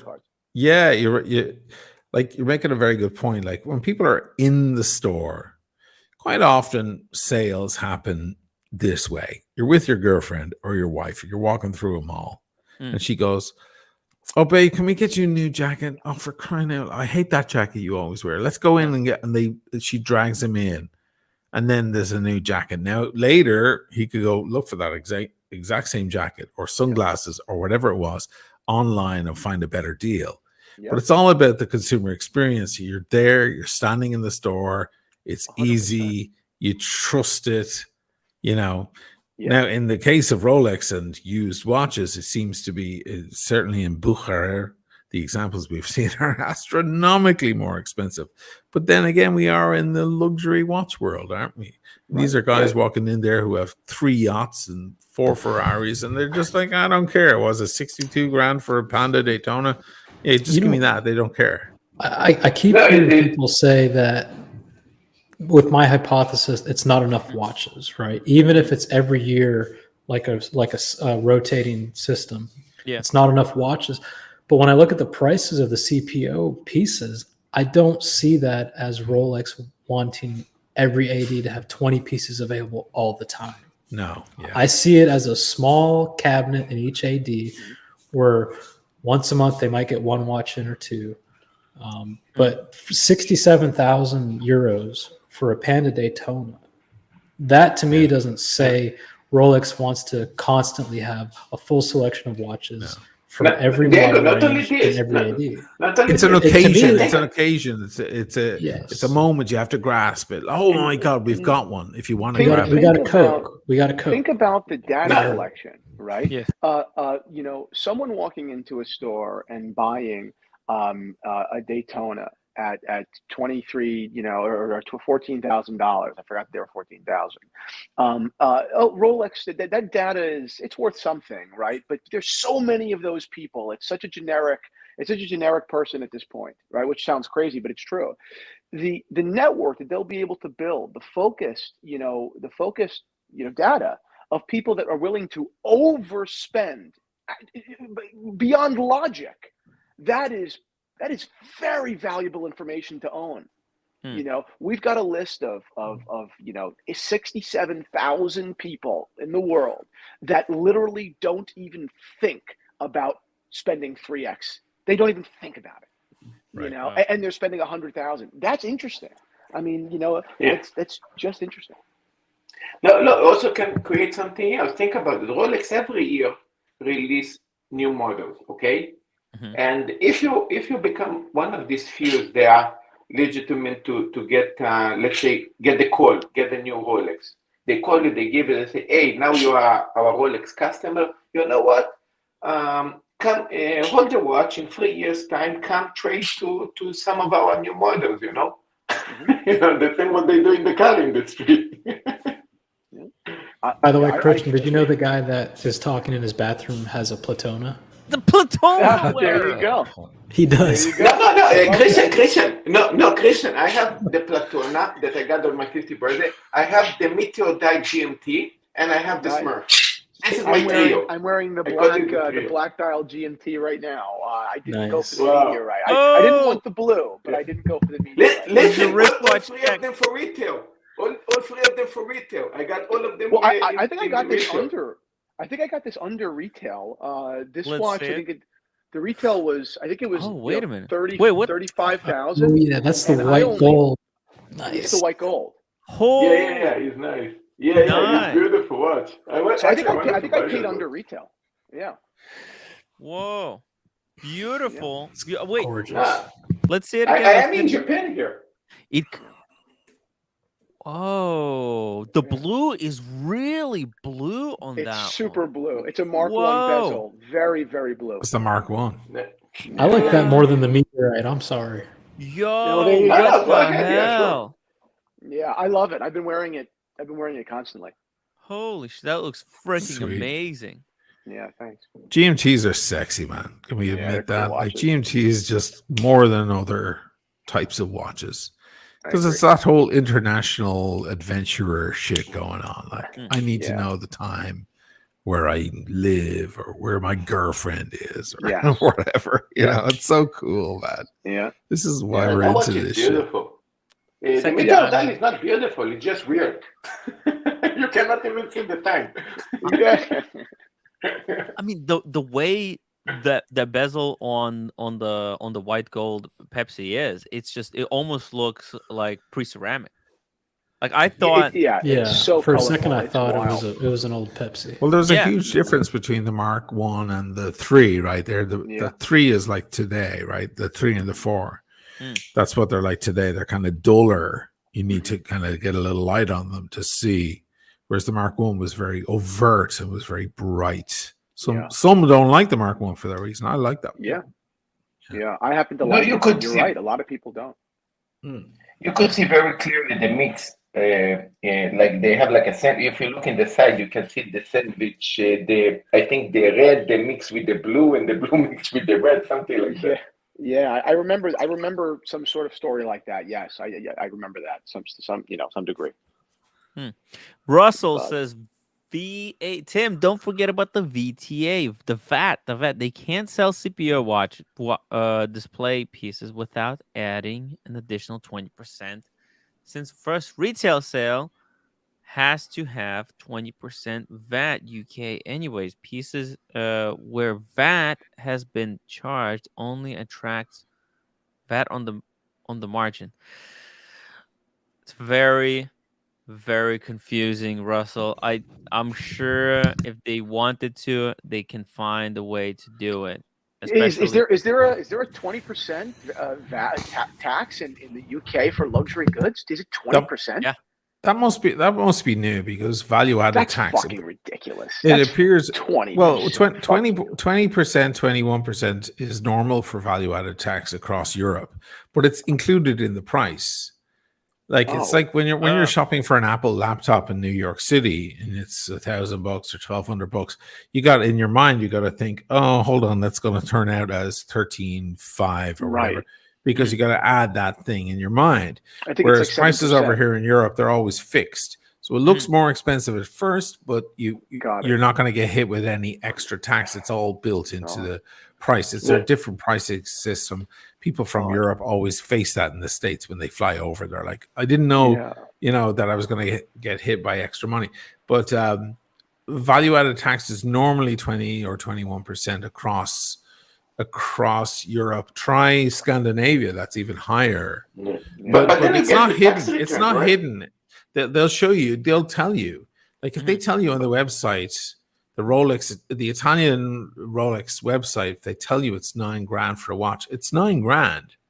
They're not going to lump you 20% on top. They've added it in already. They'll figure it out. It's already inside the price. But Oshin, you're getting that back in the airport, no? You're getting the tax. If you're flying out of the country, you can get it back.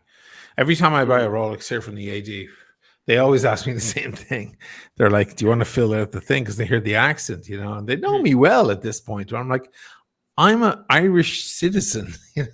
I know we're in Europe, fellas. Like, I can't claim anything back. And they're like, oh, yeah, shit, we forgot. Because they thought I'm flying back to New York or something like that.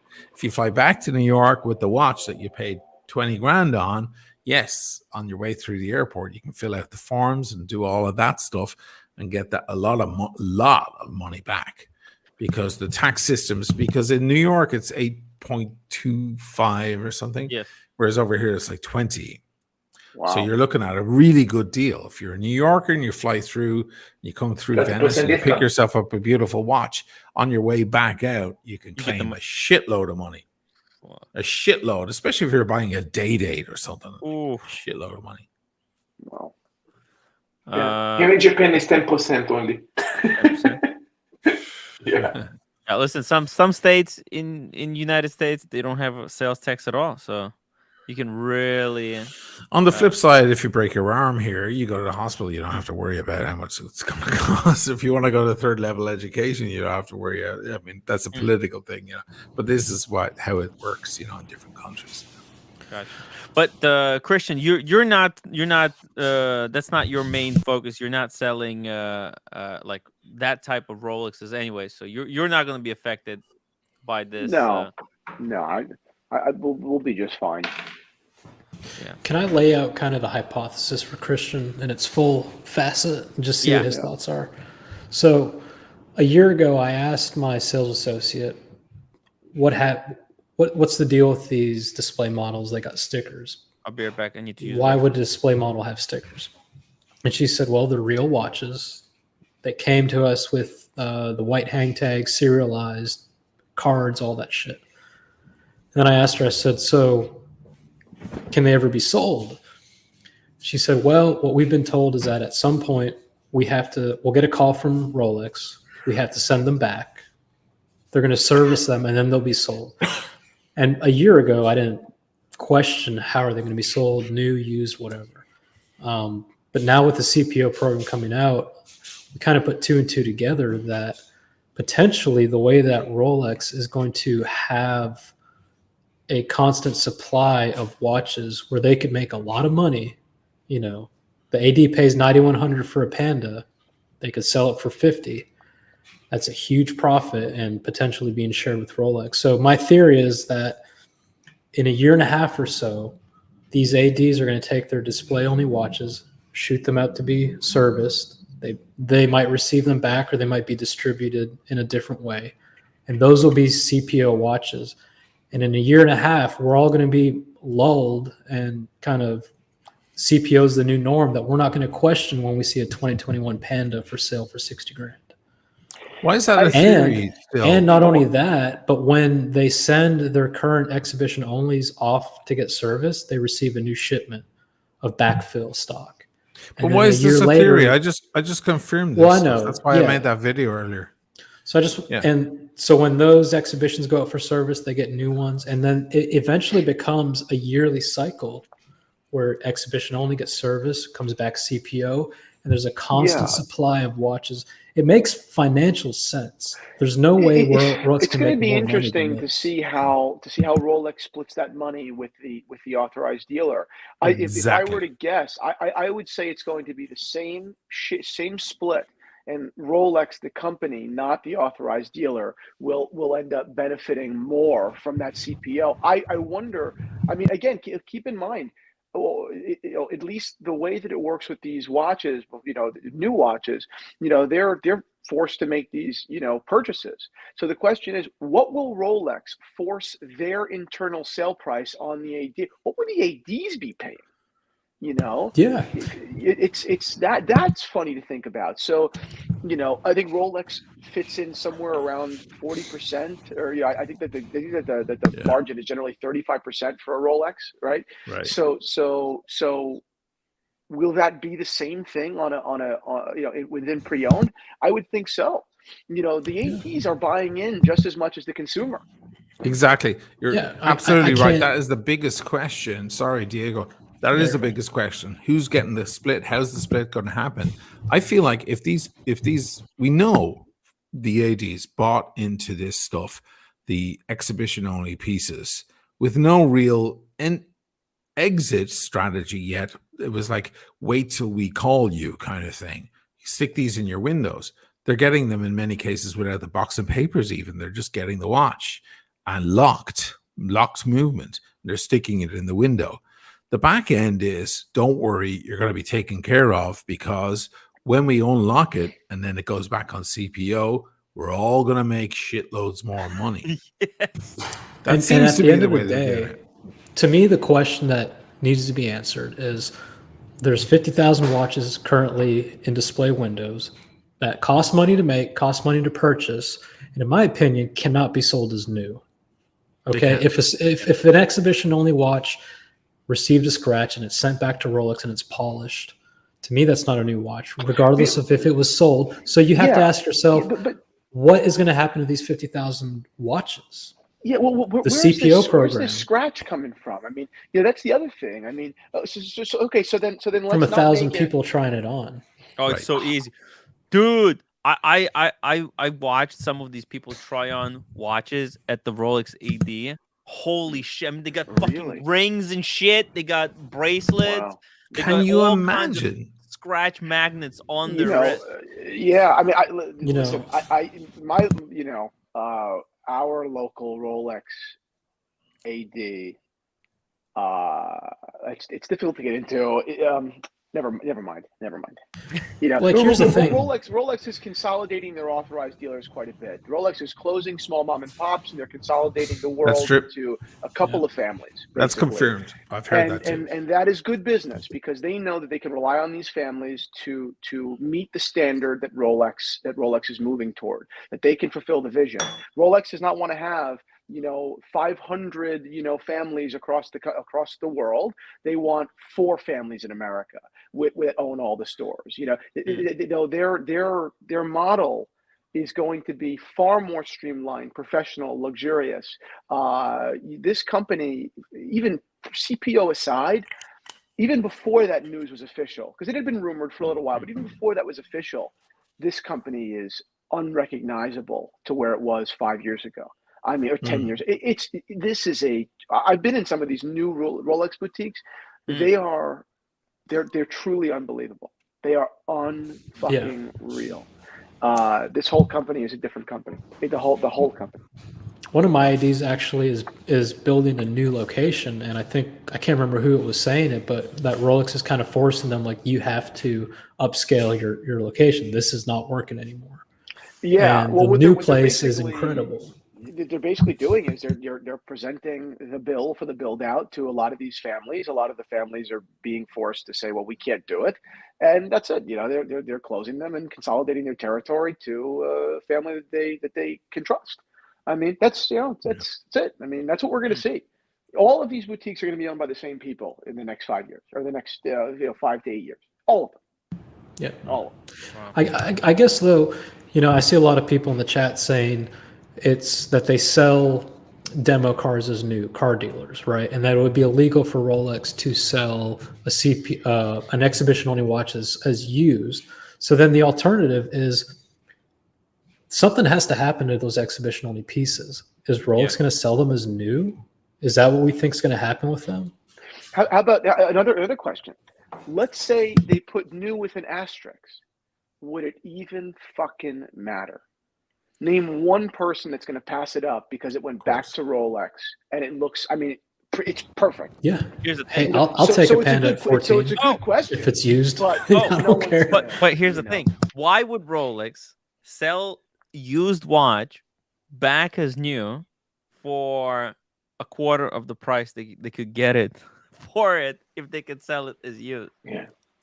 And not only this, Diego, you're really pushing that part. I really understand this because the last 3 years is true. They started to put exposition watches. But on the pre-owned website, they actually show a Coke, and they show, a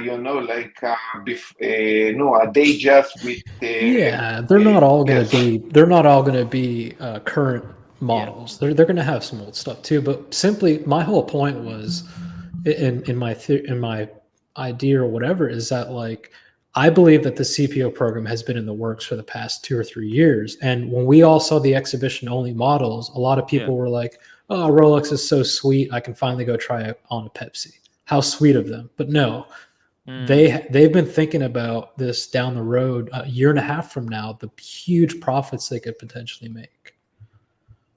That's precisely what they're doing. And that's kind of been confirmed now. It's no longer an idea. Yeah, it's smart. Like, it's no longer a conspiracy theory. It's no longer even a theory. From my source, and he's on the inside, like in a pretty big way. This is the information he gets. That's exactly it. This is their way of combating. Look, they noticed how things were going on the secondary. They noticed how the market was running. It seemed like they were aloof for some time, probably, because things were running riot in the gray market, especially earlier this year. And they were there handing out watches for, 12 grand that were going for 50, 60 on the gray. This is one of their moves to combat that and to grapple with it, It's not all about money as far as I can tell either. It's not all about getting a piece of the pie either for them. It's about protecting their brand, keeping it, high level, keeping a high standard, and keeping it exclusive. I think this is their way of kind of massaging that into the bloodstream. I completely agree with you. They are thinking much larger than the extra 15 grand they could in theory make if they are deceptive. Right. They are looking at, they're looking at billions of dollars in value. I'm telling you, this is the information move. I mean, the value of this new CRM, basically the centralized data, is unbelievable. It makes the Rolex game so much different. I have a buddy that got on the list for a olive dial rose gold day date. He got on the list at 3 different ADs, all within, let's say, an hour and a half of a certain location. And it took a year, and he got 3 in a month and a half. Wow. Holy shit. And he that was kept when all those 3, watches. right? No, he sold 2. And he kept one for hopefully in March. Well, yeah, he got when they were at like 90, 85 for one. He got 80 for another. So that's a tremendous score. And frankly, I don't blame the guy. I mean, I'm not on any Rolex list. I won't do it because I'm just deathly afraid of, in theory, jeopardizing a relationship with a brand. I have other, priorities. But I don't blame him at all. The fact that Yes. Rolex is using like an honor system and it's all broken up with ADs, the AD shouldn't even own this information. The AD should be the middleman between Rolex and the client, and Yes. Rolex owns the information. So, and they didn't. They just didn't. Now they do. And that's going to be unbelievable. Dirk Diggler Esquire, $5 super chat. Oshin, you Momo as your lawyer, I had it worked out for you to come back to America. All you had to do was marry Blondie, but you messed that up. Someone else said that earlier. No, that was, I think it was Dirk. We went over He that. just We super went over chatted that. it again. Yeah, he just he wanted Christian to hear. He wants to marry Blondie. That's the problem. Yeah. He's just showing his inner desires. Who doesn't? Who doesn't want? Who doesn't want to marry Blondie? Everybody. Even Christian wants to marry Blondie. Yes. But man, this is going to be very, very interesting. JW says that Rolex always works 3 to 5 years ahead. Always, at least. How strange would it be if all of a sudden there's display-only watches and also CPO at the same time? People would say, come on, we're not stupid. That display-only watch is all of a sudden a CPO, right? So yeah, that's you're right. Like if you're going to do it, with the proper steps. This 3-year rule was a totally arbitrary. And why did Rolex have to make a 3-year rule? Why can't it be? Why can't it be that I buy a Panda and I decide I don't need it anymore and I sell it to my AD and they can sell it? Well, that's the 3-year rule is to. I think the AD will still take it in. The question is, will they retail it for another 3 years? Right. And frankly, I think that rule might be, written in chalk, not stone. I think that rule was made so that we don't see what's really happening. Because if the CPO and the exhibitions came out at the same time, people would call Rolex flippers. That softens the story. It softens the story, maybe. Right. There's a buffer. I think another interesting, less conniving, but interesting, idea is going to be what is the system that Rolex is going to put in place for their CPO program, so that it's not redundant with the current selection in the boutique at that moment, right? Is there going to be layover at all? Will Rolex have a Kermit in the new and a Hulk in pre-owned, or will they wait for the Kermit to sell to put out the Hulk as? Who knows? There's going to be. This is going to be codified. I mean, this is not going to be, hey, we just got a new watch in, let's throw it in the showcase. There are going to be extensive rules. What about? I think it's going to be more the case of just like, this is the watch you'd love to have, but you can't have it. Instead, you can have that one over there, which is 4 times the price. That's what I was going to say. Imagine if I think I'm on the list for a Pepsi just as a meme, right? Because Boston said he got one because he said his sister is in the Air Force. So I said I'm a pilot. So what if they call me in a year and they're like, hey, you know that Pepsi you wanted? We got one in. And I say, great. And they said, it's CPO and it's $30,000. You ready? Well, then you say, no, I'm going to the gray. And I say, well, no, I want to wait for one at retail. And then they say, well, that's probably going to be another 3 years. I just don't see it happening. I think that, again, within their system of their intelligence, data, they will already know beforehand that you're not going to buy that watch and they're not going to waste the call. Yeah, you're not the dude to sell it to. Yeah. The dude to sell it to is the guy who gets dragged in with his girlfriend in Dubai. The jacket. And she's got a bunch of bags from Yves Saint Laurent and Gucci and Givenchy and Balenciaga, if they still exist. I was going to say Balenciaga at the end of this conversation, right? Yeah. And right. Maybe it becomes even more exclusive. And and they go, oh, and she's like, oh, honey, you spent $100,000 on me today. Let's get you a nice watch. Don't you like that one? And he doesn't it's like me in a restaurant, right?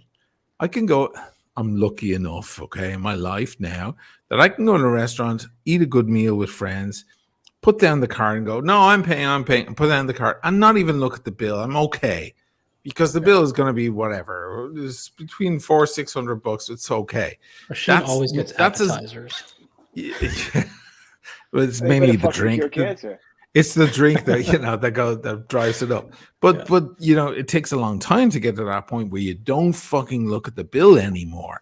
There are people in this world who do not look at the price of the watch. Yeah, it's They just throw down their aggravating. Why cart. look at the It bill? doesn't matter if it's 30, 60, 120. It doesn't matter. Grand. I think there's very little just go though, and I boom. think that goes back to my theory that I don't think Rolex is doing this to have 300,000 watches in circulation. I think it's going to be small. Like you said, it's going to be special when a Hulk comes in. CPO. Yeah. Jesus, what are they going to look for? The whole you can become there probably will be no formal terminology, but you become a VIP with the company, and think about the clout that you can carry. Think about that. You become the guy with the table at Dorsia, right? You become the guy that can get a Rolex, right? I mean, Dorsia. It's the truth, though. I mean, you say, and it's all because which guys are doing right now. They're buying engagement rings from ADs so they could, from their diamond department. Yes. The same thing. Overspend a little bit with us, and we're going to treat you like a fucking king. I mean, you know what? This might hurt the other brands too, because right now, if somebody wants a Submariner, they buy a Speedmaster or they buy a Tudor, right? And they love it. They're greatest thing in the world. Now they're going to go buy a Datejust for $18,000. Yeah, I think that those are two different kinds of clients that are spending $5,000 and $18,000. I mean, that $10,000 jump is enormous. Getting over the $10,000 hump is a big thing mentally. I mean, but this is a guy that wants a Panda, right? So let's just say the guy that the Speedmaster guy isn't an $18,000 Datejust guy. I'm saying the guy that wants a Panda prior to CPO would buy a Speedmaster for $7,000. He'd buy a Tudor Black Bay for $5,000. Whatever. Right, and he's at $14,000. Yeah. Whereas now he's like, I'm gonna buy a Rolex. If I'm buying for purchase history, I'm gonna buy a Rolex. I'm not gonna buy CPO. watches that I don't really want. Right. And him buying that CPO watch, I think, is going to put him miles ahead because the AD's making a killing, Rolex is making a killing. But having said that, I've heard from a few people that when you buy Rolex at retail, that doesn't necessarily go against your spend history. They don't count that.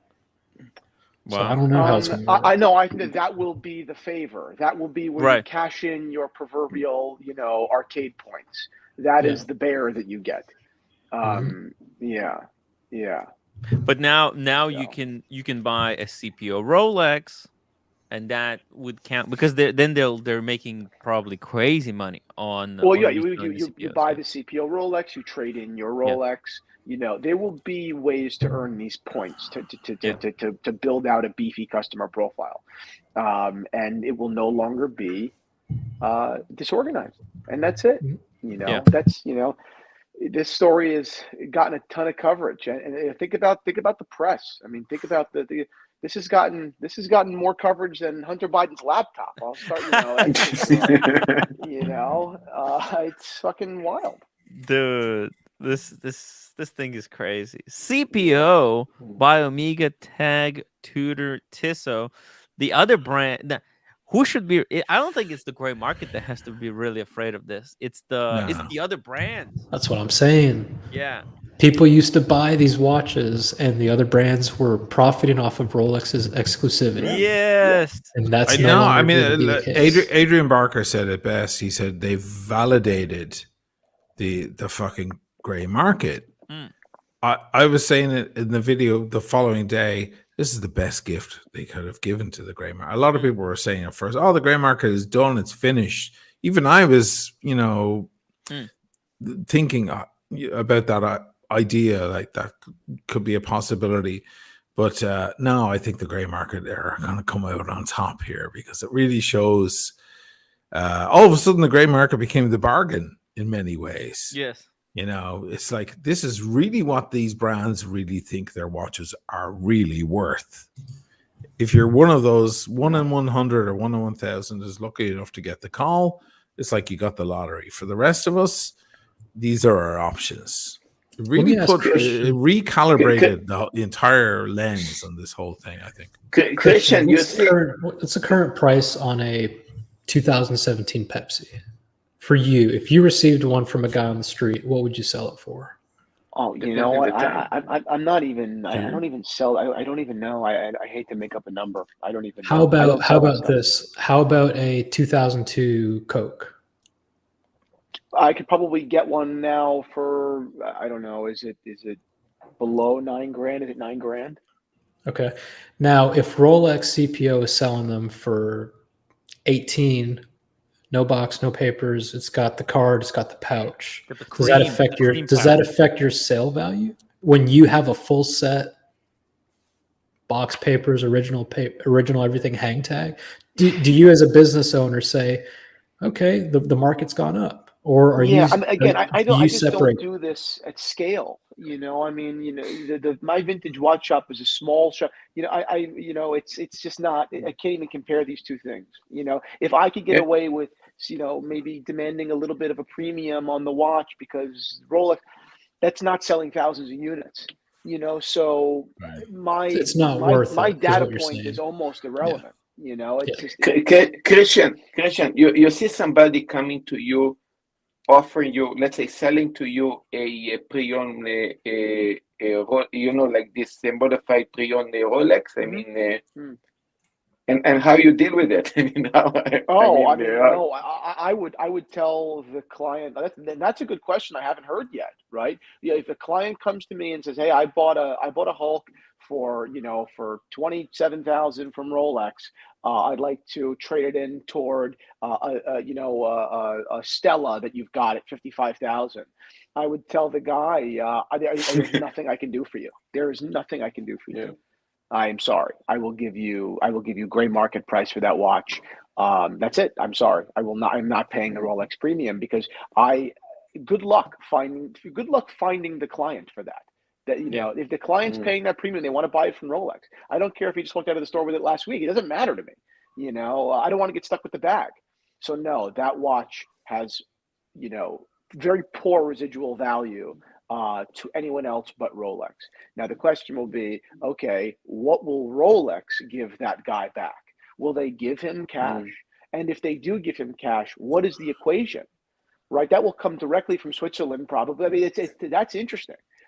What will be the equation? Is it even cash? Did they even say they'll buy the watch? No, it's just trade in, right? So wow, when I learned that you could still buy 5-digit bracelets, I had my Explorer 2 on at the AD. Yeah. We started talking about, because my AD prior to CPO had a used, they're like, we're starting a used watch program. I said, okay, cool. Okay. So how would it work if you bought my Explorer 2? They said we would take it and we would send it to Rolex. And they would confirm that it is what it is. And then when we get it back, then we pay you. That could be a 2-month process.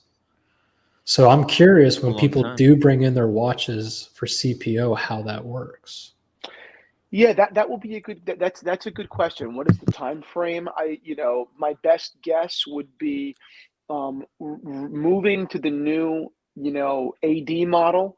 There will be trained and technicians in the back of every store, and your turnaround time will be very quick for the authenticity, portion of this. Then that watch will and once authenticity is guaranteed, then you get your money, or you'll get your credit.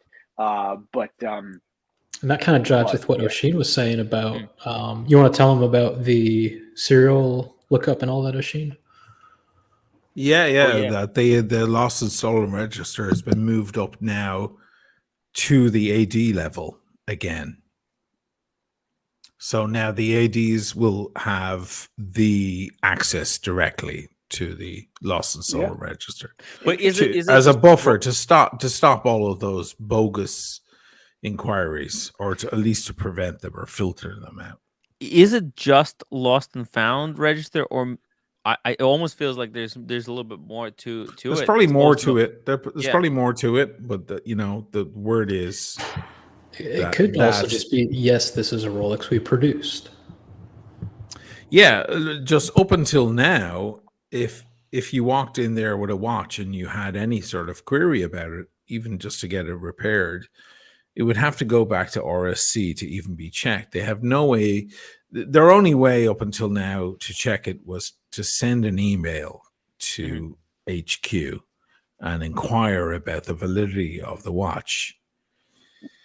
After which, there's like a total mess if there's something wrong with the serial number and so on. Now it's been moved up to the AD. Any AD who's partaking in the CPO program, that's what I've been told, is going to have this new training about this new system, this new website, or part of website that they have access to, where they're able to punch in a fucking serial number and go, oh, no thanks, we're not that interested. Who knows what the reason is? Could be anything, you know. Yeah.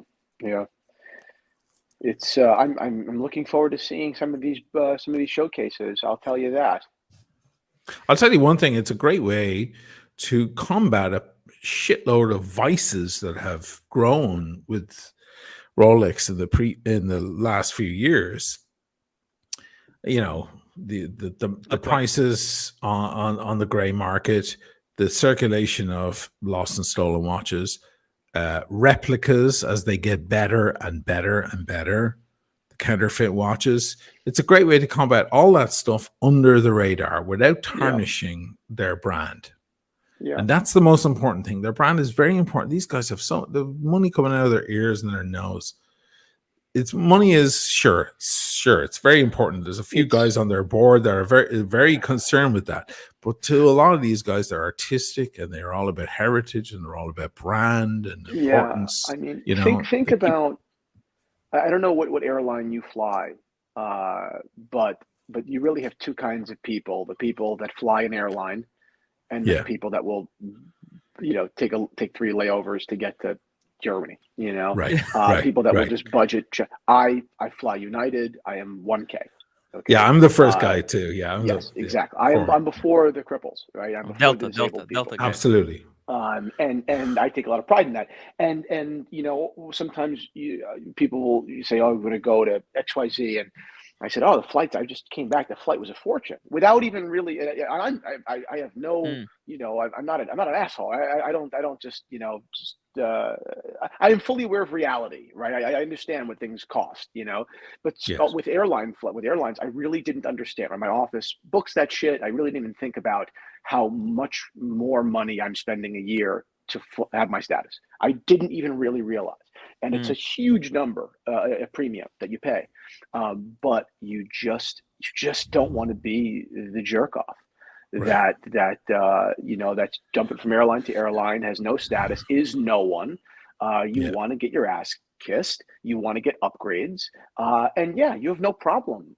I definitely pay United premiums that while I may not buy a Rolex CPO, I certainly pay that same premium every year to United, for sure. Yeah.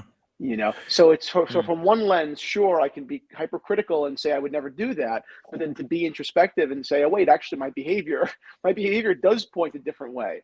That's interesting. We are, after all, talking about luxury watches. Yeah. These are things that we do not need at all. Right. It is what are watches? There are kind of. They became a status symbol, and totally. Hugely. When something becomes a status symbol, there has to be a way to kind of bracket people into these different levels, right? There's someone who's got a huge thing. It's like, how high are you along the Rolex status line bracket? Exactly. Are you getting the latest, greatest stuff? Right. To make it more interesting, after this certified program going to be already working, let's say for a year or 2 years, and it become, let's say, successful. Let's pretend it become great. Do you see other brands, let's say AP, Patek, other brands actually follow the same road? Well, yeah. Hold that thought, because that's a really what are other brands are going to do as a response? I would not be shocked. Dirk Diggler, Esquire, thank you so much for the $2 super chat. Says, Christian, on scale from 1 to 10, what do you give Dallas strippers? Like money wise, what do I give them? No. Oh no. From What 1 do to you 10, give how do you Dallas rate them? strippers? Oh, right. I think What he's do you referring give to them? you What do you went to a give stripper them? club with TPG in Dallas. No, did you? No, oh, he's talking about Anthony. 1 to 10, you mean like looks? Yeah. Is that what he means? Yeah. How would you rate? Listen, the guy's in better shape than I am. I mean, I don't know what you want me to. No. The girls he brought to dinner that left as soon as the bill came. Oh, yeah. Well, there were 2 girls, and if my memory serves me, they were both very pretty. Yeah, they were actually both very pretty. 9 or 10. Yeah. MD Chaz, thank you so much for the $2 Swagger panel. Thank you. And Blondie says, Dirk, I was considering marriage until your lackluster super chat tonight. Dirk, you're gonna have to level that up. There you go, Dirk. You fucked it up too. Look. Yeah, you gotta join the club. Join the club. Yeah, you gotta send more than $2 to impress Blondie. Thank you. But I think who's gonna be let's see who's gonna be the next brand to follow Rolex with their own certified pre-owned program. It's gotta be Omega. It's gotta be Omega, but way down the line, they've got more road to cover before they get there. I think. I think Omega would even bother. I don't think they will because they don't have the market for it. But we saw what they did with the colored Aquaterras and all. Yeah, that's a good point. I wouldn't be surprised to see it. I wouldn't be surprised. I don't think Omega is gonna make a certified pre-owned. You know why? It also doesn't demand any premium over retail. Exactly. They don't go above retail on the gray market. It would be embarrassing. That would destroy their retail sales. It would destroy their chance. Buy this Speedmaster for 7,000 or this very slightly different Speedmaster for 6,000. It makes no sense. Now, I don't know if Patek would do it because I think they're on a different echelon. I don't know if they would stoop to that level. I think it would be interesting to see like Patek again, because keeping in mind this isn't just about money in the short term retail sales. This is also about just brand experience. I'm surprised that Patek doesn't already have do it. More history in there, like have more vintage as opposed to just pre-owned. Why? If you could go to your AD and buy a 3940. Right. There should be super important pre-owned, like not entry level pre. I mean, like really advanced research stuff, like really important stuff, high comp, and then vintage. I don't know why we don't see a 96 in a Patek dealership. I don't know why. My phone is going to die in just a minute here, guys. I do have to run, but thank you very much for having me on. You guys are a blast, and I'll come on again soon. Christian, thank you so much for joining us tonight. You're always welcome. Christian. You're always welcome. Take it easy, man. Thank you so much for coming on. Well. Appreciate you. See you later. Hey, that was so cool. Yeah, Christian, basically, I spoke with him. He said, whenever there's some interesting topics to cover, he's always welcome to join us. How are your viewers? You should go visit him for lunch. You should go there and have a lunch with him. That would be awesome. 228, you're all right. Actually, good man, you're getting the heavy hitters moving in here. That's good. Yeah, right. Oh man, Oshin, listen, there's none of this would be possible without you. I'm a heavy hitter. Did you get any subs today because of this? I think I got like 100 subs. It was wild. Good. Yeah. I never get subs.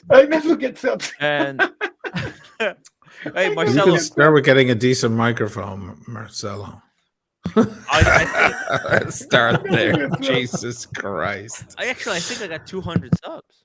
You got 200. Okay. Yeah, well, that'll go up over the next few days. As the video's doing all right. Is it? What's it at now?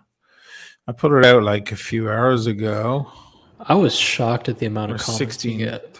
16,000 now. So, whoa. Yeah, you should be all right. You should get some. Yeah. Let's see. Really let's get you up to fucking 10. We need to get to 10,000 subscribers. Tim, you know what I was going to say? 419 comments.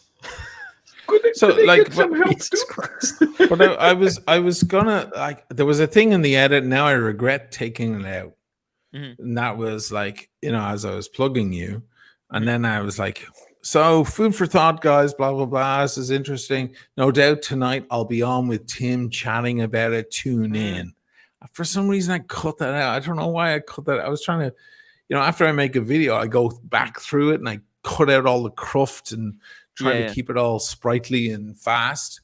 And now I regret, because I'd love to see you get to fucking 10,000. Like, well, whatever. I'll give you more plugs soon. Hey, it's okay. It's okay. That was we'll get there. That was good enough. And even like the viewership today was really, really good. And I think part of it was because of this title. I mean, it's just something about I need to be better with my titles. Go back and redo the thumb that you did and stick Christian in there, because he's a much bigger heavy hitter than I am. Could you guys help me? Even bigger. Could you guys help me Marcelo, 2,000 actually, subscribers?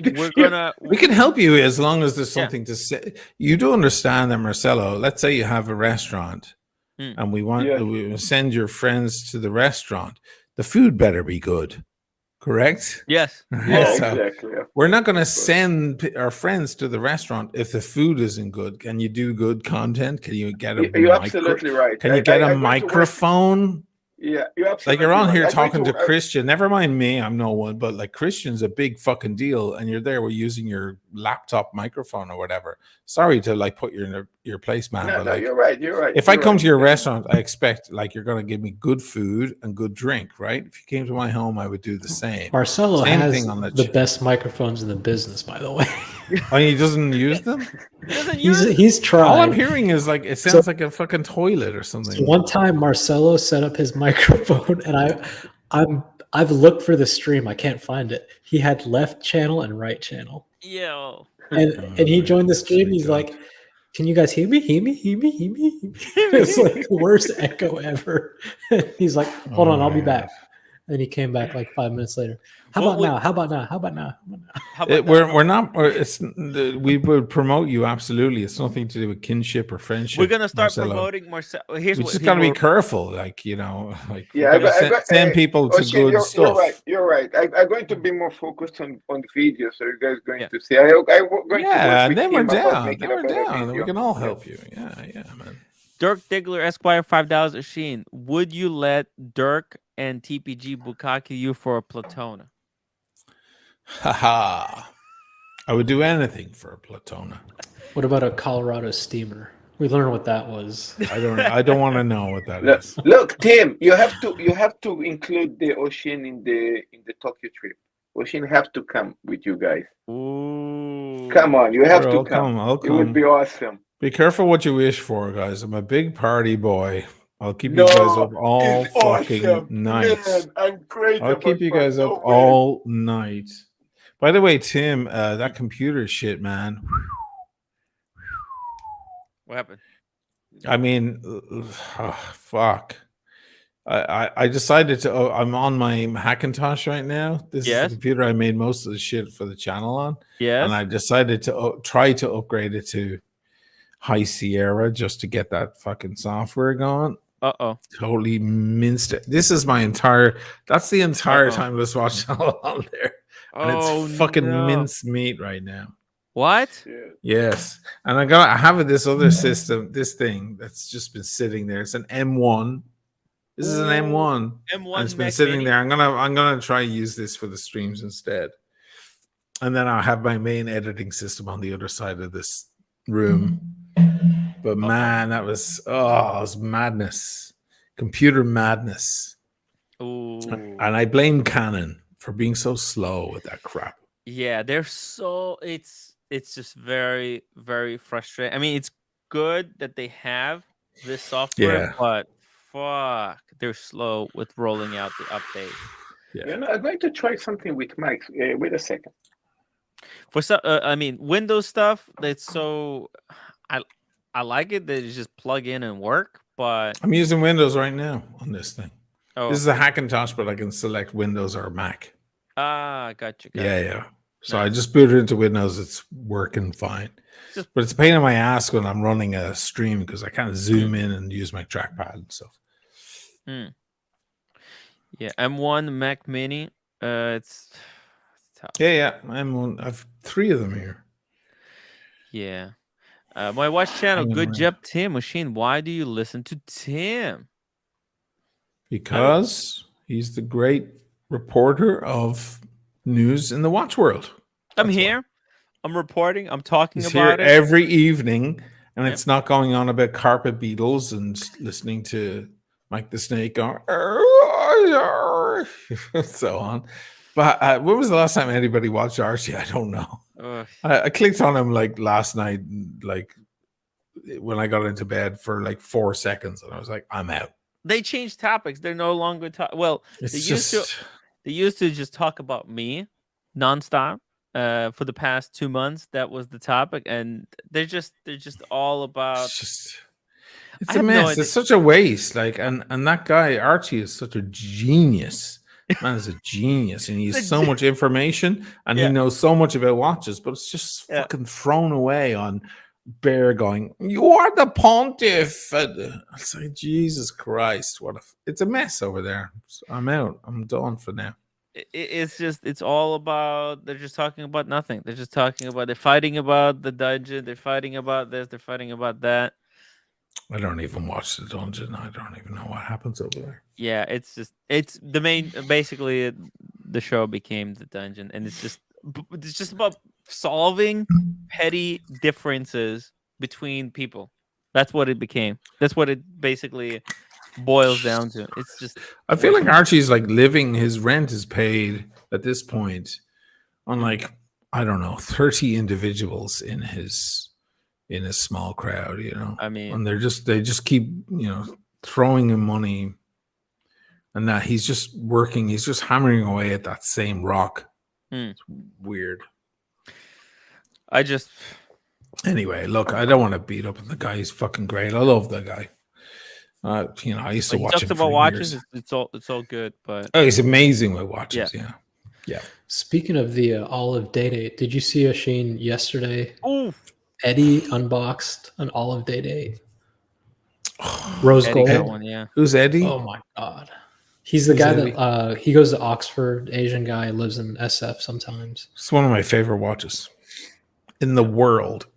Like above so many other bigger pieces, pricier pieces. That's the one I was about to get when I was over at Spencer's this time last year or earlier last year, September last year. That was the one I wanted. That's why I went out to dinner with all those fuckers, and I sat next to Spencer, and I was like, I want to get one of your watches I saw today. He thought I wanted the Malachite, and I said, no, the other one.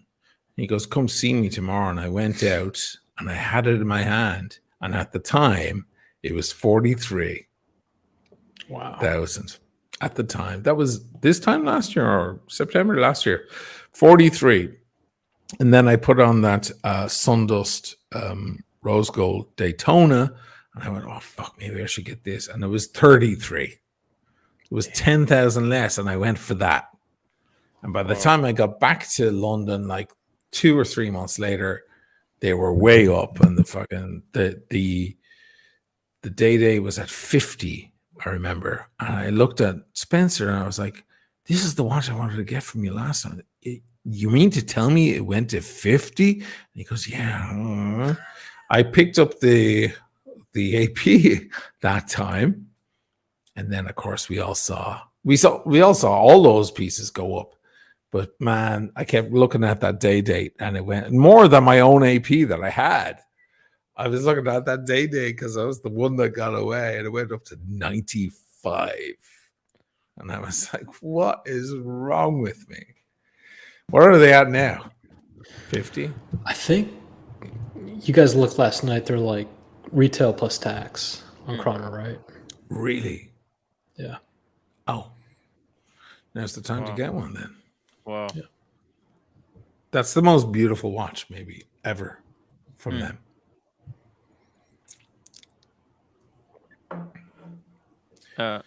What's he talking about? I'm not sure. Oisin, buddy, when you getting O'Malley Speedmaster? I'm not sure. What does that mean? That means. I think that was Marcelo. Oh. Oh my god, this avatar. Jesus Christ. Take this down. This guy. Oh my god. Oh god. Yeah. That icon. Hey. What did he say? Archie taught Tim the scam. What scam? What is he talking about? Jeez. Yeah. Michael Paris, $6 super chat. Question: what happens if it is a blood watch? Is it confiscated? Ooh, As in blood diamonds? as a blood. Look, I think Rolex is not gonna say why they're not taking the watch. I mean, they're just gonna do their check, right? Like Asheen said, and they're gonna say it's either gonna get a green light or a red light. So look at it this way, right? Up until now, if you bring your watch into RSC and you hand it in and it's a stolen watch, you don't know. It's not your fault. Yeah. You just wound up with it in your hands. You hand it in because you're on a new bezel or something. And they discover it, they hold on to it. And then all of that shit begins, okay? Now that they've started the new program, the CPO, multiply those people by 100, because one guy walking in every now and then to repair his watch is one thing, but there's another thing, a lot of people offering watches to sell. You've just multiplied it by 100 or 1,000 maybe. So instead of RSC taking them all in and checking them all and saying, sorry, we're not interested, there's a front line, firewall where they go and they check your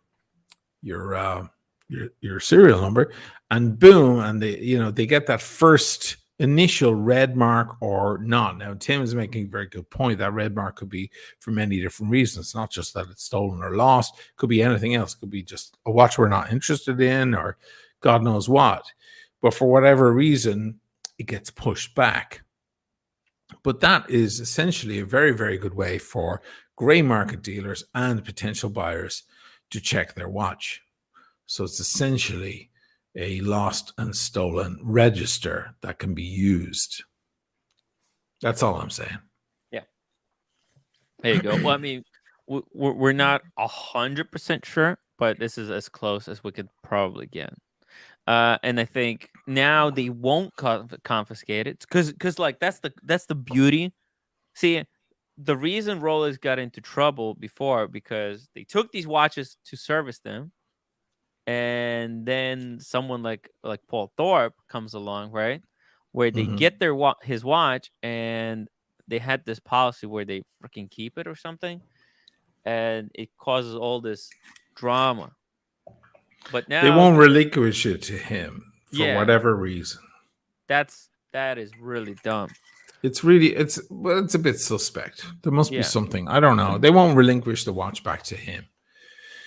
But probably the original owner won't relinquish it. Maybe they contacted him and never got a call back, or the man is dead, or God knows what. But until they get that go-ahead, they won't relinquish it to Paul. There could be many reasons for it. Paul keeps screaming at Rolex. They'll just politely pass. Now they'll just politely pass. That's exactly what they'll do. They're very diplomatic about it. And I went through it with this watch when I got that bezel looked at. There you go. Oh yeah. So, they didn't tell you. They didn't tell you either way. They didn't say it was fake. They didn't say it was real. They wouldn't put it in. My friend looked at me in the eye. Yeah. Okay. Same guy I got the info from yesterday. Same thing. He looked at me in the eye and he went, but I was like, can I get that in writing so I can go back? And he was like, we can't do it. That's not our thing. That's not what we do. Yeah. We don't get to tell you. You have to remember, like, with stolen goods, because I dealt with a lot of that in New York years ago. I told you guys those stories drunk one night. Mistake, probably. But you have to remember that quite often robberies, when you get picked up, let's say you buy a stolen item and you get picked up by the cops because of that stolen item, it gets associated with you. You try to sell it or something and someone finds you. Quite often it's not about the item itself being stolen, but because maybe there was a huge robbery that item was part of. Yeah. And maybe during that robbery, there was a homicide. Ooh. So now they're after the people who perpetrated the crime, and they want to connect you with that crime. There could be a lot behind just a stolen item. Yeah. And that's some of the trouble that I ran into in New York. was probably because of that, because it was connected to other stuff, connected to a larger gang. Maybe this gang was involved with stuff that had violence, and maybe someone was killed, maybe more than one person was killed. You don't know. And then they're looking to connect you.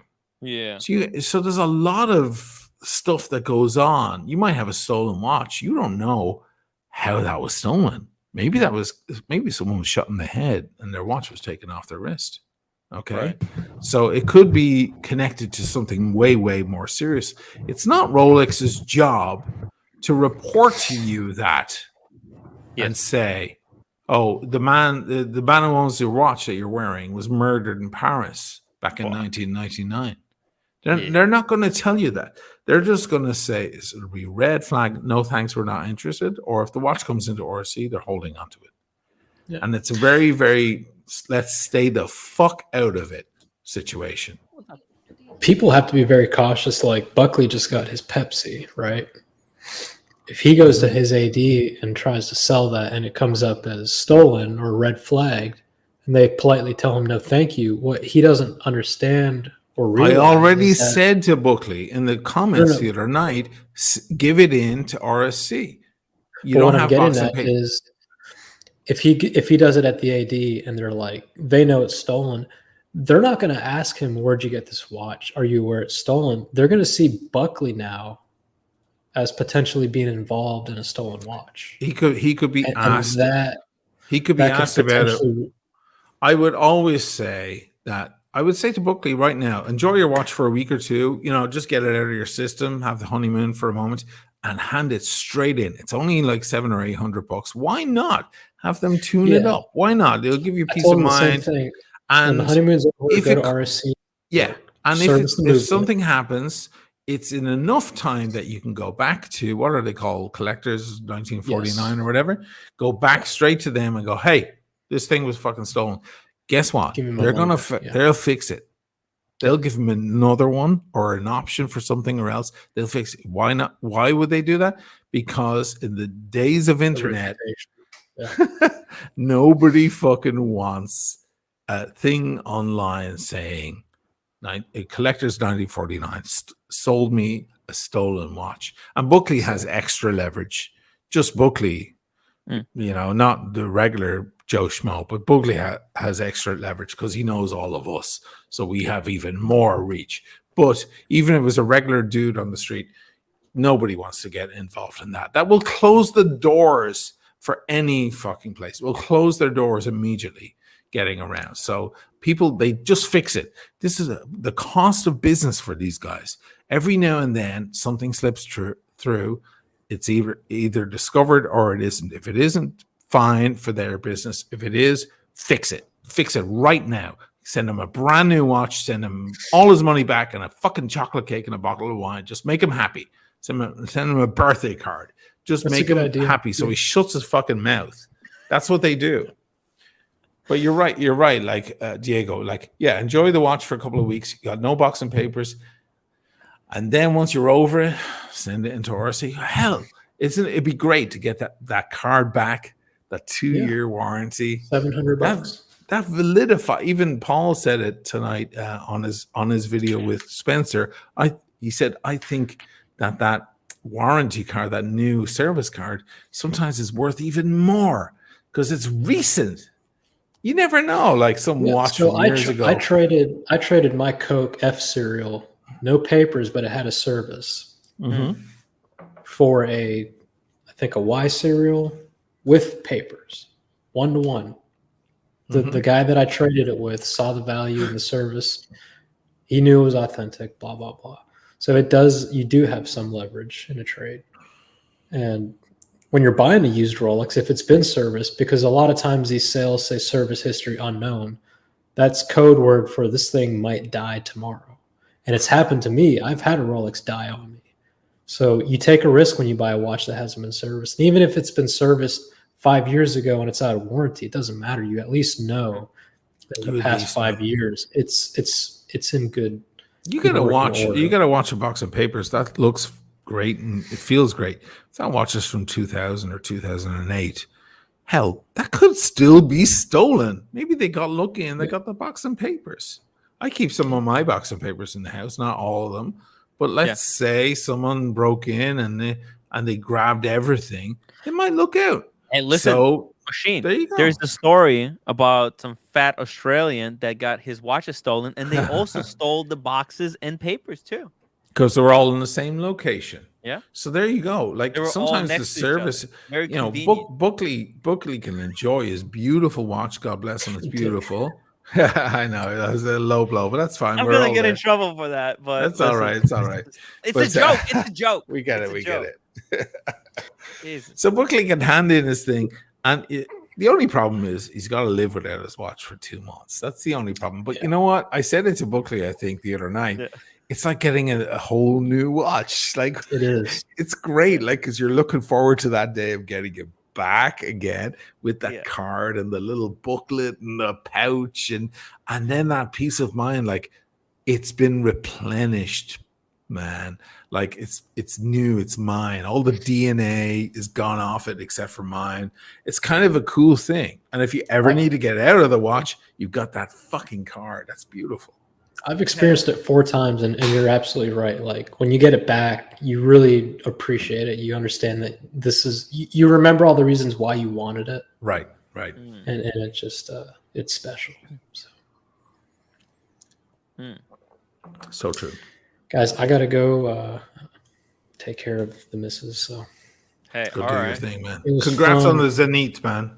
Thank you so much. Fucking great watch. It looks great on you. Congrats. Bye, Diego. Thank you. See ya. Bye, Marcelo. Take it easy, brother. Hey, who is this? Don't you recognize me? Sasha? I've seen this guy before. Yo, happy What's birthday. Up? Thank you. Yo, it's actually my brother's birthday today. It's crazy. Oh, happy birthday, man. What's his name? What's Sasha. your name? Oh, yeah. Sasha, yeah. Happy birthday, Sasha. I recognize you from one of Tim's videos. From the Thanksgiving stream, probably. That's right. You guys sitting together. That was crazy. That was not a good stream for me to do. Wait, how old are you? Right. Holy shit. I don't even know. I'm turning 20. Yo. You're only 20? Officially entering my 20s, yeah. What? Good for you, man. Good years. What? Yeah, thank you. Oh, what's your name, by the way? Well, that's Asheen. Asheen is my name, yeah. Was wondering how to pronounce that. It's okay. It's okay. It's a bit weird, yeah. I've seen Yosa before on Artem streams. Good to meet you, man. Nice to meet you too, man. Asheen is a watch legend in the community, Sasha. He lives in the freaking Venice. Can you believe it? Hey, Sash. Venice, happy Italy? birthday. Oh, thank you. Okay, now I have to remember. He's 20. Okay. How long have you been streaming for? Well, right now, 4 hours. 4 hours. Jesus Christ. I'm gonna head out of here pretty soon. Hey, it's like, what time is it in Venice right now? It's 3 a.m. 3 a.m. Yeah. The dedication that Asheen has to the watch community is just incredible. I figured I'd come on, tonight. I knew it was big news that broke, and there'd be a lot of people watching, so I figured I'd. And you had Christian on, so it was a big night, man. It's good. I'm here to support. How often are you up until 3 a.m. for? I normally, with these guys, with this motherfucker down here, I normally do. I often, unwillingly, I should add, do till 5 or 6 a.m. many times. I've done streams till 7 and 8 a.m. because I live in a weird time cycle. Because I used to live in New York. Came over here, and all my friends still live in New York and LA and stuff. So I live on a different clock completely. So I don't mind being up very, very late. All my neighbors right now are sleeping. I have the window open, so they can probably hear me. But I'm gonna actually duck out. Hey, Tim. It's no problem. You did really, really good job today. Amazing freaking video. Thanks, man. Love the video. Thank you so much for the shout out. Yeah, man. And thank you up to 10,000 subs. Thank you. We're gonna hit that 10,000 by oh man, I don't know. I don't want to say by the end of the year, but I do have to hit that number somehow. But I'm not really worried about it. We're doing really well. I Good. think it's my other channel. I'm gonna start a second channel for the 2023, and we're gonna focus on subscribers on the other stuff. But Awesome, man. Asheen, we really appreciate your support. Have a good night. Yes, Sorry for man. keeping you so long. No, it was great. I had a great time. It was a great conversation. Lovely to meet you, Sasha, and happy birthday to you. Yeah. Thank you. And good night, Marcelo. I know you're still Marcelo there. time. Hey, I know good you're night, still there in the background. Machine. Thank you. Yeah, good night. Shalom, shalom. Thanks, buddy. Andrew good night. Volkovich, before you go, stay till dawn. Stay till dawn, because normally that's what I do, but now Yeah. I'm trying to fix my sleep cycles, actually, which you fucked up, Tim. Yeah, sorry. Single-handedly. I know. All right. Have a good night, guys. Good night. Bye-bye. Enjoy Venice. What are you wearing, Sasha? Wristwatch check. Oh, well, I'm not wearing anything right now, but the closest thing I've got to me is my good old reliable Casio. Ooh. Where is Boston Collector's Speedmaster? Did you bring it with you or no? I did, yeah. Are you it's on my shelf right now, like on my jar. I put it on before I leave out to go to lecture and stuff. Where are you right now? I'm in my room at college. It's not a dorm, but I'm living in a house with like a bunch of other people. Oh, it looks like you're living on the roof. Dude, it's super tiny. Look at this. I mean, it's pretty messy right now, so apologies, but it's like so small. Let's see. Okay. That's like pretty. No, it's bigger than my washroom. Bigger than Marcelo's entire house. What are you talking about? Probably smaller than his bathroom. Oh God! But hey, man, happy birthday! What are you doing there today? Oh man. No. We're in finals, so we've got like a week-long study period where we don't have any classes. We just study. But I've got like exams next week. So today, for example, I spent like most of the day basically rewatching lectures, studying, and all that. But pretty soon, actually, I'm about to go out with friends and ingest liquids. I probably shouldn't ingest too much. It should be a fun time. Hey, can you text message me? Do you have a PayPal? Not a. You know what, I do, but I honestly don't remember my. You have Zelle? Do you have a Zelle? Well, what do you need it for? Well, I wanted to send you some money for tonight. You don't need to send me. You already gave me a birthday present. Remember? I know, but I wanted to send you some money to to have fun tonight. I appreciate it, Artem, but it's okay. So listen, you have fun, and it. then later I'll give you some money. Okay, when I see you for New Year. Okay. Yeah, I'll be back. Unless you have Zelle or PayPal. If you have, send me and I'll send you should get your viewers to send you money, birthday money specifically, that you send me some of. That way the both of us can get a couple of bucks in. Well, listen, if you contribute to the shows more often, maybe you'll get some super chats. How many people are watching right now? Well, listen, we had a big day today. We still got 194 people watching. Wow. So Roommate says happy birthday at Sasha, and holy fuck, David H just sent $50 super chat Sasha fund. Holy shit! There you go. See, Sasha's birthday fund. There you go. So at least I owe you at least a $50. There you go. Okay. So guys, wait, hey, listen. If you guys want to send Sasha money, just send it as a super chat. Say Sasha fund, and I'll redirect it to Sasha when I see him, or if he finds a Zelle or something. Blondie says minus 30%.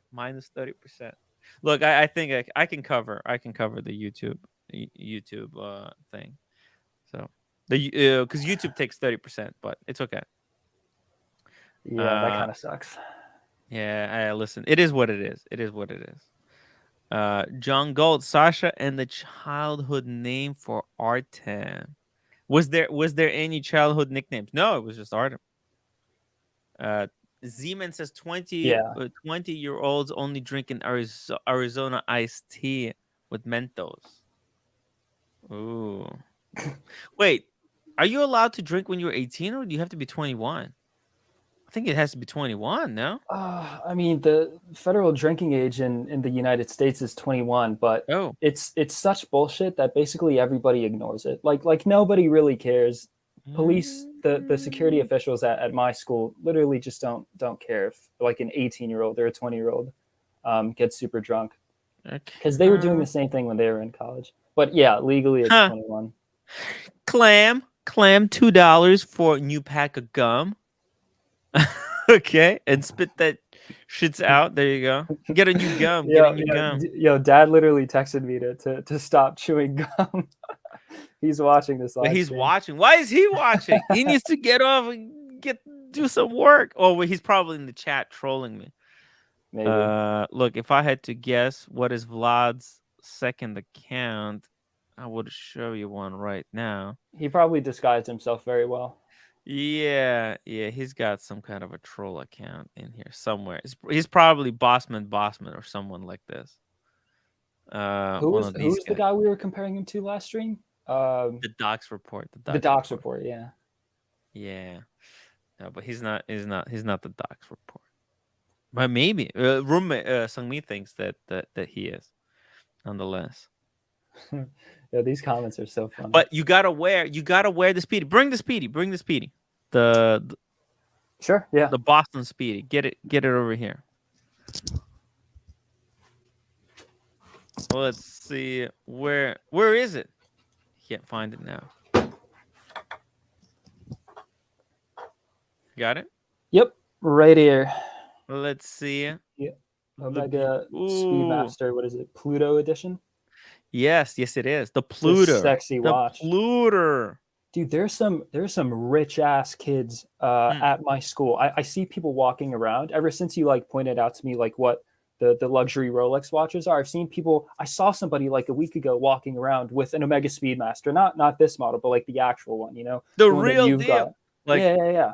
That one of these. I've seen like an Explorer one. I'm pretty sure, and a Daytona probably. I think just walking around campus.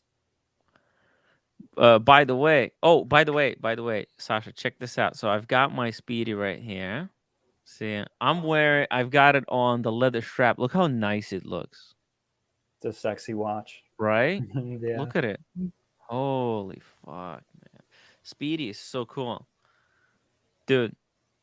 So you got some I mean, look, I'm not surprised that you see some amazing watches. What school are you in? Again, Z-Man wants to know. I go to Cornell. Oh shit! Fuck. He's going to Cornell. Okay. He's a smart kid. And once you graduate, he actually said he wants a Speedy, guys. He wants a Speedy for graduation. Yeah, that'd be cool. Yep, that's my dream watch. Yeah, seeing people my age walking around wearing Speedies like it's nothing just really motivates me more. To get the Speedy, yeah. Yeah. Nice. Look, we might be able to get you one for a very, very good price, guys. We might be able to get it at a very, very good price. So, what is the roommate saying? Oh, I'm not sure what the roommate is saying, but yeah. God, how do you still have so much energy after streaming for like 4 hours straight? That's how many Red Bulls have you drank? No, I haven't had a Red Bull, but I could go for a Red Bull. If somebody buys me a Red Bull, I can have a Red Bull. I only drink what people buy me. If they can, guys, I have wine, whiskey, or Red Bull. I don't know. It's just I can't. I need some beer money myself. Well, that's what I'm saying. Get me your PayPal or Zelle. I'm gonna hook you up. Okay. All right. Yeah, because look, I got Marcelo here. Marcelo, how are you doing? Me and Marcelo, we're gonna start pumping out vids. Yeah, we have to work on this. Yeah. Mm-hmm. Yeah, because Marcelo, what we need on Marcelo's channel is some quality content. That's what Marcelo. See, that's what your channel is lacking right now. We're gonna scrap your channel, just like I'm scrapping I'm starting a new channel. You realize that, right, Marcelo? Yeah, and look, you still have the, you still can help me in my channel. You can actually help me out there. No, but to fix all kind we're of gonna stuff. set up new ones. We're gonna set up new ones. Okay. Okay, sounds perfect. You and me, we're gonna set up new ones, and we're gonna start from zero. You know, that way we're gonna Okay, start I'm out all with in. quality right away. No bullshit. Okay. Yeah, I'm all in. No problem. I'm all in. Ooh, Z-Man says Cornell is A level. Oh yeah, he's just Wow. by the way. Oh, sorry, 1 second. But Z-Man, $5 super chat, 1 Red Bull can. Okay. I could do with one Red Bull. You know, it's not too bad. Actually, I'm gonna put it over ice with whiskey. What do you think? Red Bull. No, you want to mix it with vodka. Yeah, I know. think I don't have any vodka. You don't have any? vodka. No. Damn. Maybe in the future, but not right now. Thomas G, also my favorite. Watch the Speedy. It's really cool. Why do you want the Speedy? You tell Sasha. You tell Marcelo why you want the Speedy. Why Speedy is the #1 watch. I'll be right back in 2 seconds. Okay. Got that? Okay. Tell Marcelo you why you cut want out the a Speedy. little bit at the end, but I got it. Oh, okay. I cut out. Yeah, I can hear you, Sash. No problem. I'm here. Oh, Marcelo, can you hear me? Yeah, I can hear you. Okay, I can hear you, but I can't see you. Yeah. Before I was showing the watches. All I see are just some three technical watches. difficulties now to show myself, but yeah. Okay. Yeah, I'm walking around the house basically. That's why. Yeah, please tell me. I mean, you want to buy a Speedy, right? Yeah, that would be my dream watch for now. Well, first, I'm pretty sure it was the watch that followed the Apollo 13 missions on the moon. That, in and of itself, makes it like really, really cool because I'm a big fan of space and aviation and all that stuff. But also, it's just aesthetically pleasing, especially on the bottom. It's got like a glass see-through bottom where you can see like the gears and the actual mechanics of the watch, and that's what I kind of like most about the watch, is just the work that goes into assembling all the different gears and pulleys and levers and functionalities, whatnot, that make the thing tick. And I just want to be able to see them in a watch. And yeah, they're beautiful. That's why I like the Speedy. They're beautiful. Yeah. Z-Man. Cheers to Z-Man, guys. Cheers to Z-Man. Thank you for buying me this Red Bull. Really appreciate nice. it. You drink the diet like I do. Yeah. Oh, yeah. The Diet Red Bull. I'm going to Philly tomorrow. Philadelphia? Nice. Yeah. What for? For basically to meet up with watch people. And I'm going to try to make a video on the way. Are you gonna see all the touristy stuff like the Liberty Bell? I've already seen it, but actually I might as well, right? People would want to see this. You should. Yeah, I think I should. I can put it to nice music. Can get which watch should I wear tomorrow to Philly? Speedy? Do I wear the Speedy? That depends on what areas of Philadelphia you go to. Not even sure. No, I don't feel like the Speedy. Who is in Philly that is David D. OC is gonna be there. I think Small G is gonna be there. It's gonna be a few people. Yeah, no, local on Philly. Who is local there that is in the in watch community? Well, no, as I said, Double D. Double D is he's local. He's local. Okay. Yeah. He's from there. Double D, OC. Well, OC lives close by. But Small G and there's a few other people. There's actually, look, Watchbox is there. This is great. Maybe you can try to contact them. That would be awesome. You know what? I'm pretty sure that I can contact them and do like a thing with them, like a stream or something with Tim Moss. But not right now. Everything's happening too fast. I don't think I could Oh shit! Tomorrow is Friday. You know, anybody that is in Watchbox would be fine. Not only Team Maso. Anybody there would You're be actually Marcelo, you're right. Like if I go super early tomorrow, I can probably swing by the Watchbox. Just Uber to Watchbox. But it's expensive. I'll see. I'll see.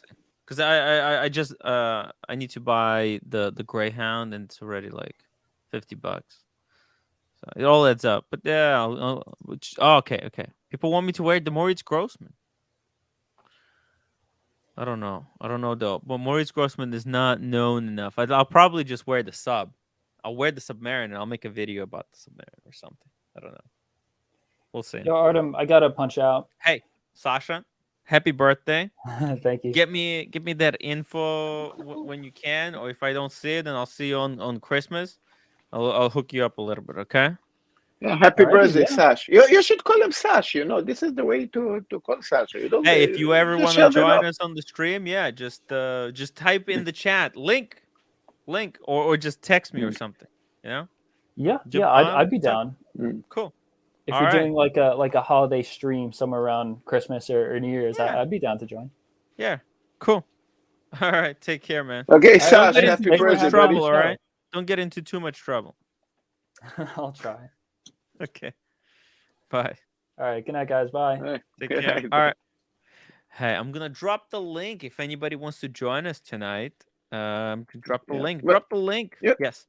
I thought you were going to call him Sash. You know, this is like the short name of Sash. I mean, this is the way we call him. What do we call him? It's like Sash. No, this is Sash? the guy. Yeah, not Sasha. Like, yeah, like Sash. Yo, like, it's already. His name is, technically speaking, his name is Alex, like on your own papers legally. But Sasha is just what they call Russian. Like I for some reason, if you're Russian, they call you Sasha. Why? I have no idea. No idea. No, I have many Sash friends. You know, I just show the name. You know, it's Sash. You know. Like. Yeah, I'm not sure why they call him. Yeah, but yeah, that's my parents. They call him Sasha. It's just a thing. James, the advisor, Marcelo will never have quality content. Never. Marcelo, are you ready to prove James wrong? I'm going to prove. We're going to prove. It's going to be amazing surprise. We're gonna prove these guys wrong. We're gonna prove these guys wrong. Okay. Yeah. What? Okay. Never mind. Yeah. All right. What do you? How much time do you have, Marcel? Yeah, I have about an hour or something, maybe a little bit more. I'm not sure because I'm doing some things home now, so that's why. Okay. So, but I'm still here around. You want to watch the Paul Thorpe video, the Paul Thorpe conspiracy theory? Yeah, sure. Let's see that. Let's watch it, right? Because I watched just a little bit of it, so I'm not 100% familiar. Let's see. Let's go.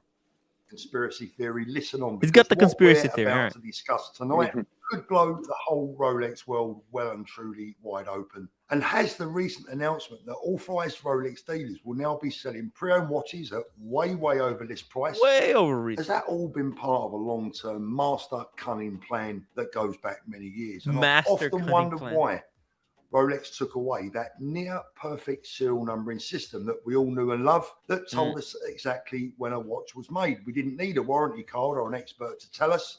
There was a letter before the serial number, and that. So here we go. So Paul Thorpe says that the old serial numbers were like in order. They were in order. They were giving away information like when the watch was manufactured. Told us what we needed to know. Everyone knew it. Everyone loved it. I think he's very much pissed on that he actually had a stolen watch that actually got ripped away from him, and I think he's actually pissed on Rolex on that thing. Regarding that, I had a chance to talk to some watch repairs, watchmakers, and I understood that here is the thing. they say, look, it's not like we're sourcing this or we want this, but when watches gets, especially Rolex, when Rolex gets stolen, there is a very big market and a lot of money on Rolex parts. So very similar to stolen cars. You're never going to find your stolen car. The car is going to be stripped away. It's going to be parts all over. So this usually what they do with a lot of stolen Rolex. So you don't see that many stolen Rolex in the market. You see parts. That going to other Rolex. When you need original parts, you need a specific piece of movement original from Rolex, so you can source that. Some of them can come from, how we say, old stock of the parts, and some of them can be mixed also with stolen parts. So because they are original parts, and there is a very, very big market for it, very, very big demand for it. Now, for a fifth, there's still a watch. If it's your 10 grand Rolex, it's stolen watch. It doesn't give a shit if he sell it for $1,000. It's clean, $1,000 clean in his pocket. To who he sell it for, or maybe he's the expert enough already to break the watch apart. I mean, that part's getting sold for much more money. So there is a lot of money in parts, a lot of money. Oh, it's huge. It's huge. Especially because it's so difficult to get parts for Rolex watches. Like a watchmaker cannot very easily access those parts. And that's why there's this giant black market, you could even say, right? For stolen watches being reused for just parts. Let's keep going here. Appreciated it. And then in 2009, in their wisdom, Rolex decided to suddenly scrap this much preferred and proven method, replacing it with So in 2010, the Rolex stops serialized numbers, much more confusing and far less popular scramble, and then it goes into scramble. They go into scramble. That of course meant only Rolex knew exactly. That way, well, here's the thing, right? That way, only Rolex knows which serial belongs to which watch. That's that information only they can know. Exactly when a watch was made, unless of course you got the matching warranty card. But if you take that card away, in most cases, there's no real way of knowing exactly how old that watch is. And then a year or so later. So in 2010, they take away the serialized serial numbers. And then 1 year later, in 2011, they scrap the lost and found registry, which I think they scrapped it because why? Like it cost a lot of money to maintain it. And yes, but Tim, think about it. Tim, think about it like this: when you are a multi-billion-dollar company, you know what? To put it to a better perspective, think about it. Let's say, I don't know how to describe it. Let's say, I don't know. Let's say, for example, you're getting a super chat, right? Would you lie and trick somebody for $1 super chat? You understand how ridiculous it sounds? It sounds like, oh, I screw up $1. Or, the whole thing. You don't destroy your reputation. For on a such a small. I mean, this is a multi-billion-dollar company. They just spend $1 billion on a new factory to them. They're not going to play around, even because it's saying, there is a lot of money on these pre-owned watches. This a lot of money on pre-owned watches that he's talking about is like peanuts for Rolex. Rolex don't really. They're not going to destroy their reputation. But here's the thing.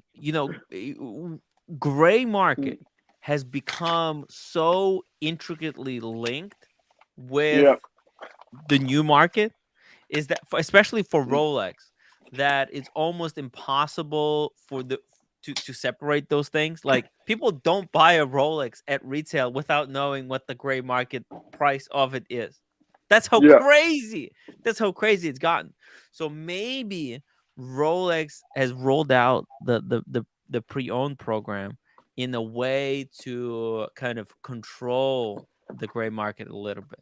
Okay, let's say, I mean, gray market dealers can go broke so quickly, and if Rolex has a foot in the gray market, then the gray market can never go away completely. I almost think like, hey, this is their way of, like, they don't want to be the biggest player right now, but they want to have a say at the table. Yeah, but they want the watches to still sell over retail. They want They the watches do, because to be super on watches demand. selling on the gray market over retail is what sells the watch at the retail in the first place. Like the reason watches are sold, like the reason like most watches, especially Rolex, are sold at retail price is because of their gray market value. Yeah, like that's how crazy the world is right now. So let's keep going. Disgracefully, in my opinion, Rolex removed public access to the lost and stolen register. Why would any company with an ounce of decency or would care about their customers take away the only method of knowing if a watch was stolen property? And who, other than the criminals, could possibly benefit from that? Which begs another question: just where do all those stolen watches go that are recovered by Rolex but not returned to their rightful owners? Where do they end up? Where's my GMT Master? Stolen from me, recovered by Rolex, and then stolen from me again for a second time by Rolex. By Rolex. And who are the only people that might that watch's history? Yo, that's Rolex is still holding on to his watch, man. That is, look, it's gonna take some actual legislation or something for Rolex to return the watch to him or just to the whoever the other owner is.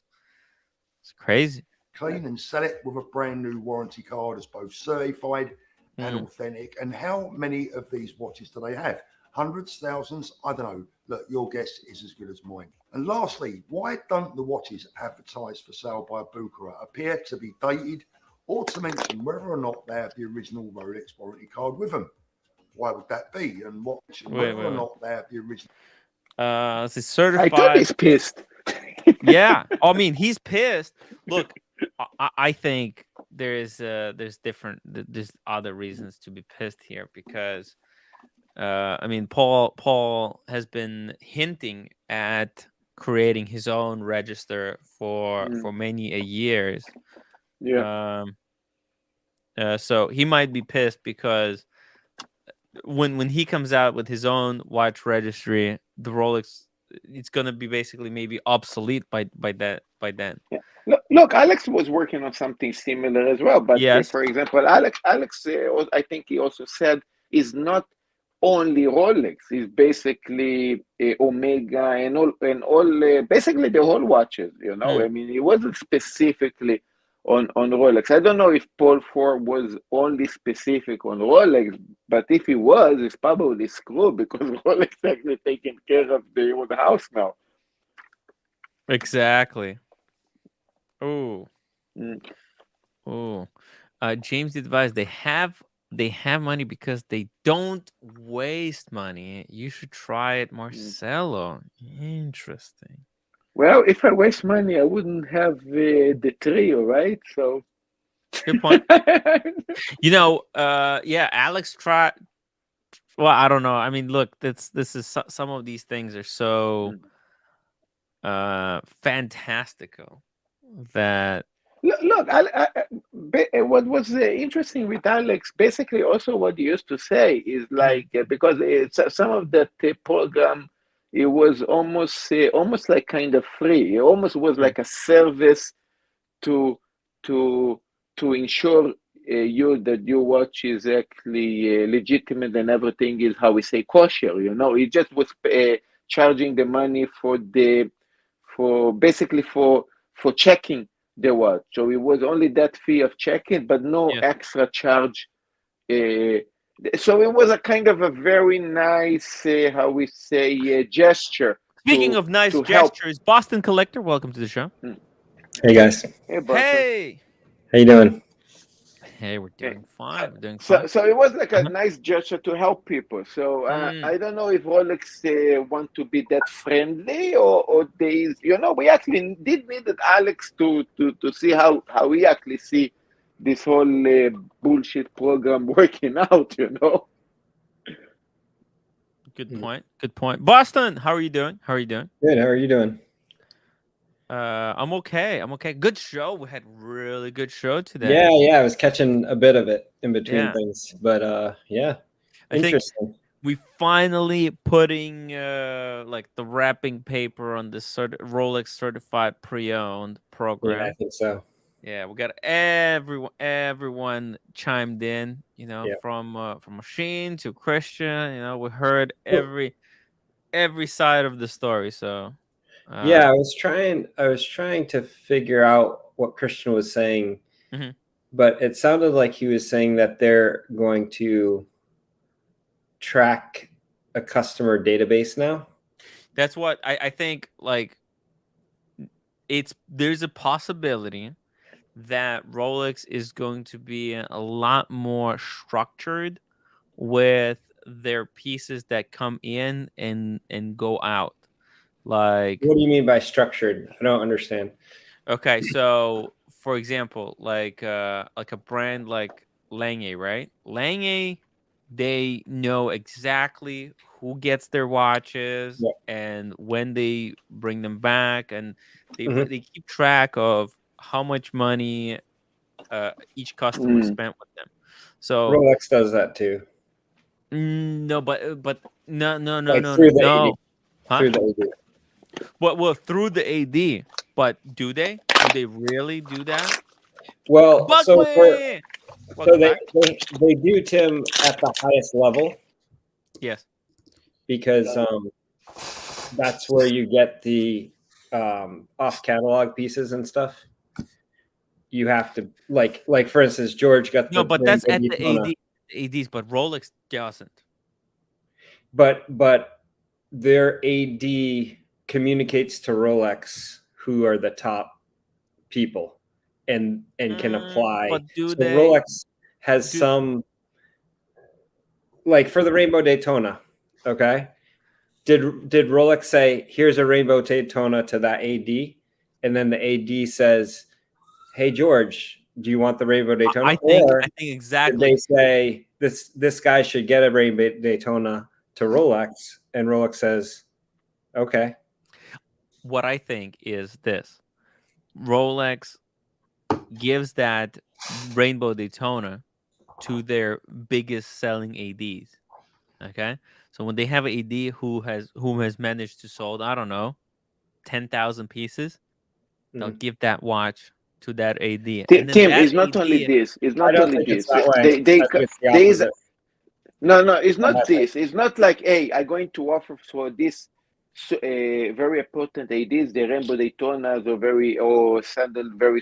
It goes more like on demand, let's say, because they contact the ADs contact Rolex. So it's like, hey, I have a super special customer. Yeah, I think it's really he really want this. Put me on the list. Basically, they also have a list. Put me on the list when you guys have a Rainbow Daytona or this watch to give it to me. I have already a client for it. That's it. Okay. Yeah, because the ADs send a list to Rolex, okay, based on what they have sold. They can request, watches. Similar. Yeah. And then they get shipments, and they don't know what's coming in when, but they know what they've requested. Okay. So like for instance, like they make a case for George to get the Rainbow Daytona. They say, hey, he's bought a Smurf, he's bought this, that, the other thing. He's spent $500,000 with us, like to get him the Rainbow Daytona. So that's Patek works that way. Other ones, okay, but see, that's yeah, you're absolutely right. You're absolutely. This is the way I got my Meteor that GMT and my Platona, exactly like this. This is the way it's I with got the my AD, watches. but then they communicate that person to Rolex. Okay. So Rolex does. But Rolex doesn't have that information. Well, the AD that gives information Rolex is the very information. valuable. At the end of the day, that information is See, so valuable. So currently, this is how Rolex works. They give each AD a Apple iPhone that is from Rolex, and when they sell a watch, they put the serial numbers into that iPhone, and it goes directly to Switzerland. That watch was purchased on that date from that AD. Okay. Right. So that's how Rolex tracks it on their end, the information. All the wait lists, all of the any kind of pieces that are getting serviced, stuff like that, that's all through the AD, okay? Yeah. When Rolex gets a piece in for service through like their service centers, they can check the serial numbers from that AD, okay? And that's when they might say to the AD, hey, this is a 6-month-old piece. Why is this coming into service here? And they can tell the AD basically like this person's flipping this watch or whatever. And that's how people get in trouble. But most of the time, nobody brings in a service watch. If they're buying gray market, they're going to go back to the gray market dealer that sold it to them, all that stuff. So that's why a lot of people don't get in trouble, and they don't track who has the watch. They don't have a database. Like Rolex doesn't care because they're not the ones, again, they're selling to the ADs. A lot of this stuff. Speedy Hernandez, $5 super chat. You know what this channel is missing? Incessant, obsessive, non-stop analysis of Rolex supply chain minutia. Bada bing, bada boom. Right. So anyway, I don't think that they're going to track customers across ADs. It's too hard for them. There's too many watches that they sell. There's too many different jewelers to talk with. It's just too hard to track it. They're not going to have a centralized database for every customer that Rolex has. It's just not going to happen. Now, Bucherer, I don't think Rolex is making a dime off CPO. I think that they sell the watches, even the exhibition watches. I think that's what Diego's saying sounds plausible. So I think that they sell them at the normal price. Whether it's exhibition or regular to the AD. The AD can choose to send it CPO and get it serviced, or they service it in-house themselves.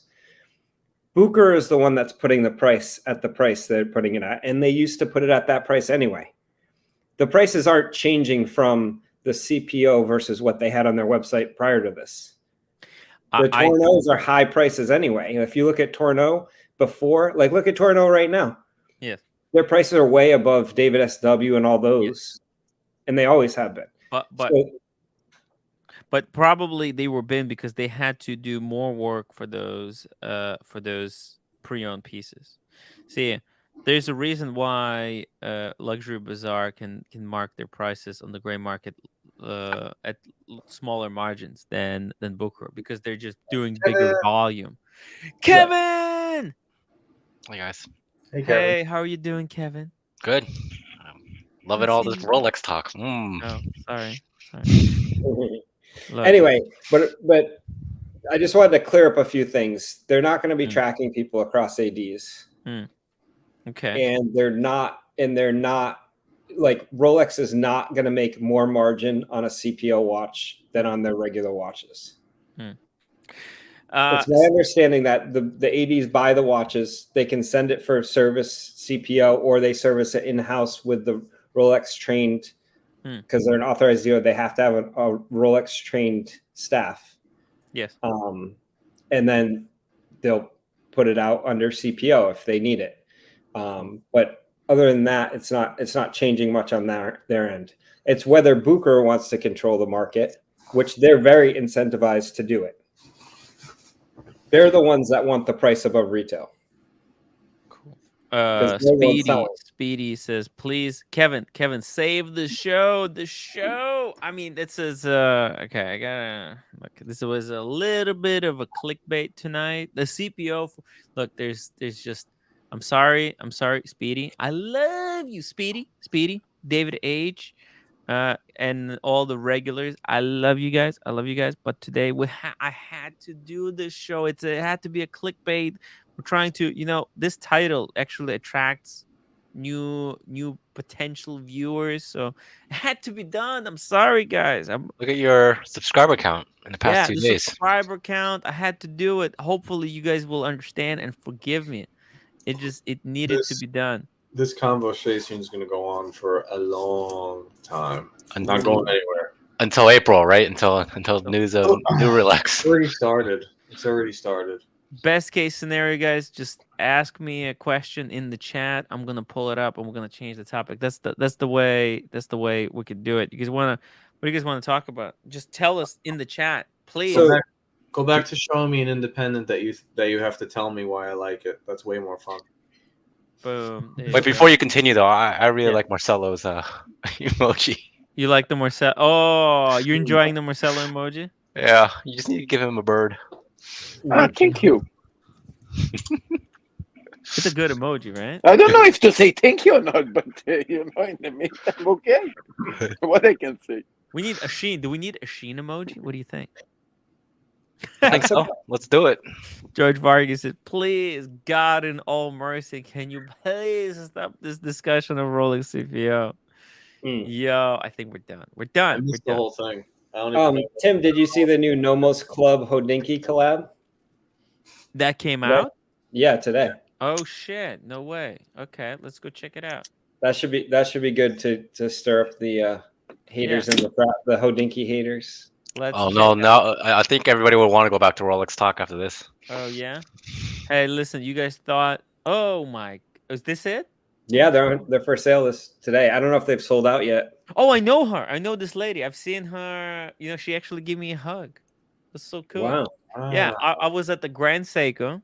You've really made it, Tim, when she gave you a hug and she's on the Hodinkee article, Yeah, it was so cool. Guys, so this lady, I was at the Grand Seiko event, right? with Kevin, right? And I was kind of mingling. I was taking pictures, and I was taking pictures of her, kind of trying to take a picture of her when she was not looking, trying to get this cool picture. And she came up to me and was like, "Oh, hey, Tim." She hugged me. It was cool. It was very cool. She's so cool. We have her Instagram somewhere. Need to pull her up. She's so cool. She's a subscriber of this channel. Hopefully.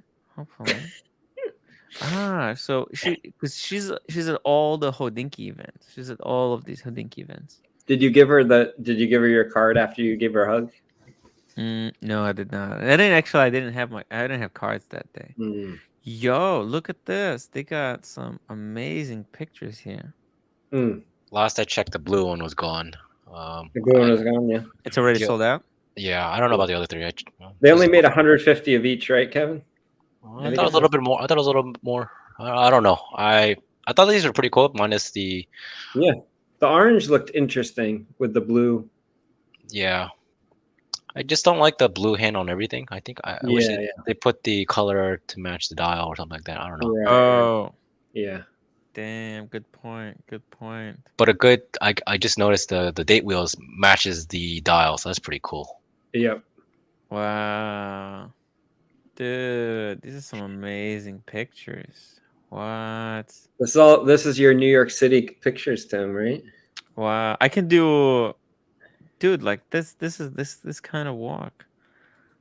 I could do a video on this. Oh yeah. By the way, you see this picture right here? Yeah.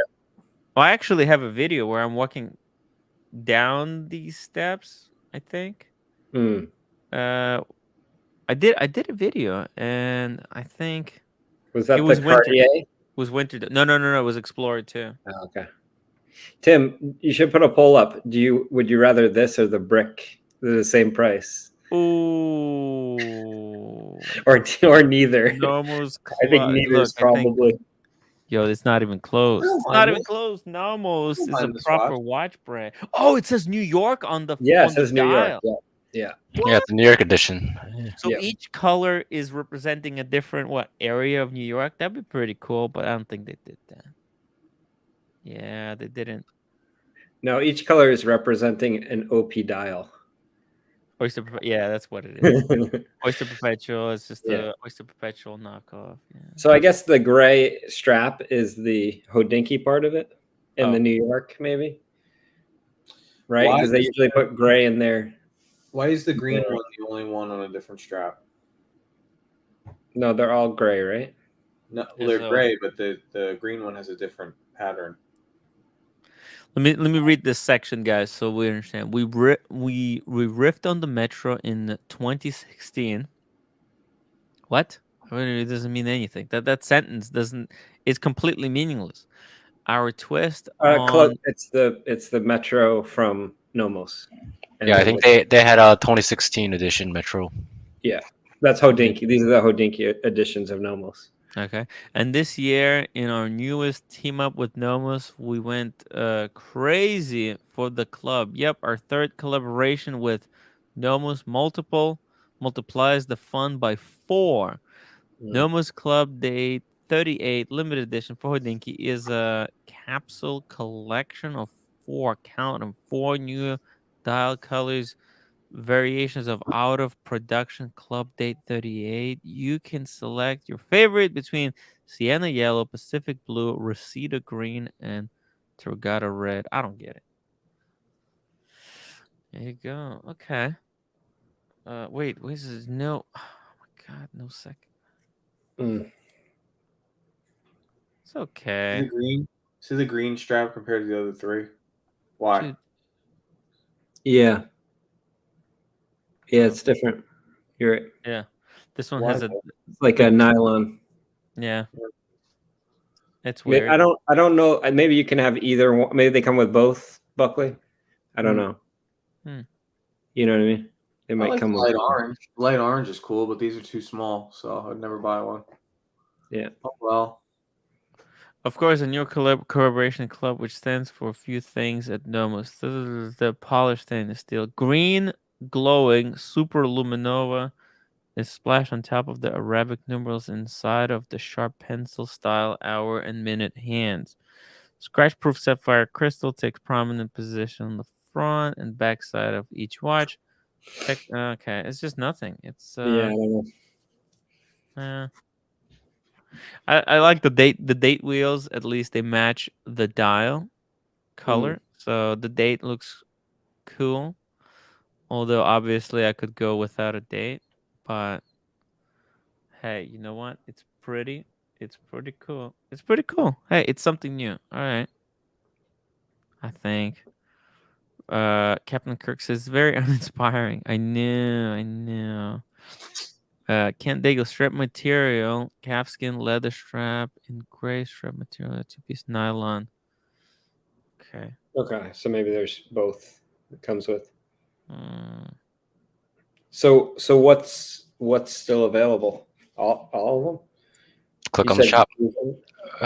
Tim, just click on the shop and you'll see. Product. Here we go. Sold. Yellow one. Let's see. The blue one is sold out. Okay, the yellow one's still available. The red one still available. Green one sold out. So green and blue. I guess the blue one was the first to go because the blue is actually the best one. It matches the second hand. Yeah. Tiffany Blue, the son of a bitch.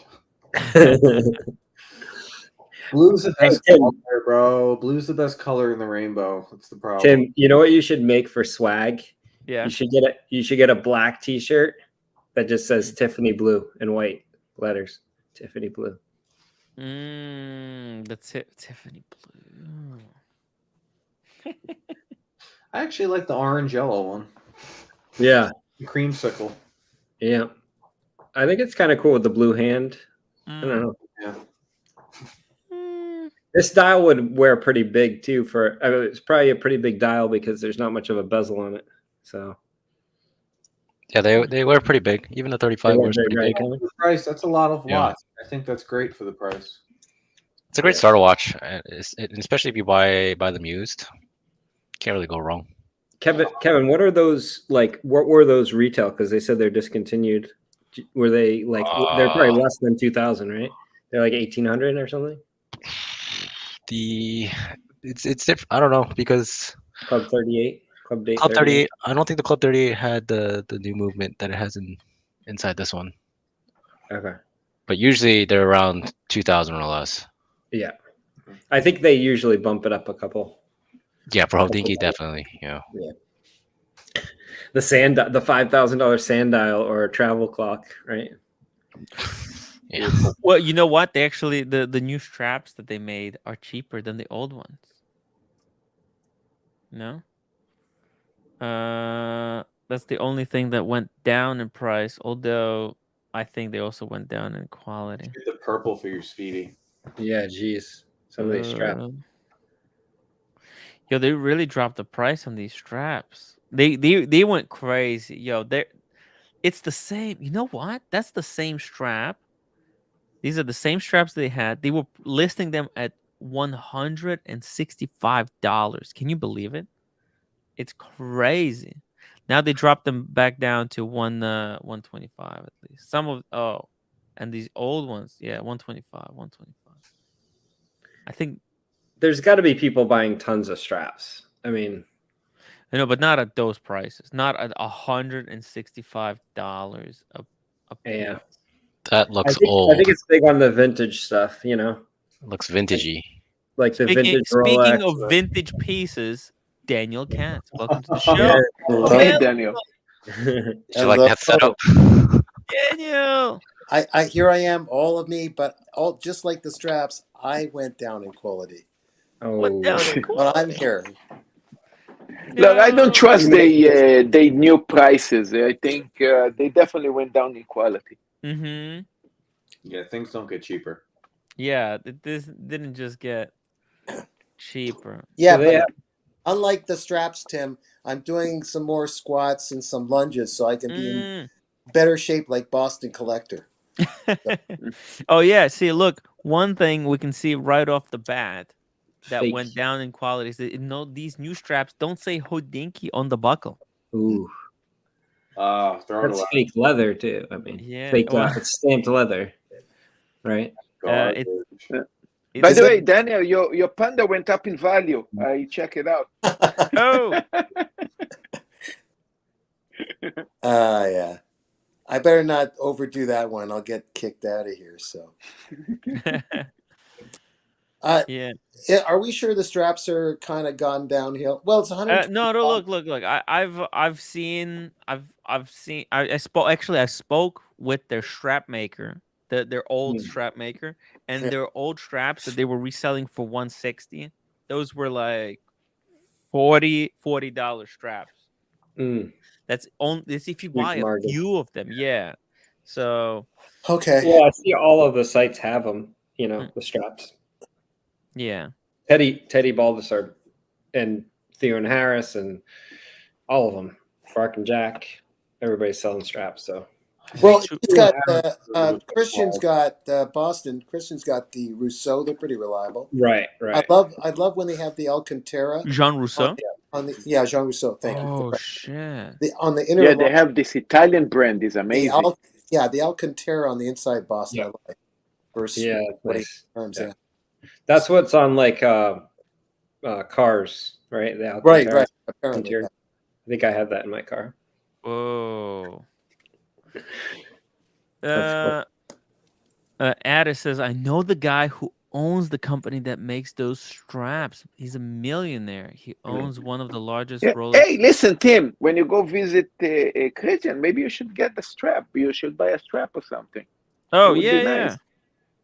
Yeah, I would love to get a strap. I would love, you know what? Like, eventually. Maybe for the Speedy. Yeah. Yeah. It would be cool. Look, I've got the Bark and Jack strap right now. Bark and Jack. So you'll be prepared, even if Christian gives you a deal for what with the Rousseau strap? They're not cheap. Ooh, 200. Wait, I got the Jean Rousseau on my Maurice Grossman. Excuse me, Tim. I forgot. Shouldn't you have one on your Ming as well? Yo, I think Ming comes with it. That's what I'm saying. You have 2 John Rousseau straps now. Yeah. Maybe you should get one for your Cartier. Yo, this. Slow down. Slow down. Slow down. Listen, man. I'm broke at the moment. I can't just go around and spend money willy nilly like that. FP Jorn. Oh wait, it's the FP Jorn owner. I just picked up an RM bust down. I got it really, really cheap. Some basketball player in LA had it. Also picked up another FP Jorn, both in LA. I'm thinking about going to Boston next. Oh my god! Yeah, Boston collector, you gotta yeah, we can meet up. Yeah, just let me know. The new FP Jordan owner is out of control. He's building a crazy collection. Jean Rousseau. Let's see here. Bruce G says Rousseau makes the sales straps for Omega. Like it's that. Was that is he talking about the sailcloth? I mean the. Maybe that stuff. Okay, but I'm not sure. I'm not sure though about that. Did they made the Patek straps right for a little while? Jean Rousseau.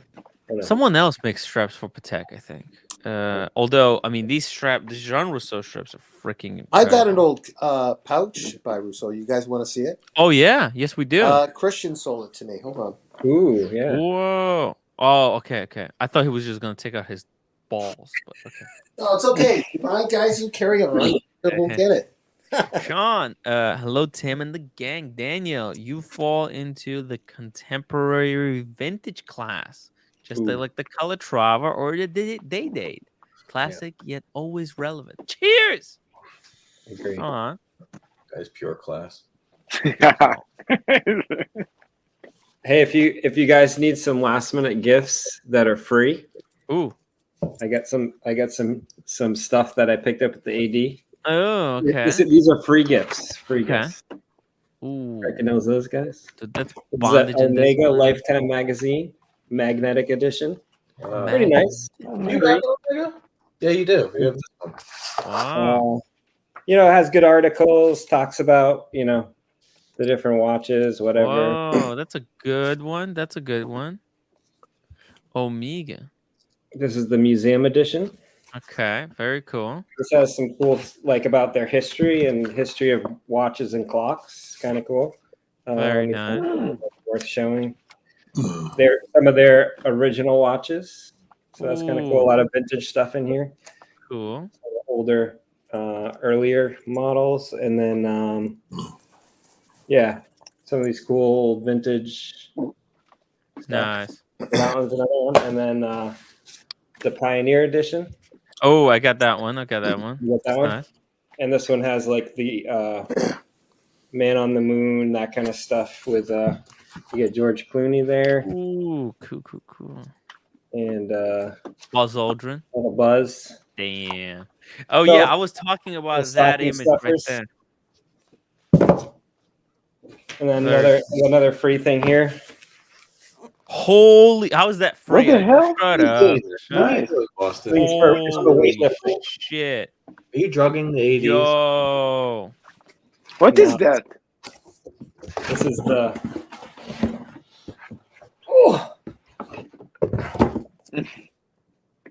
It's supposed to be a book. Holy shit. This thing is heavy. Oh, jeez. Wow, what a book. Jesus. So I was thinking about buying this book, actually. Then they just mailed it to me, so that was nice. Wow. But you can buy it. I think you can buy it. I think it's like $400 online, something like that. But yeah, I'm gonna give it to myself for Christmas. How many APs do you have? 2. Well, I guess they thought, hey, they want to keep you as a client. They're going to send you that book. So. Oh, he's not. Yeah, I think they actually have done like that a pretty nice, fucking amazing.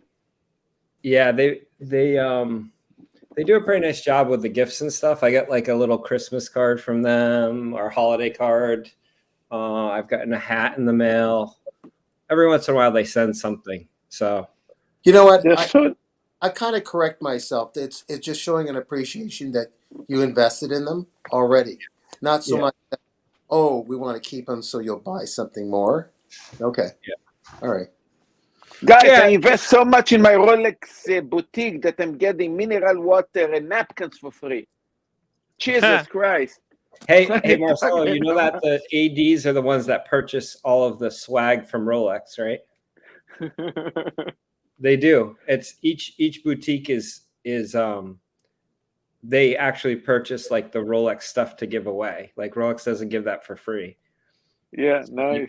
They decide what you get, so you can tell them that they're being cheap. Look, the only thing I got was a calendar, and even the calendar became small this year. I actually showed this to Tim. Last year was twice bigger. Yeah. Yeah, so check those out. There's some good articles in these Omega books, and they're kind of fun. Pretty good size to read. But, that's always a great gift for a watch enthusiast. You know, if you don't have that one, you know, always have it nicely displayed somewhere. Yeah, just give them this with the if it's somebody that's not really into watches, give them a moon swatch and this. Nice. Get them into the hobby a little. Freaking amazing. And history. Yeah. You should give it to your brother. Oh yeah. I will. I'm gonna give him those cool. Omega books. Yeah, let's see. Okay. Daniel, you're gonna show us the Jean Rousseau. Yeah, but it'll be a bit of a disappointment because it doesn't have a holder for the watch like this Japanese piece, which you've seen before, the Japanese piece.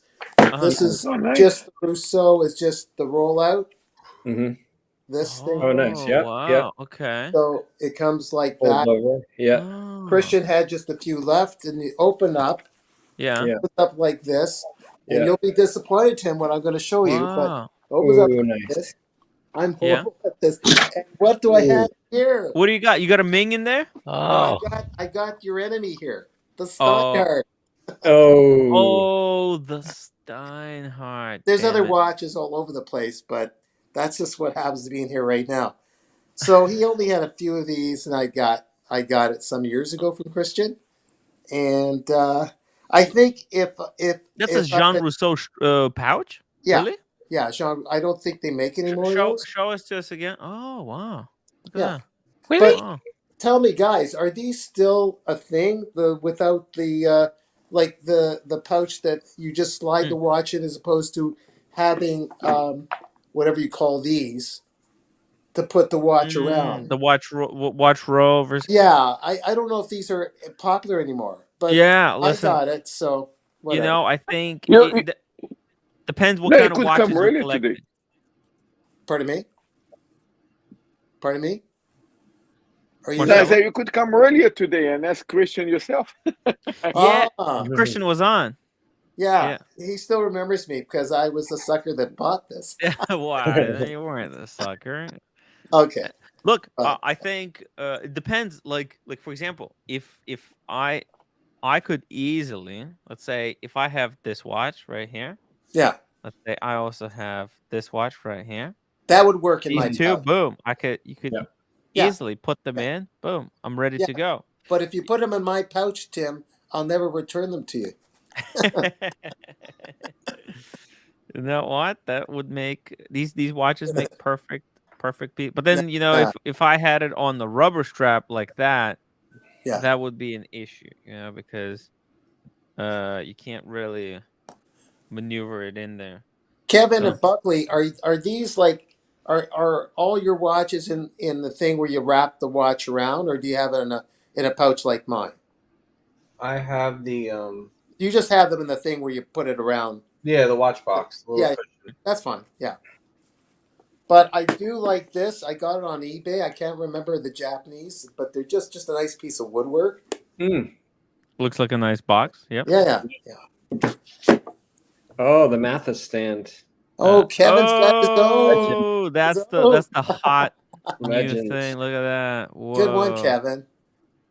Nice. That's your own invention worth millions.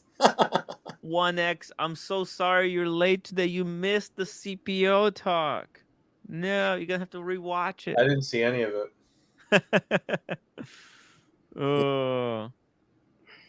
Oh shit.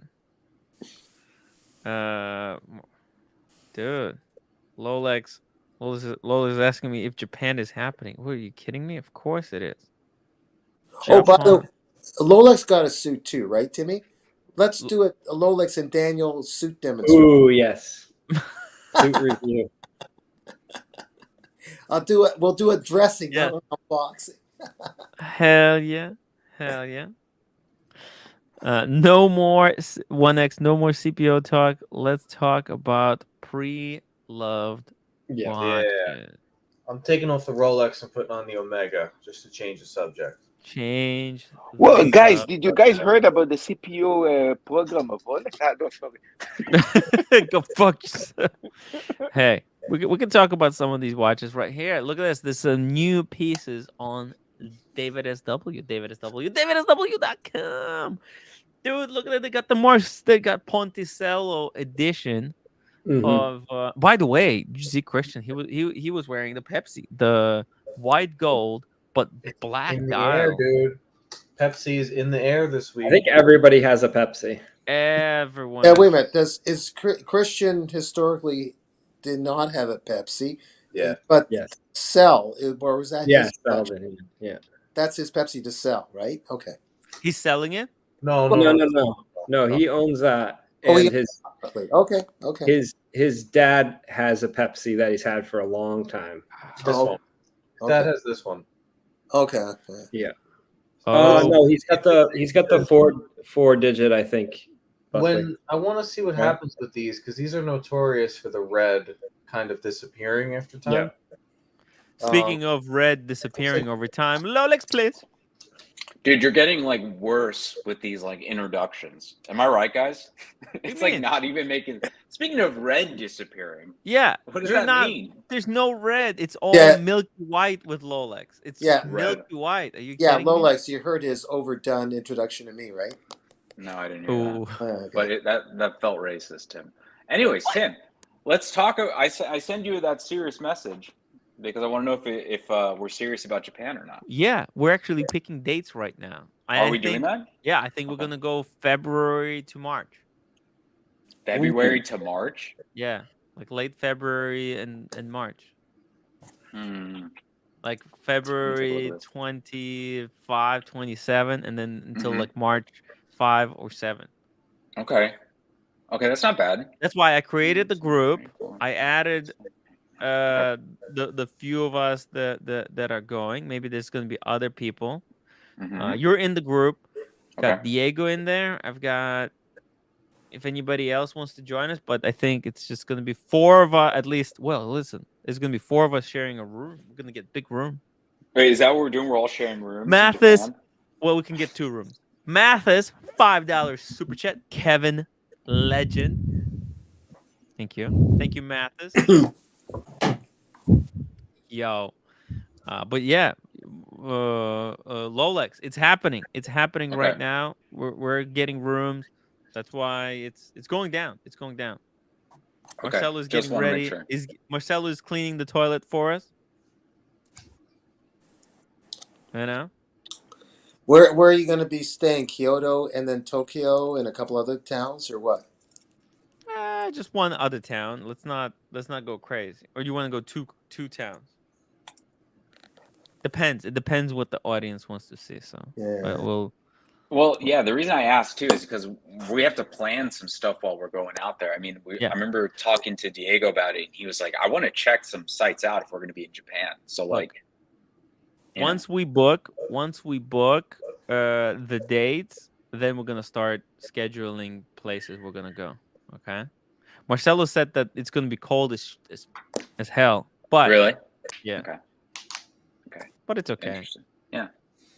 Because it's cold. I mean, what are we? We're Rolex wearing men, right? Omega. Oh. I swapped it out. Put the Rolex back on. Put the Rolex back on. Okay, it's much better anyway. Luckily. Yeah. But yeah.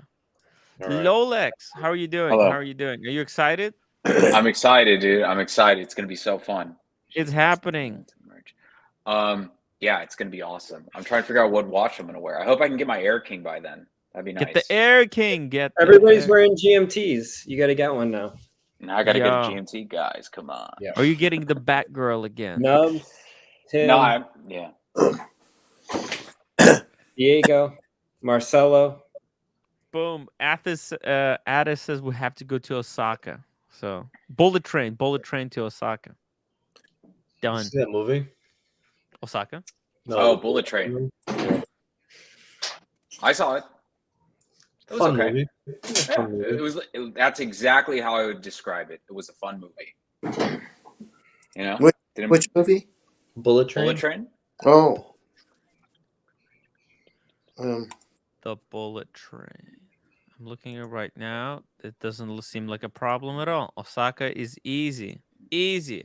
Direct bullet. It's just one bullet train away. Easy peasy. 1x $2 super chat for the CPO two-tone Explorer font. Jeez. Wait, so Tim, I hear that you're talking about selling some watches. You're talking about selling the Pepsi. Is that true?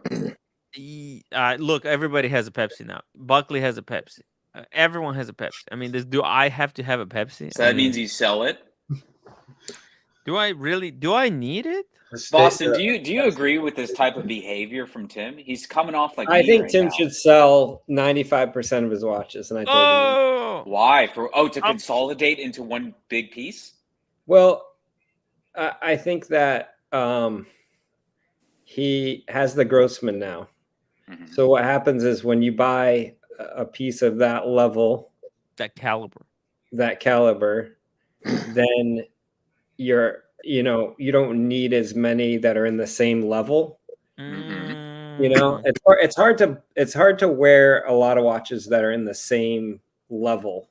Mm-hmm. And don't have like something different. So if you have a black, a no date sub, a sub date, a Kermit, they're all like so close in what they are. The Air King, a Milgauss black, like there's like 10 Rolexes in that same range that are all the same kind of. Yeah. It's hard to like, hey, why it's do I hard to be excited? Yeah, it's know? hard to choose a sub over like a GMT when they have the same case. Right. You know what I mean? I've said that in the past. It's like, dude, it's like the same watch you're buying. Yeah. It's just different colored bezels. Yeah, so, it's like the complication maybe a little bit or whatever, but like I think that I think everybody like learns. Daniel will be able to tell us all over time. When you start getting different levels of pieces, you wear them for different things. And if you have a lot that are like in the same level and you keep buying in that level, it gets kind of like stale because you're like, well, I already have stuff that I use for that thing. And then how am I going to fit this watch in there? And then I don't wear things. So like for Tim, he wears the Panda occasionally. And he wears like you got the Air King, but like, is he going to wear the Air King or the Speedy or he's got a lot in the same level there. So you think he should consolidate and get one big piece? I've always been a component of that. Like less is more. Right. Day date. I need to get a day date. And the thing for Tim is he going to go back to Watch Time New York next year and wear the Grossman again and meet the same people? And they're going to be like, oh, you're the guy with the Grossman from last year. Ooh. Do you know what I mean? Like, I don't know. There's like a certain, when you're got to keep moving. You got to keep moving and take like, hey, I got this year, and this is the new watch to show. Yeah. Whoa. Marcelo, do you have a Platona? Right. Yo, Marcelo is straight up gangster. Whoa. Flexing Platona on us. When did you get a Platona? Kevin Rudolph, $2 super chat. I know I'm a legend, Mathis. My friend, let it rock. Kevin Rudolph, thank you so much for the super chat. Do you think there's a perfect number of like a perfect collection number? Because Tim's got. You think 5? Buckley, you think 5? No. By the way, Addis, guys, Addis says sell the Explorer 1. Actually, I gave the Explorer 1 as part trade for the Grossman. Yeah. Okay. So sell the Submariner. I can easily sell the Sermon. 15. If somebody's interested, 15. I'll take 15 for it. I'll fly out to you. If somebody wants to buy my Submariner, I'm willing to do like if you pay for my flight, so 15 plus the flight. Let's not go crazy. You're talking about the Summit, the Starbucks. Yeah. Listen. I'm going to say what you guys getting. If you guys buy from Tim, and this is official, the Starbucks, you guys getting always when you guys coming to New York, you guys getting Starbucks for free from Tim. Yeah, it's for life. It's Starbucks for life. I'll order you Starbucks coffee anywhere. Actually, I can order Starbucks in my name to you at any time. Bye, guys. Bye, Daniel. Thanks for coming on. Okay, later. Daniel, by the way, Daniel. Yeah. That Jean Rousseau pouch, maybe I'll buy it from you. Don't get rid of it, okay? We'll talk. We'll do lunch, Tim. We'll do lunch. Right. Okay, guys. I just close with saying that it's such a personal thing what you get watches for. Someone has just one watch. Some people like me like to use dress watches as go anywhere coffee watches, and then just one watch for a sports watch. It just varies. I'm just saying it varies. Okay, guys, I'll talk to you later. Hey, bye, cats. Bye. Hey, Daniel. We love that cat. Tim, why would you not take the Kermit, go to your AD, and say, I'd like to trade this in for the date? What will you give me? At least find out what the number is, right? Because if you're thinking about selling it for $15K and they'll give you 14.5, and it's towards that, and they're going to guarantee it coming back. Tim, dude, at this point, don't even get Rolex. Get that AP you've been talking about. Why haven't you gotten a Rolex? You were talking. They're not giving me the AP. They're not giving. Yeah, but if you come in with a Cermit, they're going to consider it because they're going to make a shitload of money off that watch. They're going to give you not a great different number, AD. They don't Agents in their own wheelhouse, unfortunately. 1x $2 super chat for Hodinky Insurance Fund, please. You still haven't done that, Tim? Not yet. I have too many watches. Jesus Christ! I have too many watches. All right. I need to sell some watches to pay for the insurance. Dude, even my Speedy is insured. Like, come on, dude. Get it together, dude. Please. Okay. You get that shit together. That's another good reason to sell. Yo, Diego M. Tim, did you break news to Marcelo that Smurf sold for like $26K at Christie's today? Well, it depends. Look, it's a watch that was running for 12 years. Depends how old the watch is. Depends if his paper is a full set or not full set. Depends, if it's worn or unworn. So yeah, it's possible to sell for 26K, and it's also possible to sell to 75K. Yeah, the prices in this watch is everywhere. It's not a big deal. That seems to be a little bit cheap. But did you see a freaking Diego got Zenith Ghost? Was it called Ghost? What is it called? Like, it's called Ghost, right? Let me see here. Shadow. As a gift from his boss. That's freaking incredible. Yeah, it's called Shadow. That's right. It's Shadow. Yeah, that's fucking believable. Yeah. Full set, unworn, 26K. Yeah. Oh my God. Difficult to believe. And if so, what year? Also. It's amazing. On. Yeah, Tim, I think that you should at least go to your AD and say, "Hey, if you're willing, like, I'd be interested in trading this in if I can get, that other piece. What would your trade-in, price be on it? Let me, think about it. But even if it's a little bit less than what you'd get at the gray market, gray market's lowballing like crazy right now. So I don't think it's even going to be that much different. But if you can get the date, you'll make that money back. Yeah. They're not going to say 8 for a Kermit or Starbucks. Yeah, I don't think they're gonna. Actually, my AD, they don't buy it yet. They're not. They don't buy. They're not. Yeah, they're not into the thing yet. They haven't gotten their system up and running. Ada says, I like Rolex's idea. Wait until code 11. You want to go under 20K and then buy it. Boom. Yeah. That is genius. Get what you want. I mean, in reality, Tim, what would you want your collection to size down to? I would love to add a code 1159. I want to, you know what? I'm thinking about it, right? Like, I think what I want is I want to have one of each Holy Trinity eventually. Okay. That would be so fucking cool. The Blondie collection. Yeah. She has a great collection. I just think because it's like, it will be such. I want as diverse collection as possible, right? Like, one of each of the Holy Trinity.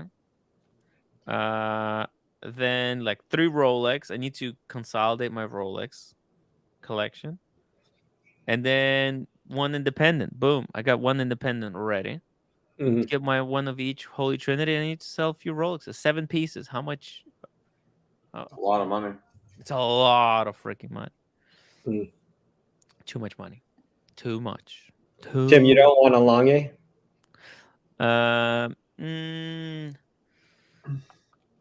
It's too expensive. It's too expensive.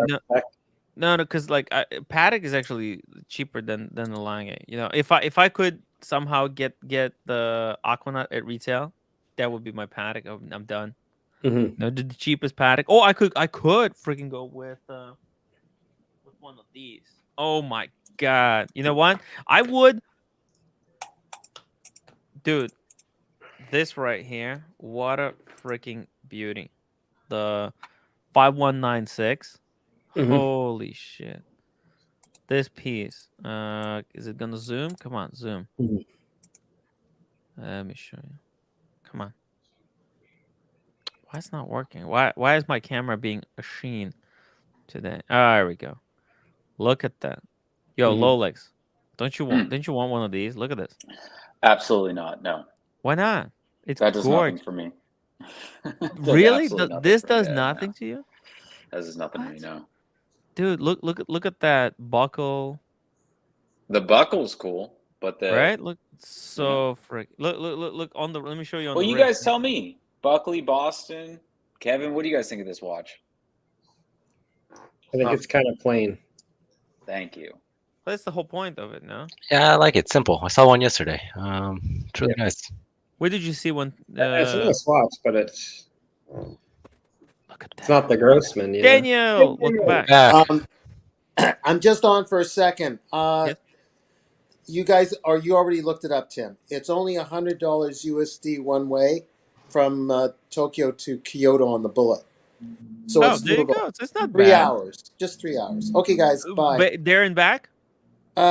Well, no, to get there 3 hours, to come back is 3 hours. Like you stay there for It's it's $100 there and back, or 100 there, 100 back. That's right. It's around. Tim, I can check you here. I live in here. I can check you the prices here. Oh yeah, he can work something out for you. Okay, I'll talk to you later. Okay, bye. But sometimes when you get the prices and deals for overseas, it's better than they get inside Japan. Oh yeah. Oh. For instance, there is also a ticket that you can buy as a tourist. I think already in the airport that I think is 1 month. You can travel all the Yamanote line and all the Tokyo lines. How we say for one ticket, like kind of. I don't remember how much that costs, but this is impossible to get it's only for Tokyo. Tourists. Yeah, it's only for tourists. Wow, that's the trouble. You get the trouble. Yeah. That's freaking amazing. I would love that. Hey, you can double the whole train system. What's going on with the overseas, the blue one? Has the price kept falling? Yep. What's it at now? Which one? The regular? The regular unworn. 300. 1X, $2 super chat. I'll Did look it up for I you. mention Houdini Insurance? Fuck. You did 1X. I need to get it done. Yeah. Look, I need to sell. I must sell the Cermet first. Maybe I'll wear the Cermet tomorrow. Make a video about it. Get it out of the system. Get it. I'll buy it for 13. Really? 12. Oh. Yeah, I'm at 13. It's about 30, Buckley. That's not so bad. Maybe 26. Wow. That's their hottest watch. Well, they have like the rose gold with the blue dial. They have the chrono. Yeah. That's such a good watch, though.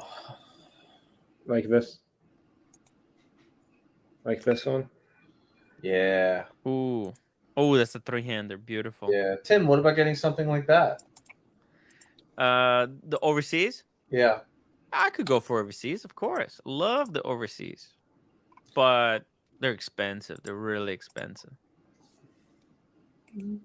Not really. They're cheaper than what are they, like 23, 24? Overseas? That's at retail though. That's retail, You yeah. can get the black one at retail. You can't get the blue, but you get the black. You know what I would like from Vacheron though? The 1921. Dude. That would make sense too. Right? But I think that you'd want to get rid of your Maurice Grossman for that. But it would be rose gold. So different metals. I just can't live in a world or imagine living in a world where you have a Maurice Grossman and you have 1921 and you reach for the Maurice Grossman over the 21. I just don't think it happens. I'm sorry. No, I agree, Buckley. It's like it's hard. When are you gonna wear it? You know what the same argument is, Tim? It's like having the AP Royal Oak and having the Chapek next to it. Are you really gonna reach for the Chapek over the Royal Oak? Mm-hmm. I know. Ready? Here comes the chat. I would absolutely. AP is overdone. Blah blah blah blah blah. Shut up, you. Well, that's why it's important to figure out, like, do I have a lot of pieces in the middle? Yeah. I can consolidate and get a higher piece, right? Is it time for the next tier? Like, what about Diego keeps talking about changing his Aquanaut? Mm-hmm. Why don't you sell some watches and buy it off him? Oh no, Diego's not selling his Aquanaut. He's just joking. He doesn't seem to like it. No. He will never sell that Aquanaut. What? Speedy I think he's Hernandez, talking about- $2 super chat. Kevin, the master negotiator. I'll give you 13. No, 12. Sorry, Even Lola, at 13, that's a great. Or I was gonna say, I think wasn't Diego's biggest gripe was that he wanted the simple 3-hander. He didn't like those complications. It's because it was too thick. The dual time was too thick for him. Yeah. 12 to 13 is probably where the gray market is. On the Kermit. You think so? Yeah. I think pre-owned Kermit's what, like 14.5 to 15? Let me see. What do you mean on for retail or for trade-in? No, just market price. If you wanted to buy a pre-owned Kermit right now, you're probably going to pay 14.5 to 15 from the gray market. One just sold for 16 on Moda. Oh, that's high. But that's unworn. That's new. Yeah. So take 1,000 off. Yeah, I mean, Tim doesn't wear his much, so. No. How old is it? Is it 4 years old or 3? No, it was last year, right? 2 years. Yeah. It's only been a year. Cermet? Yeah, it's only a year. Yeah. Okay. Yeah. So 15 maybe is good. Damn it. Okay, so I guess I'm wearing a Cermet. Okay, let me go get my Cermet. Tim, you saw I almost traded in 14 watches for a perpetual platinum AP Royal Oak. Yeah, that's insane, man. That's crazy. crazy way to consolidate. Oh, hey, roommate, thank you. Hey, she got me the sermon. I love that watch. Okay, I'm gonna wear the sermon tomorrow to Philly. Man, I don't know how you can like hate that watch, Tim, or not even love it. I love it. Yeah, man, that watch is awesome. You want a code 1159 over that, man? Come on now. Ooh, Air King Ben. What's the clip? $5 super chat. Evening, gents. What do you think? The What do sermon you is all amazing. think of my new certified pre-owned display picture? Yeah. Ooh. Damn. It's platinum. Platinum perpetual Royal Oak. Limited edition. Shit. It's crazy. How many of those are there? 5? 20. 20. Fuck. You're crazy. No, that's a crazy trade. You see, this is a nice watch. This is a watch that for the naked eye is like, what the hell is this still kind of the uncolorful watch, you know? I mean, this one is perfect about these watches. Hey guys, like I gotta go. James Bond. Lolex, get ready for Japan, okay? Okay. All right. You got that? Yeah, I'll start. Lolex. I'll start looking into everything. We gotta look at the rooms and Lolex, shit. Don't forget, bring We're the sharing wine. rooms. We're sharing rooms. Yes, of course. Yellowtail, Marcelo's favorite. I'll bring you the finest yellowtail LA has to offer. But I'll let you guys go. Have a good night. All right. Bye. Hey, I love the new picture. Love the new Air King Ben picture. It's not as recognizable as the old one, though. It's a little bit. And Tim, on you're going to bring a nice, how we say, American whiskey. How are you going to call this? A bourbon, right? Bourbon. A nice bourbon. You want me to bring bourbon? Yeah, a nice expensive bourbon. Ooh, okay. I love that watch, Tim. It's beautiful. Really? Yeah. Air King Ben, $2 super. Yeah, that was not that funny. Sorry. Marcelo, what is your Platona weigh? Actually, full is 282, but now it's 269 minus 2 links. Oh wow. Yeah, so the Royal Oak is about the same weight. Ooh. Yeah, they're heavy. This is heavy things. Yeah, it was heavy. Actually, the most heavy Royal Oak is the offshore that they did in full platinum. Platinum offshore. Yeah, I think that one. Yeah, I think that one would like be close to 500, right? 400 grams. Yeah, it's 500. That one will sink with that. You have to switch wrists so that one arm doesn't get bigger than the other. Just walking around with it. Okay, I set the time. I set the time on this thing. There we go. For tomorrow. Damn. I'm already exhausted. 1X says more Rolex. James the advisor, Tim, bring the Blondtons to Japan. Oh yeah, you want the Blondtons?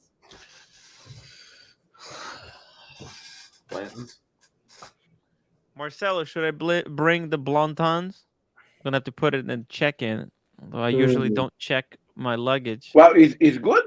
It's this. Yeah. I'm afraid to open it. It's that good. That's delicious. Wow. Okay, You know? so we're going to open when we come here. We're going to drink it here. Damn. It's even got the horse here at the top. Did you get that as a gift? Yeah. Whoa! Look at that at the top. I know, right? Look at this. It's good They stuff. actually, they're like limited and collectible. Those tops. I think if you get one of each, you win the prize or something. Nice. It's crazy. Yeah, I I'm just afraid got to some- open it. It's too good for me. I got something for Marcelo here. Ooh. Whoa! Little Japanese Snap. Japanese whiskey for you. Whoa, what is that? Is that Hibiki or something? Kagan? Kagan. You know, It's pretty good. well, it's yeah, I guess. I mean, I tell a story. I had a customer that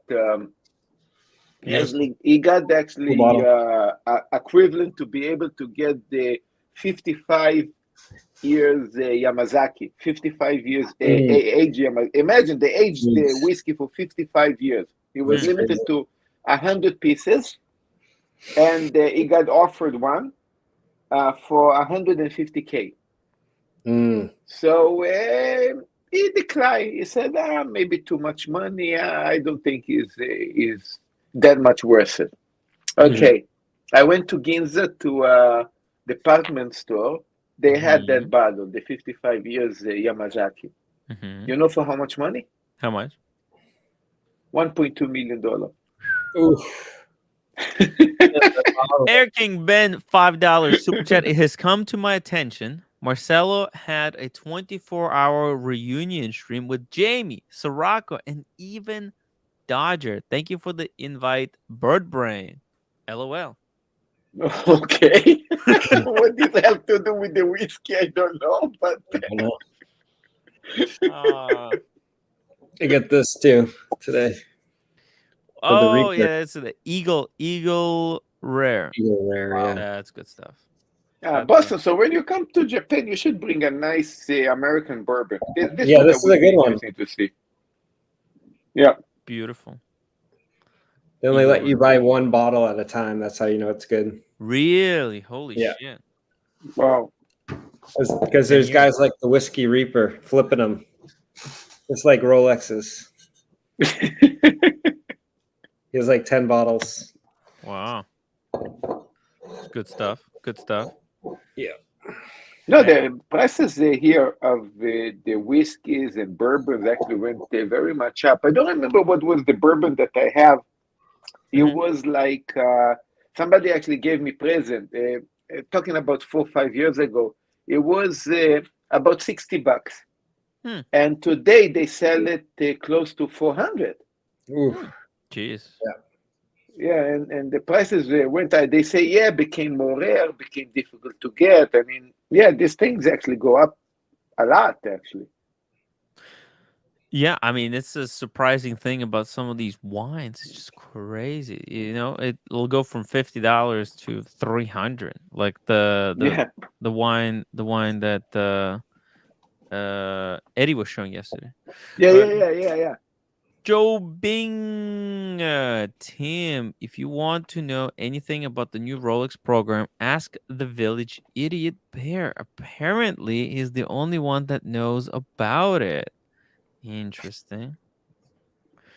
Well, we'll see. We'll see. Wait a minute. Rolex is selling pre-owned watches? What? Well, you didn't know about that. Wow. Buckley. Really? When'd you hear about this? When did you hear about this? I missed everything. I don't know what Christian said. I don't know what Oshin said. I only got to basically. Where'd you go? I went to a cigar lounge. Oh. Yeah. Who was there? Anything, or was it a waste of time? Any celebrities? What do you mean? Any celebrities? No, it's people I know. My friend actually just bought he's huge. He's 6'4", 8-inch wrist. He bought the two-tone on Jubilee Black Dial Sky Dweller. Oh, wow. Ooh. Big, shiny. Did you try it on? Yeah, if it could. If it could. It's nice, huh? Yeah. Because I get the Sky Dweller and I was like, that would be great on Buckley or Oshin. Yeah. It's like for that, it's got enough size, but the thing is, he's a plumber, so he has a 41 sub, and now he has this for like his weekend warrior watch. So it's gonna get worn at most 4 to 5 times a month. Yeah. For my collection, I couldn't have a watch like that right now. I'd need more watches because that's so much watch. Like there's so much going on there. It's more loud than a president. Way louder. Yeah. But if you could get them on Oyster Flex. I think George has the chocolate one, chocolate rose gold. That would be amazing. That on Oyster Flex or the regular black one on Oyster. I'd be very regular happy. Black is really nice too. Yeah. Because it's got the GMT function too. It's got the annual calendar. Yeah. It's crossed my mind. many times getting that watch, so we'll see. But it's really, really nice. If you're big and get big wrists, the one on Jubilee. They fit better when you get them sized too. Yeah. Because I tried on the exhibition a bunch of times and I was like, nah, too big. I actually got it sized, fits great. Yeah. So like the lugs do, like the bracelet does go down from the lugs. It's not like, because there's no end links like a Royal Oak or a lot of the watches now. It does wear nice. Air King Ben, $5 super chat. Been out of the loop, but still heard Bear is flexing a fake Daytona on Instagram and even made some kind of flexing YouTube video. Laughing my ass off. It's true. It's true. Yeah. It's hilarious. Yeah. Look, I mean, we need to send them a scale to weigh the watch. You know, he's basically flexing a fake gold watch. So, you know, if it's not fake, just weigh the damn thing, you know? Yeah. No, here's the funny part about that. You know, we said, you know, if I tell you, Boston, oh, your watch is a fake, you know, you don't give a shit. So if you think it's fake, say, you know, you don't even care. You know, you're peaceful. Now, if you really, really argue about it and care, and suddenly you jump on Team Show, argue that your watch is not fake, so just put your bloody watch in the scale. You know, I mean, what's the problem? If you really want to prove it, I think he got scammed. Right? I think he got scammed because I don't really want to talk about the subject. I think we're trying to put it to rest. But the guy has so many real watches. Typically, someone who has one fake watch would probably have multiple, and he's got like 20 real watches. So he probably got scammed and was honestly too stupid to see the difference. And it was long enough ago to where he wouldn't have known the difference. Yeah, but let's not bring it up again because it's like very old news. It caused drama. They like crying about it. So let's not bring it up. Yeah. Forget about it. Okay, I'm just going to say refund for Jigga to still be scared to send it to Canada if it's possible. I mean, we can. Hey, sorry guys, I'm just buying a ticket for tomorrow to go to Philly. Second, just to make sure I get all my stuff for tomorrow. Sorry, I said the wrong price for the book. It's $250 for the Royal Oak book if you want to buy it. Yeah. It weighs 10.4 pounds. Ooh. The thing is a monster. Jesus. If you need to like press something or straighten something, that's good for that. It makes it for a perfect paperweight. Yeah. Now, I would love to see, you know, the Rolex Deep Sea Challenger made of full platinum. That would be extremely hilarious. Oh yeah. That would be like 2 kilowatts. Imagine like 2 kilowatts. I'd love to see more titanium come out. Yeah. I think they could do that with the Yachtmaster line. Yeah. Well, they did it. They gave it to that guy, the sailing guy. Yeah. And it looked great. It looked great. You have to admit. It reminds me of the FXD, only, you know, that next level up, you know. Wait, yeah. I like that. Yeah, there you go, Kevin. Well, Kevin has it, yeah. Also, another one that might be very much possible, it can be, how you call this? The Explore 2 in titanium. Yeah. When am I getting my Explorer 2? This is ridiculous. Because it makes sense. They want to keep that kind of steel bezel, how we say, right? So it's going to be a titanium bezel, just more resistant to scratches. Actually, it does make sense. 1X. Next up is more titanium Rolex, more difficult to create and replicate. I don't think so. I don't think honestly, guys, I don't think Rolex will make more titanium watches because, like, whenever like the the reason. And the reason I think so is because of the watch that they made in titanium. It was the biggest the deep sea challenge would be otherwise unwearable if it was not in titanium. No, trust me, China, they're definitely going to make a fake out of it, but it's going to be in steel, and the thing going to weigh 400 grams. That's what you should get, Marcelo. You should get the fake one if you want the weight. I actually thought about that, but my wife don't want me to spend money for this. But as a joke, I thought about it because it look amazing. 400 grams, man. Yeah, it's like a monster. The question is, can they make a titanium watch look luxurious? And I believe the answer is yes. Yes. And if they can, they probably will. I can't see them doing one-off in one material. They've never done one-off of really anything. It's so hard to get the shiny bits on the case. Well, Gran Seiko specializes in this, no? Yeah, but but it still has that dull look to it. Yeah, but so does the Explorer 2. The Explorer 2 is very dull. It shines a lot more than a titanium watch. Like this thing is so gray looking. Yeah. I think the Yachtmaster line would look cool with it. With I think titanium? it makes sense. Yeah.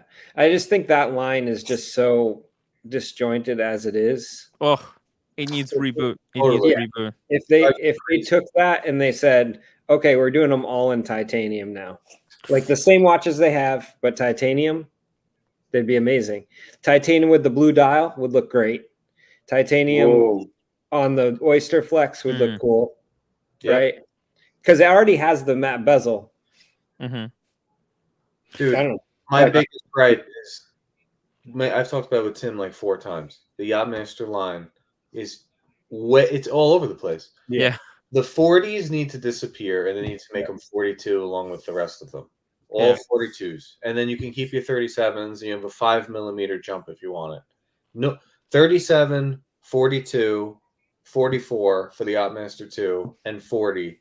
And then each one has colors you can't get in any of the other colors. It makes no sense. None of these are sizes, not colors. It's so weird. So weird to me. I would love to see the rhodium in steel go to 42. That would be the first watch I'd buy. They could come out with a Coke. They could come out with a platinum green dial Daytona. They come out with all these things everybody wants. The first watch I would buy would be the 42mm Yachtmaster one. I hope it really happens big time. Fuck. Can't sign up, guys. Sign me up if they make a rose gold blue dial Daytona.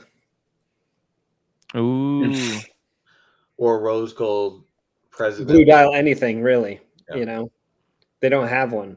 Solid rose gold Submariner. Yeah, with blue dial. Actually, the rose gold Smurf. Yeah, but by the way, rose gold, you say. Yeah. They had the yellow gold. They used to call it the Maserati dive, right? In yellow gold. Yes. Yeah, that was cool. Boston, are you going to buy one of those old Daytonas that were like the crazy colors, like the green, the blue on the blue strap, the green strap? No, I'm not a big leather strap guy. I can't do it. I like the bracelets too much. Yeah. So those don't really appeal to me. That kind the of California beach, right? That one. Yeah, they're expensive too, but a lot of money. I think that for the vintage stuff, I would buy a vintage. I like the Blueberry GMT Master, the old one. We don't know if it's real though, right? Yeah. Do you believe that it's real? I think it's real. But I would get one of those, and I would get. I've looked at they have like really, really old Milgausses that are black dial with like a cage that are really cool, but they're super expensive. And then I do like the Explorer Steve McQueen. Oh yeah, I love that watch. Yeah, those are about 30 right now, which is a lot, but yeah, out of Rolex, I there's a possibility I might buy a Patek Philippe Tasty Tondi. What is that? It's a chronograph, an older chronograph in gold. It's got two registers. One's got a blue hand. But yeah, it's like a beautiful old Patek, basically. But I know somebody that has one that could sell it at some point, but it's a lot of money, so I need to wait. What about the Patek televisions? Did you like that one? It was cool. Ooh, those are okay. It was very sought after, right? Yeah. I like the Jean-Claude Killy Rolex 2, which is a triple calendar chronograph.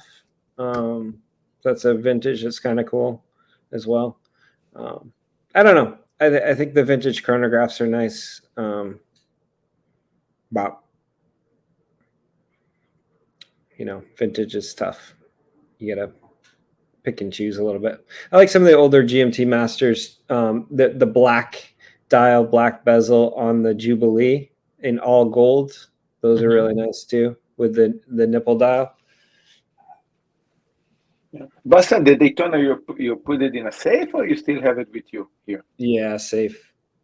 Wow. No, in the bank vault. Yeah. No, it's amazing what that you got, but it's almost like a time machine that you cannot break it, right? It's like also you cannot touch it. It's like a time machine. I take it out every once in a while and enjoy it, but yeah, I think personally, I think it's okay to have a watch that you don't wear. I know some people would disagree with that. But I think at a certain level where there's history and I mean, like a Lange, do you have to wear it to enjoy it? I think you can appreciate the movement on it. You can, hold it in your hand. Look, I can fix basically what you say. Look, I mean, if you buy an unworn or a super special vintage piece, it's very appreciated not to touch it. How we say, not to wear it, just to because it's a museum piece. It's like a rarity piece. If you buy a modern watch, and you decide to put it in the safe and not touch it, most likely, I'm not going to call it stupid, but I mean, I would. Depends if you want to create a time machine for the next generation, or if you want to enjoy that watch. He put it in that perspective. Yeah, I think at some level you have to decide: am I going to be wearing this? Then sell this one and get another one that's in a maybe a little bit worse condition. That's not about preserving it. That's how I feel, because it's kind of like, you can destroy a piece of history if you want to, but, and make your own history. That's fine. But I just, I don't know. That's just how I feel about it. I think that you think about other art or even pocket watches, right? You don't put a pocket watch on your wrist. You just hold it in your hand and look at it and, wind it and do all the things. How's that different from holding a watch and never putting it on your wrist and just enjoying it? Enjoy the movement, enjoy what it looks like, how it's made. I don't know. Kevin might disagree with me, but a little bit. He's like, yeah. I mean, there's a value in wearing watches as well. So, but I do wear the Daytona though. Yeah, it's your watches. Do whatever you want with them. I mean, not out of my house, but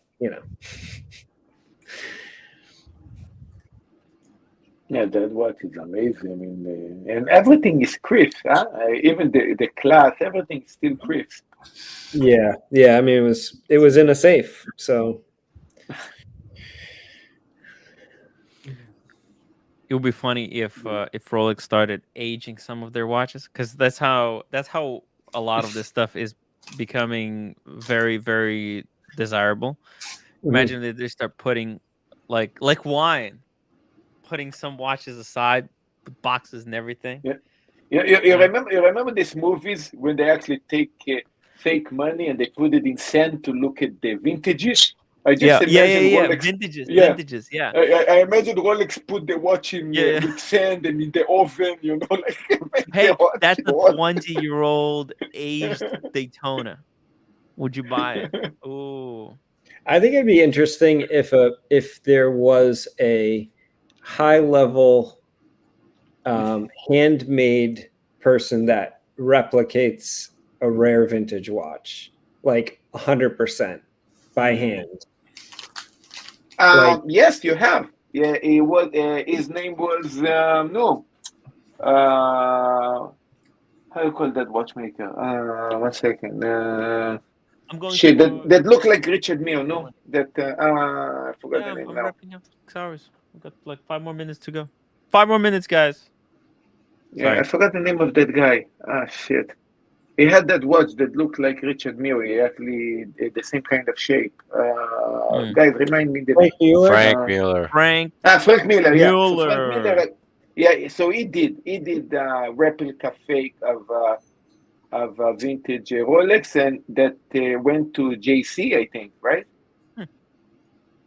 To Jay-Z. To Jay-Z. Yeah. Yep. Okay. Yeah. Frank Mueller took a Rolex watch, put a perpetual calendar movement in there. It was. But it was a replicate a vintage piece. Yeah. Yeah. But it's like it's one of one. It became kind of legendary in the watch community. Yeah. Would you ever buy a one of one, Tim? I'm not saying that. It has to be expensive. I'm just saying. Yeah, I don't think so. I don't think like so. Say sub 40,000. If there's a one of one Grossman, he made a special Grossman. Yeah, just for me. Yeah. Well, you know what? I could. Yeah. Wouldn't have to be just for you. I'm just saying, like he made one and it became available, and you were offered it for 40,000. Would you buy it one of one? Oh God, I don't have 40,000. I would have to sell. I think Patek is famous in doing this, right? Patek did this every one-on-one. El King Ben, $2 super chat. Like the roommate Pepsi. Tim just looks at it. LOL. There you go. Thank you. And whoa, Sean, $10 super chat. Tim, have a safe trip to Boston and Buckley. As always, great listening to you, gents. Marcelo, appreciate the energy and the excitement. Kevin, hope to chat with you in the future. Thank you for all the tonight's stream. Sean, thank you so much. Guys, I'm going to be wrapping it up. Thanks, Sean. 4 or 5 minutes left. Thank you so much, Sean. Great show today. I highly recommend you guys watch this one from the very beginning. There's a lot of stuff there. And if you're a new viewer, make sure to subscribe to the channel. I got like 100 subscribers today. And thumb up. Upload. That's right, guys. Upload tonight's stream. My God, we're at 150 uploads already. Let's try to get 175. Can we get to 175? Is that possible? Good work. Upvote the stream. It's good stuff today. It's good stuff today. Really appreciate everyone jumping on today. Buckley, Kevin, Boston Collector, and Marcelo. Marcelo, you're a freaking legend. Dude, seriously, Marcelo has been putting in the hours. So when me and Marcelo we're gonna start making. By the way, Marcelo, tomorrow, when I'm going to Boston, I'm actually gonna bring the camera. I'm gonna try to shoot. Oh, you mean Philly? Philly. What did I say? You said Boston. Oh yeah. No, I'm not going to Boston. Philly tomorrow. I'm going. You gonna get a Philly cheesesteak tomorrow? I don't know. Maybe. Have to. Really? Yeah, if you're going to Philly, you got to get a Philly cheesesteak. Oh wow. Okay. All right. Would you run the Oki steps like? Yes. Well, I don't think he's gonna make it up the steps. He's not gonna make it up the steps. No. I'm not gonna make it up the steps. I have to bring the tripod. Yeah. Maybe I could put that. Yeah. So anyways, I'm going tomorrow. to Philly. I'm gonna bring the Cermet. I'm gonna try to make a video about the Cermet. And you have to run the steps. You run the steps and talk about it. Shit. Well, if the weather is good, if it's like pouring rain, then fuck it. But if it's if the weather is okay, then I will do it. Okay. Sounds some fair. gray sweats. Is that fair? Yeah. Okay. That's perfect.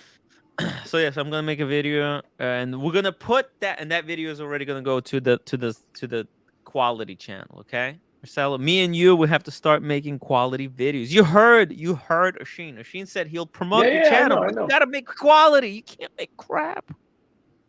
I know. No more crap, guys. Gotta level up the quality of content. All right, that's why. Are you streaming tomorrow night, Tim?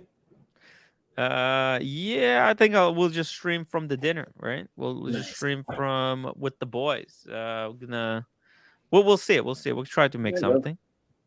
Yeah, look at all these pieces that Marcelo has. Jeez, this is a lot of watch. And the bird. Marcelo, has your bird pooped on your watches yet? She pooped in that tea, definitely. But she might poop in the tea now. Probably did. But look, she exactly matched the color of the Platona. You see, it's exactly the same color. And yeah, that's why I got the Platona. Aww, I love. You like my tea? By the way, DC in LV, he's a member for 16 months now as a story editor. The Platona here. Yeah, guys, if you're not a member yet, become a member. Yeah. Become a member right now. That's one of the easiest ways to support the channel. Become a member. It's you subscribe and you forget. Become a member. I cannot see. I'm abusing the Platona. If this isn't proof that anybody can get Rolex at retail, then I don't know what is. I don't know what is. I mean, seriously, right? What a great show, everybody. Guys, upload before you leave. Upload the live stream. You did the Platona. Good. Yeah, you see, wonderful. You see, he create the signatures. You see, chunked out of the watch. Know. Yeah, dancing to the beat. Whoa. Marcelo, you're crazy. Letting the bird peck at your Platona? Oh, she did some scratches. Okay, now she's remember for life. Now you did your signature. Yeah, you did your signature. Now. Happy? Dancing to the beat. Dancing to the beat. Dancing to the beat. All right, guys. I'll see you all tomorrow. End stream. Tim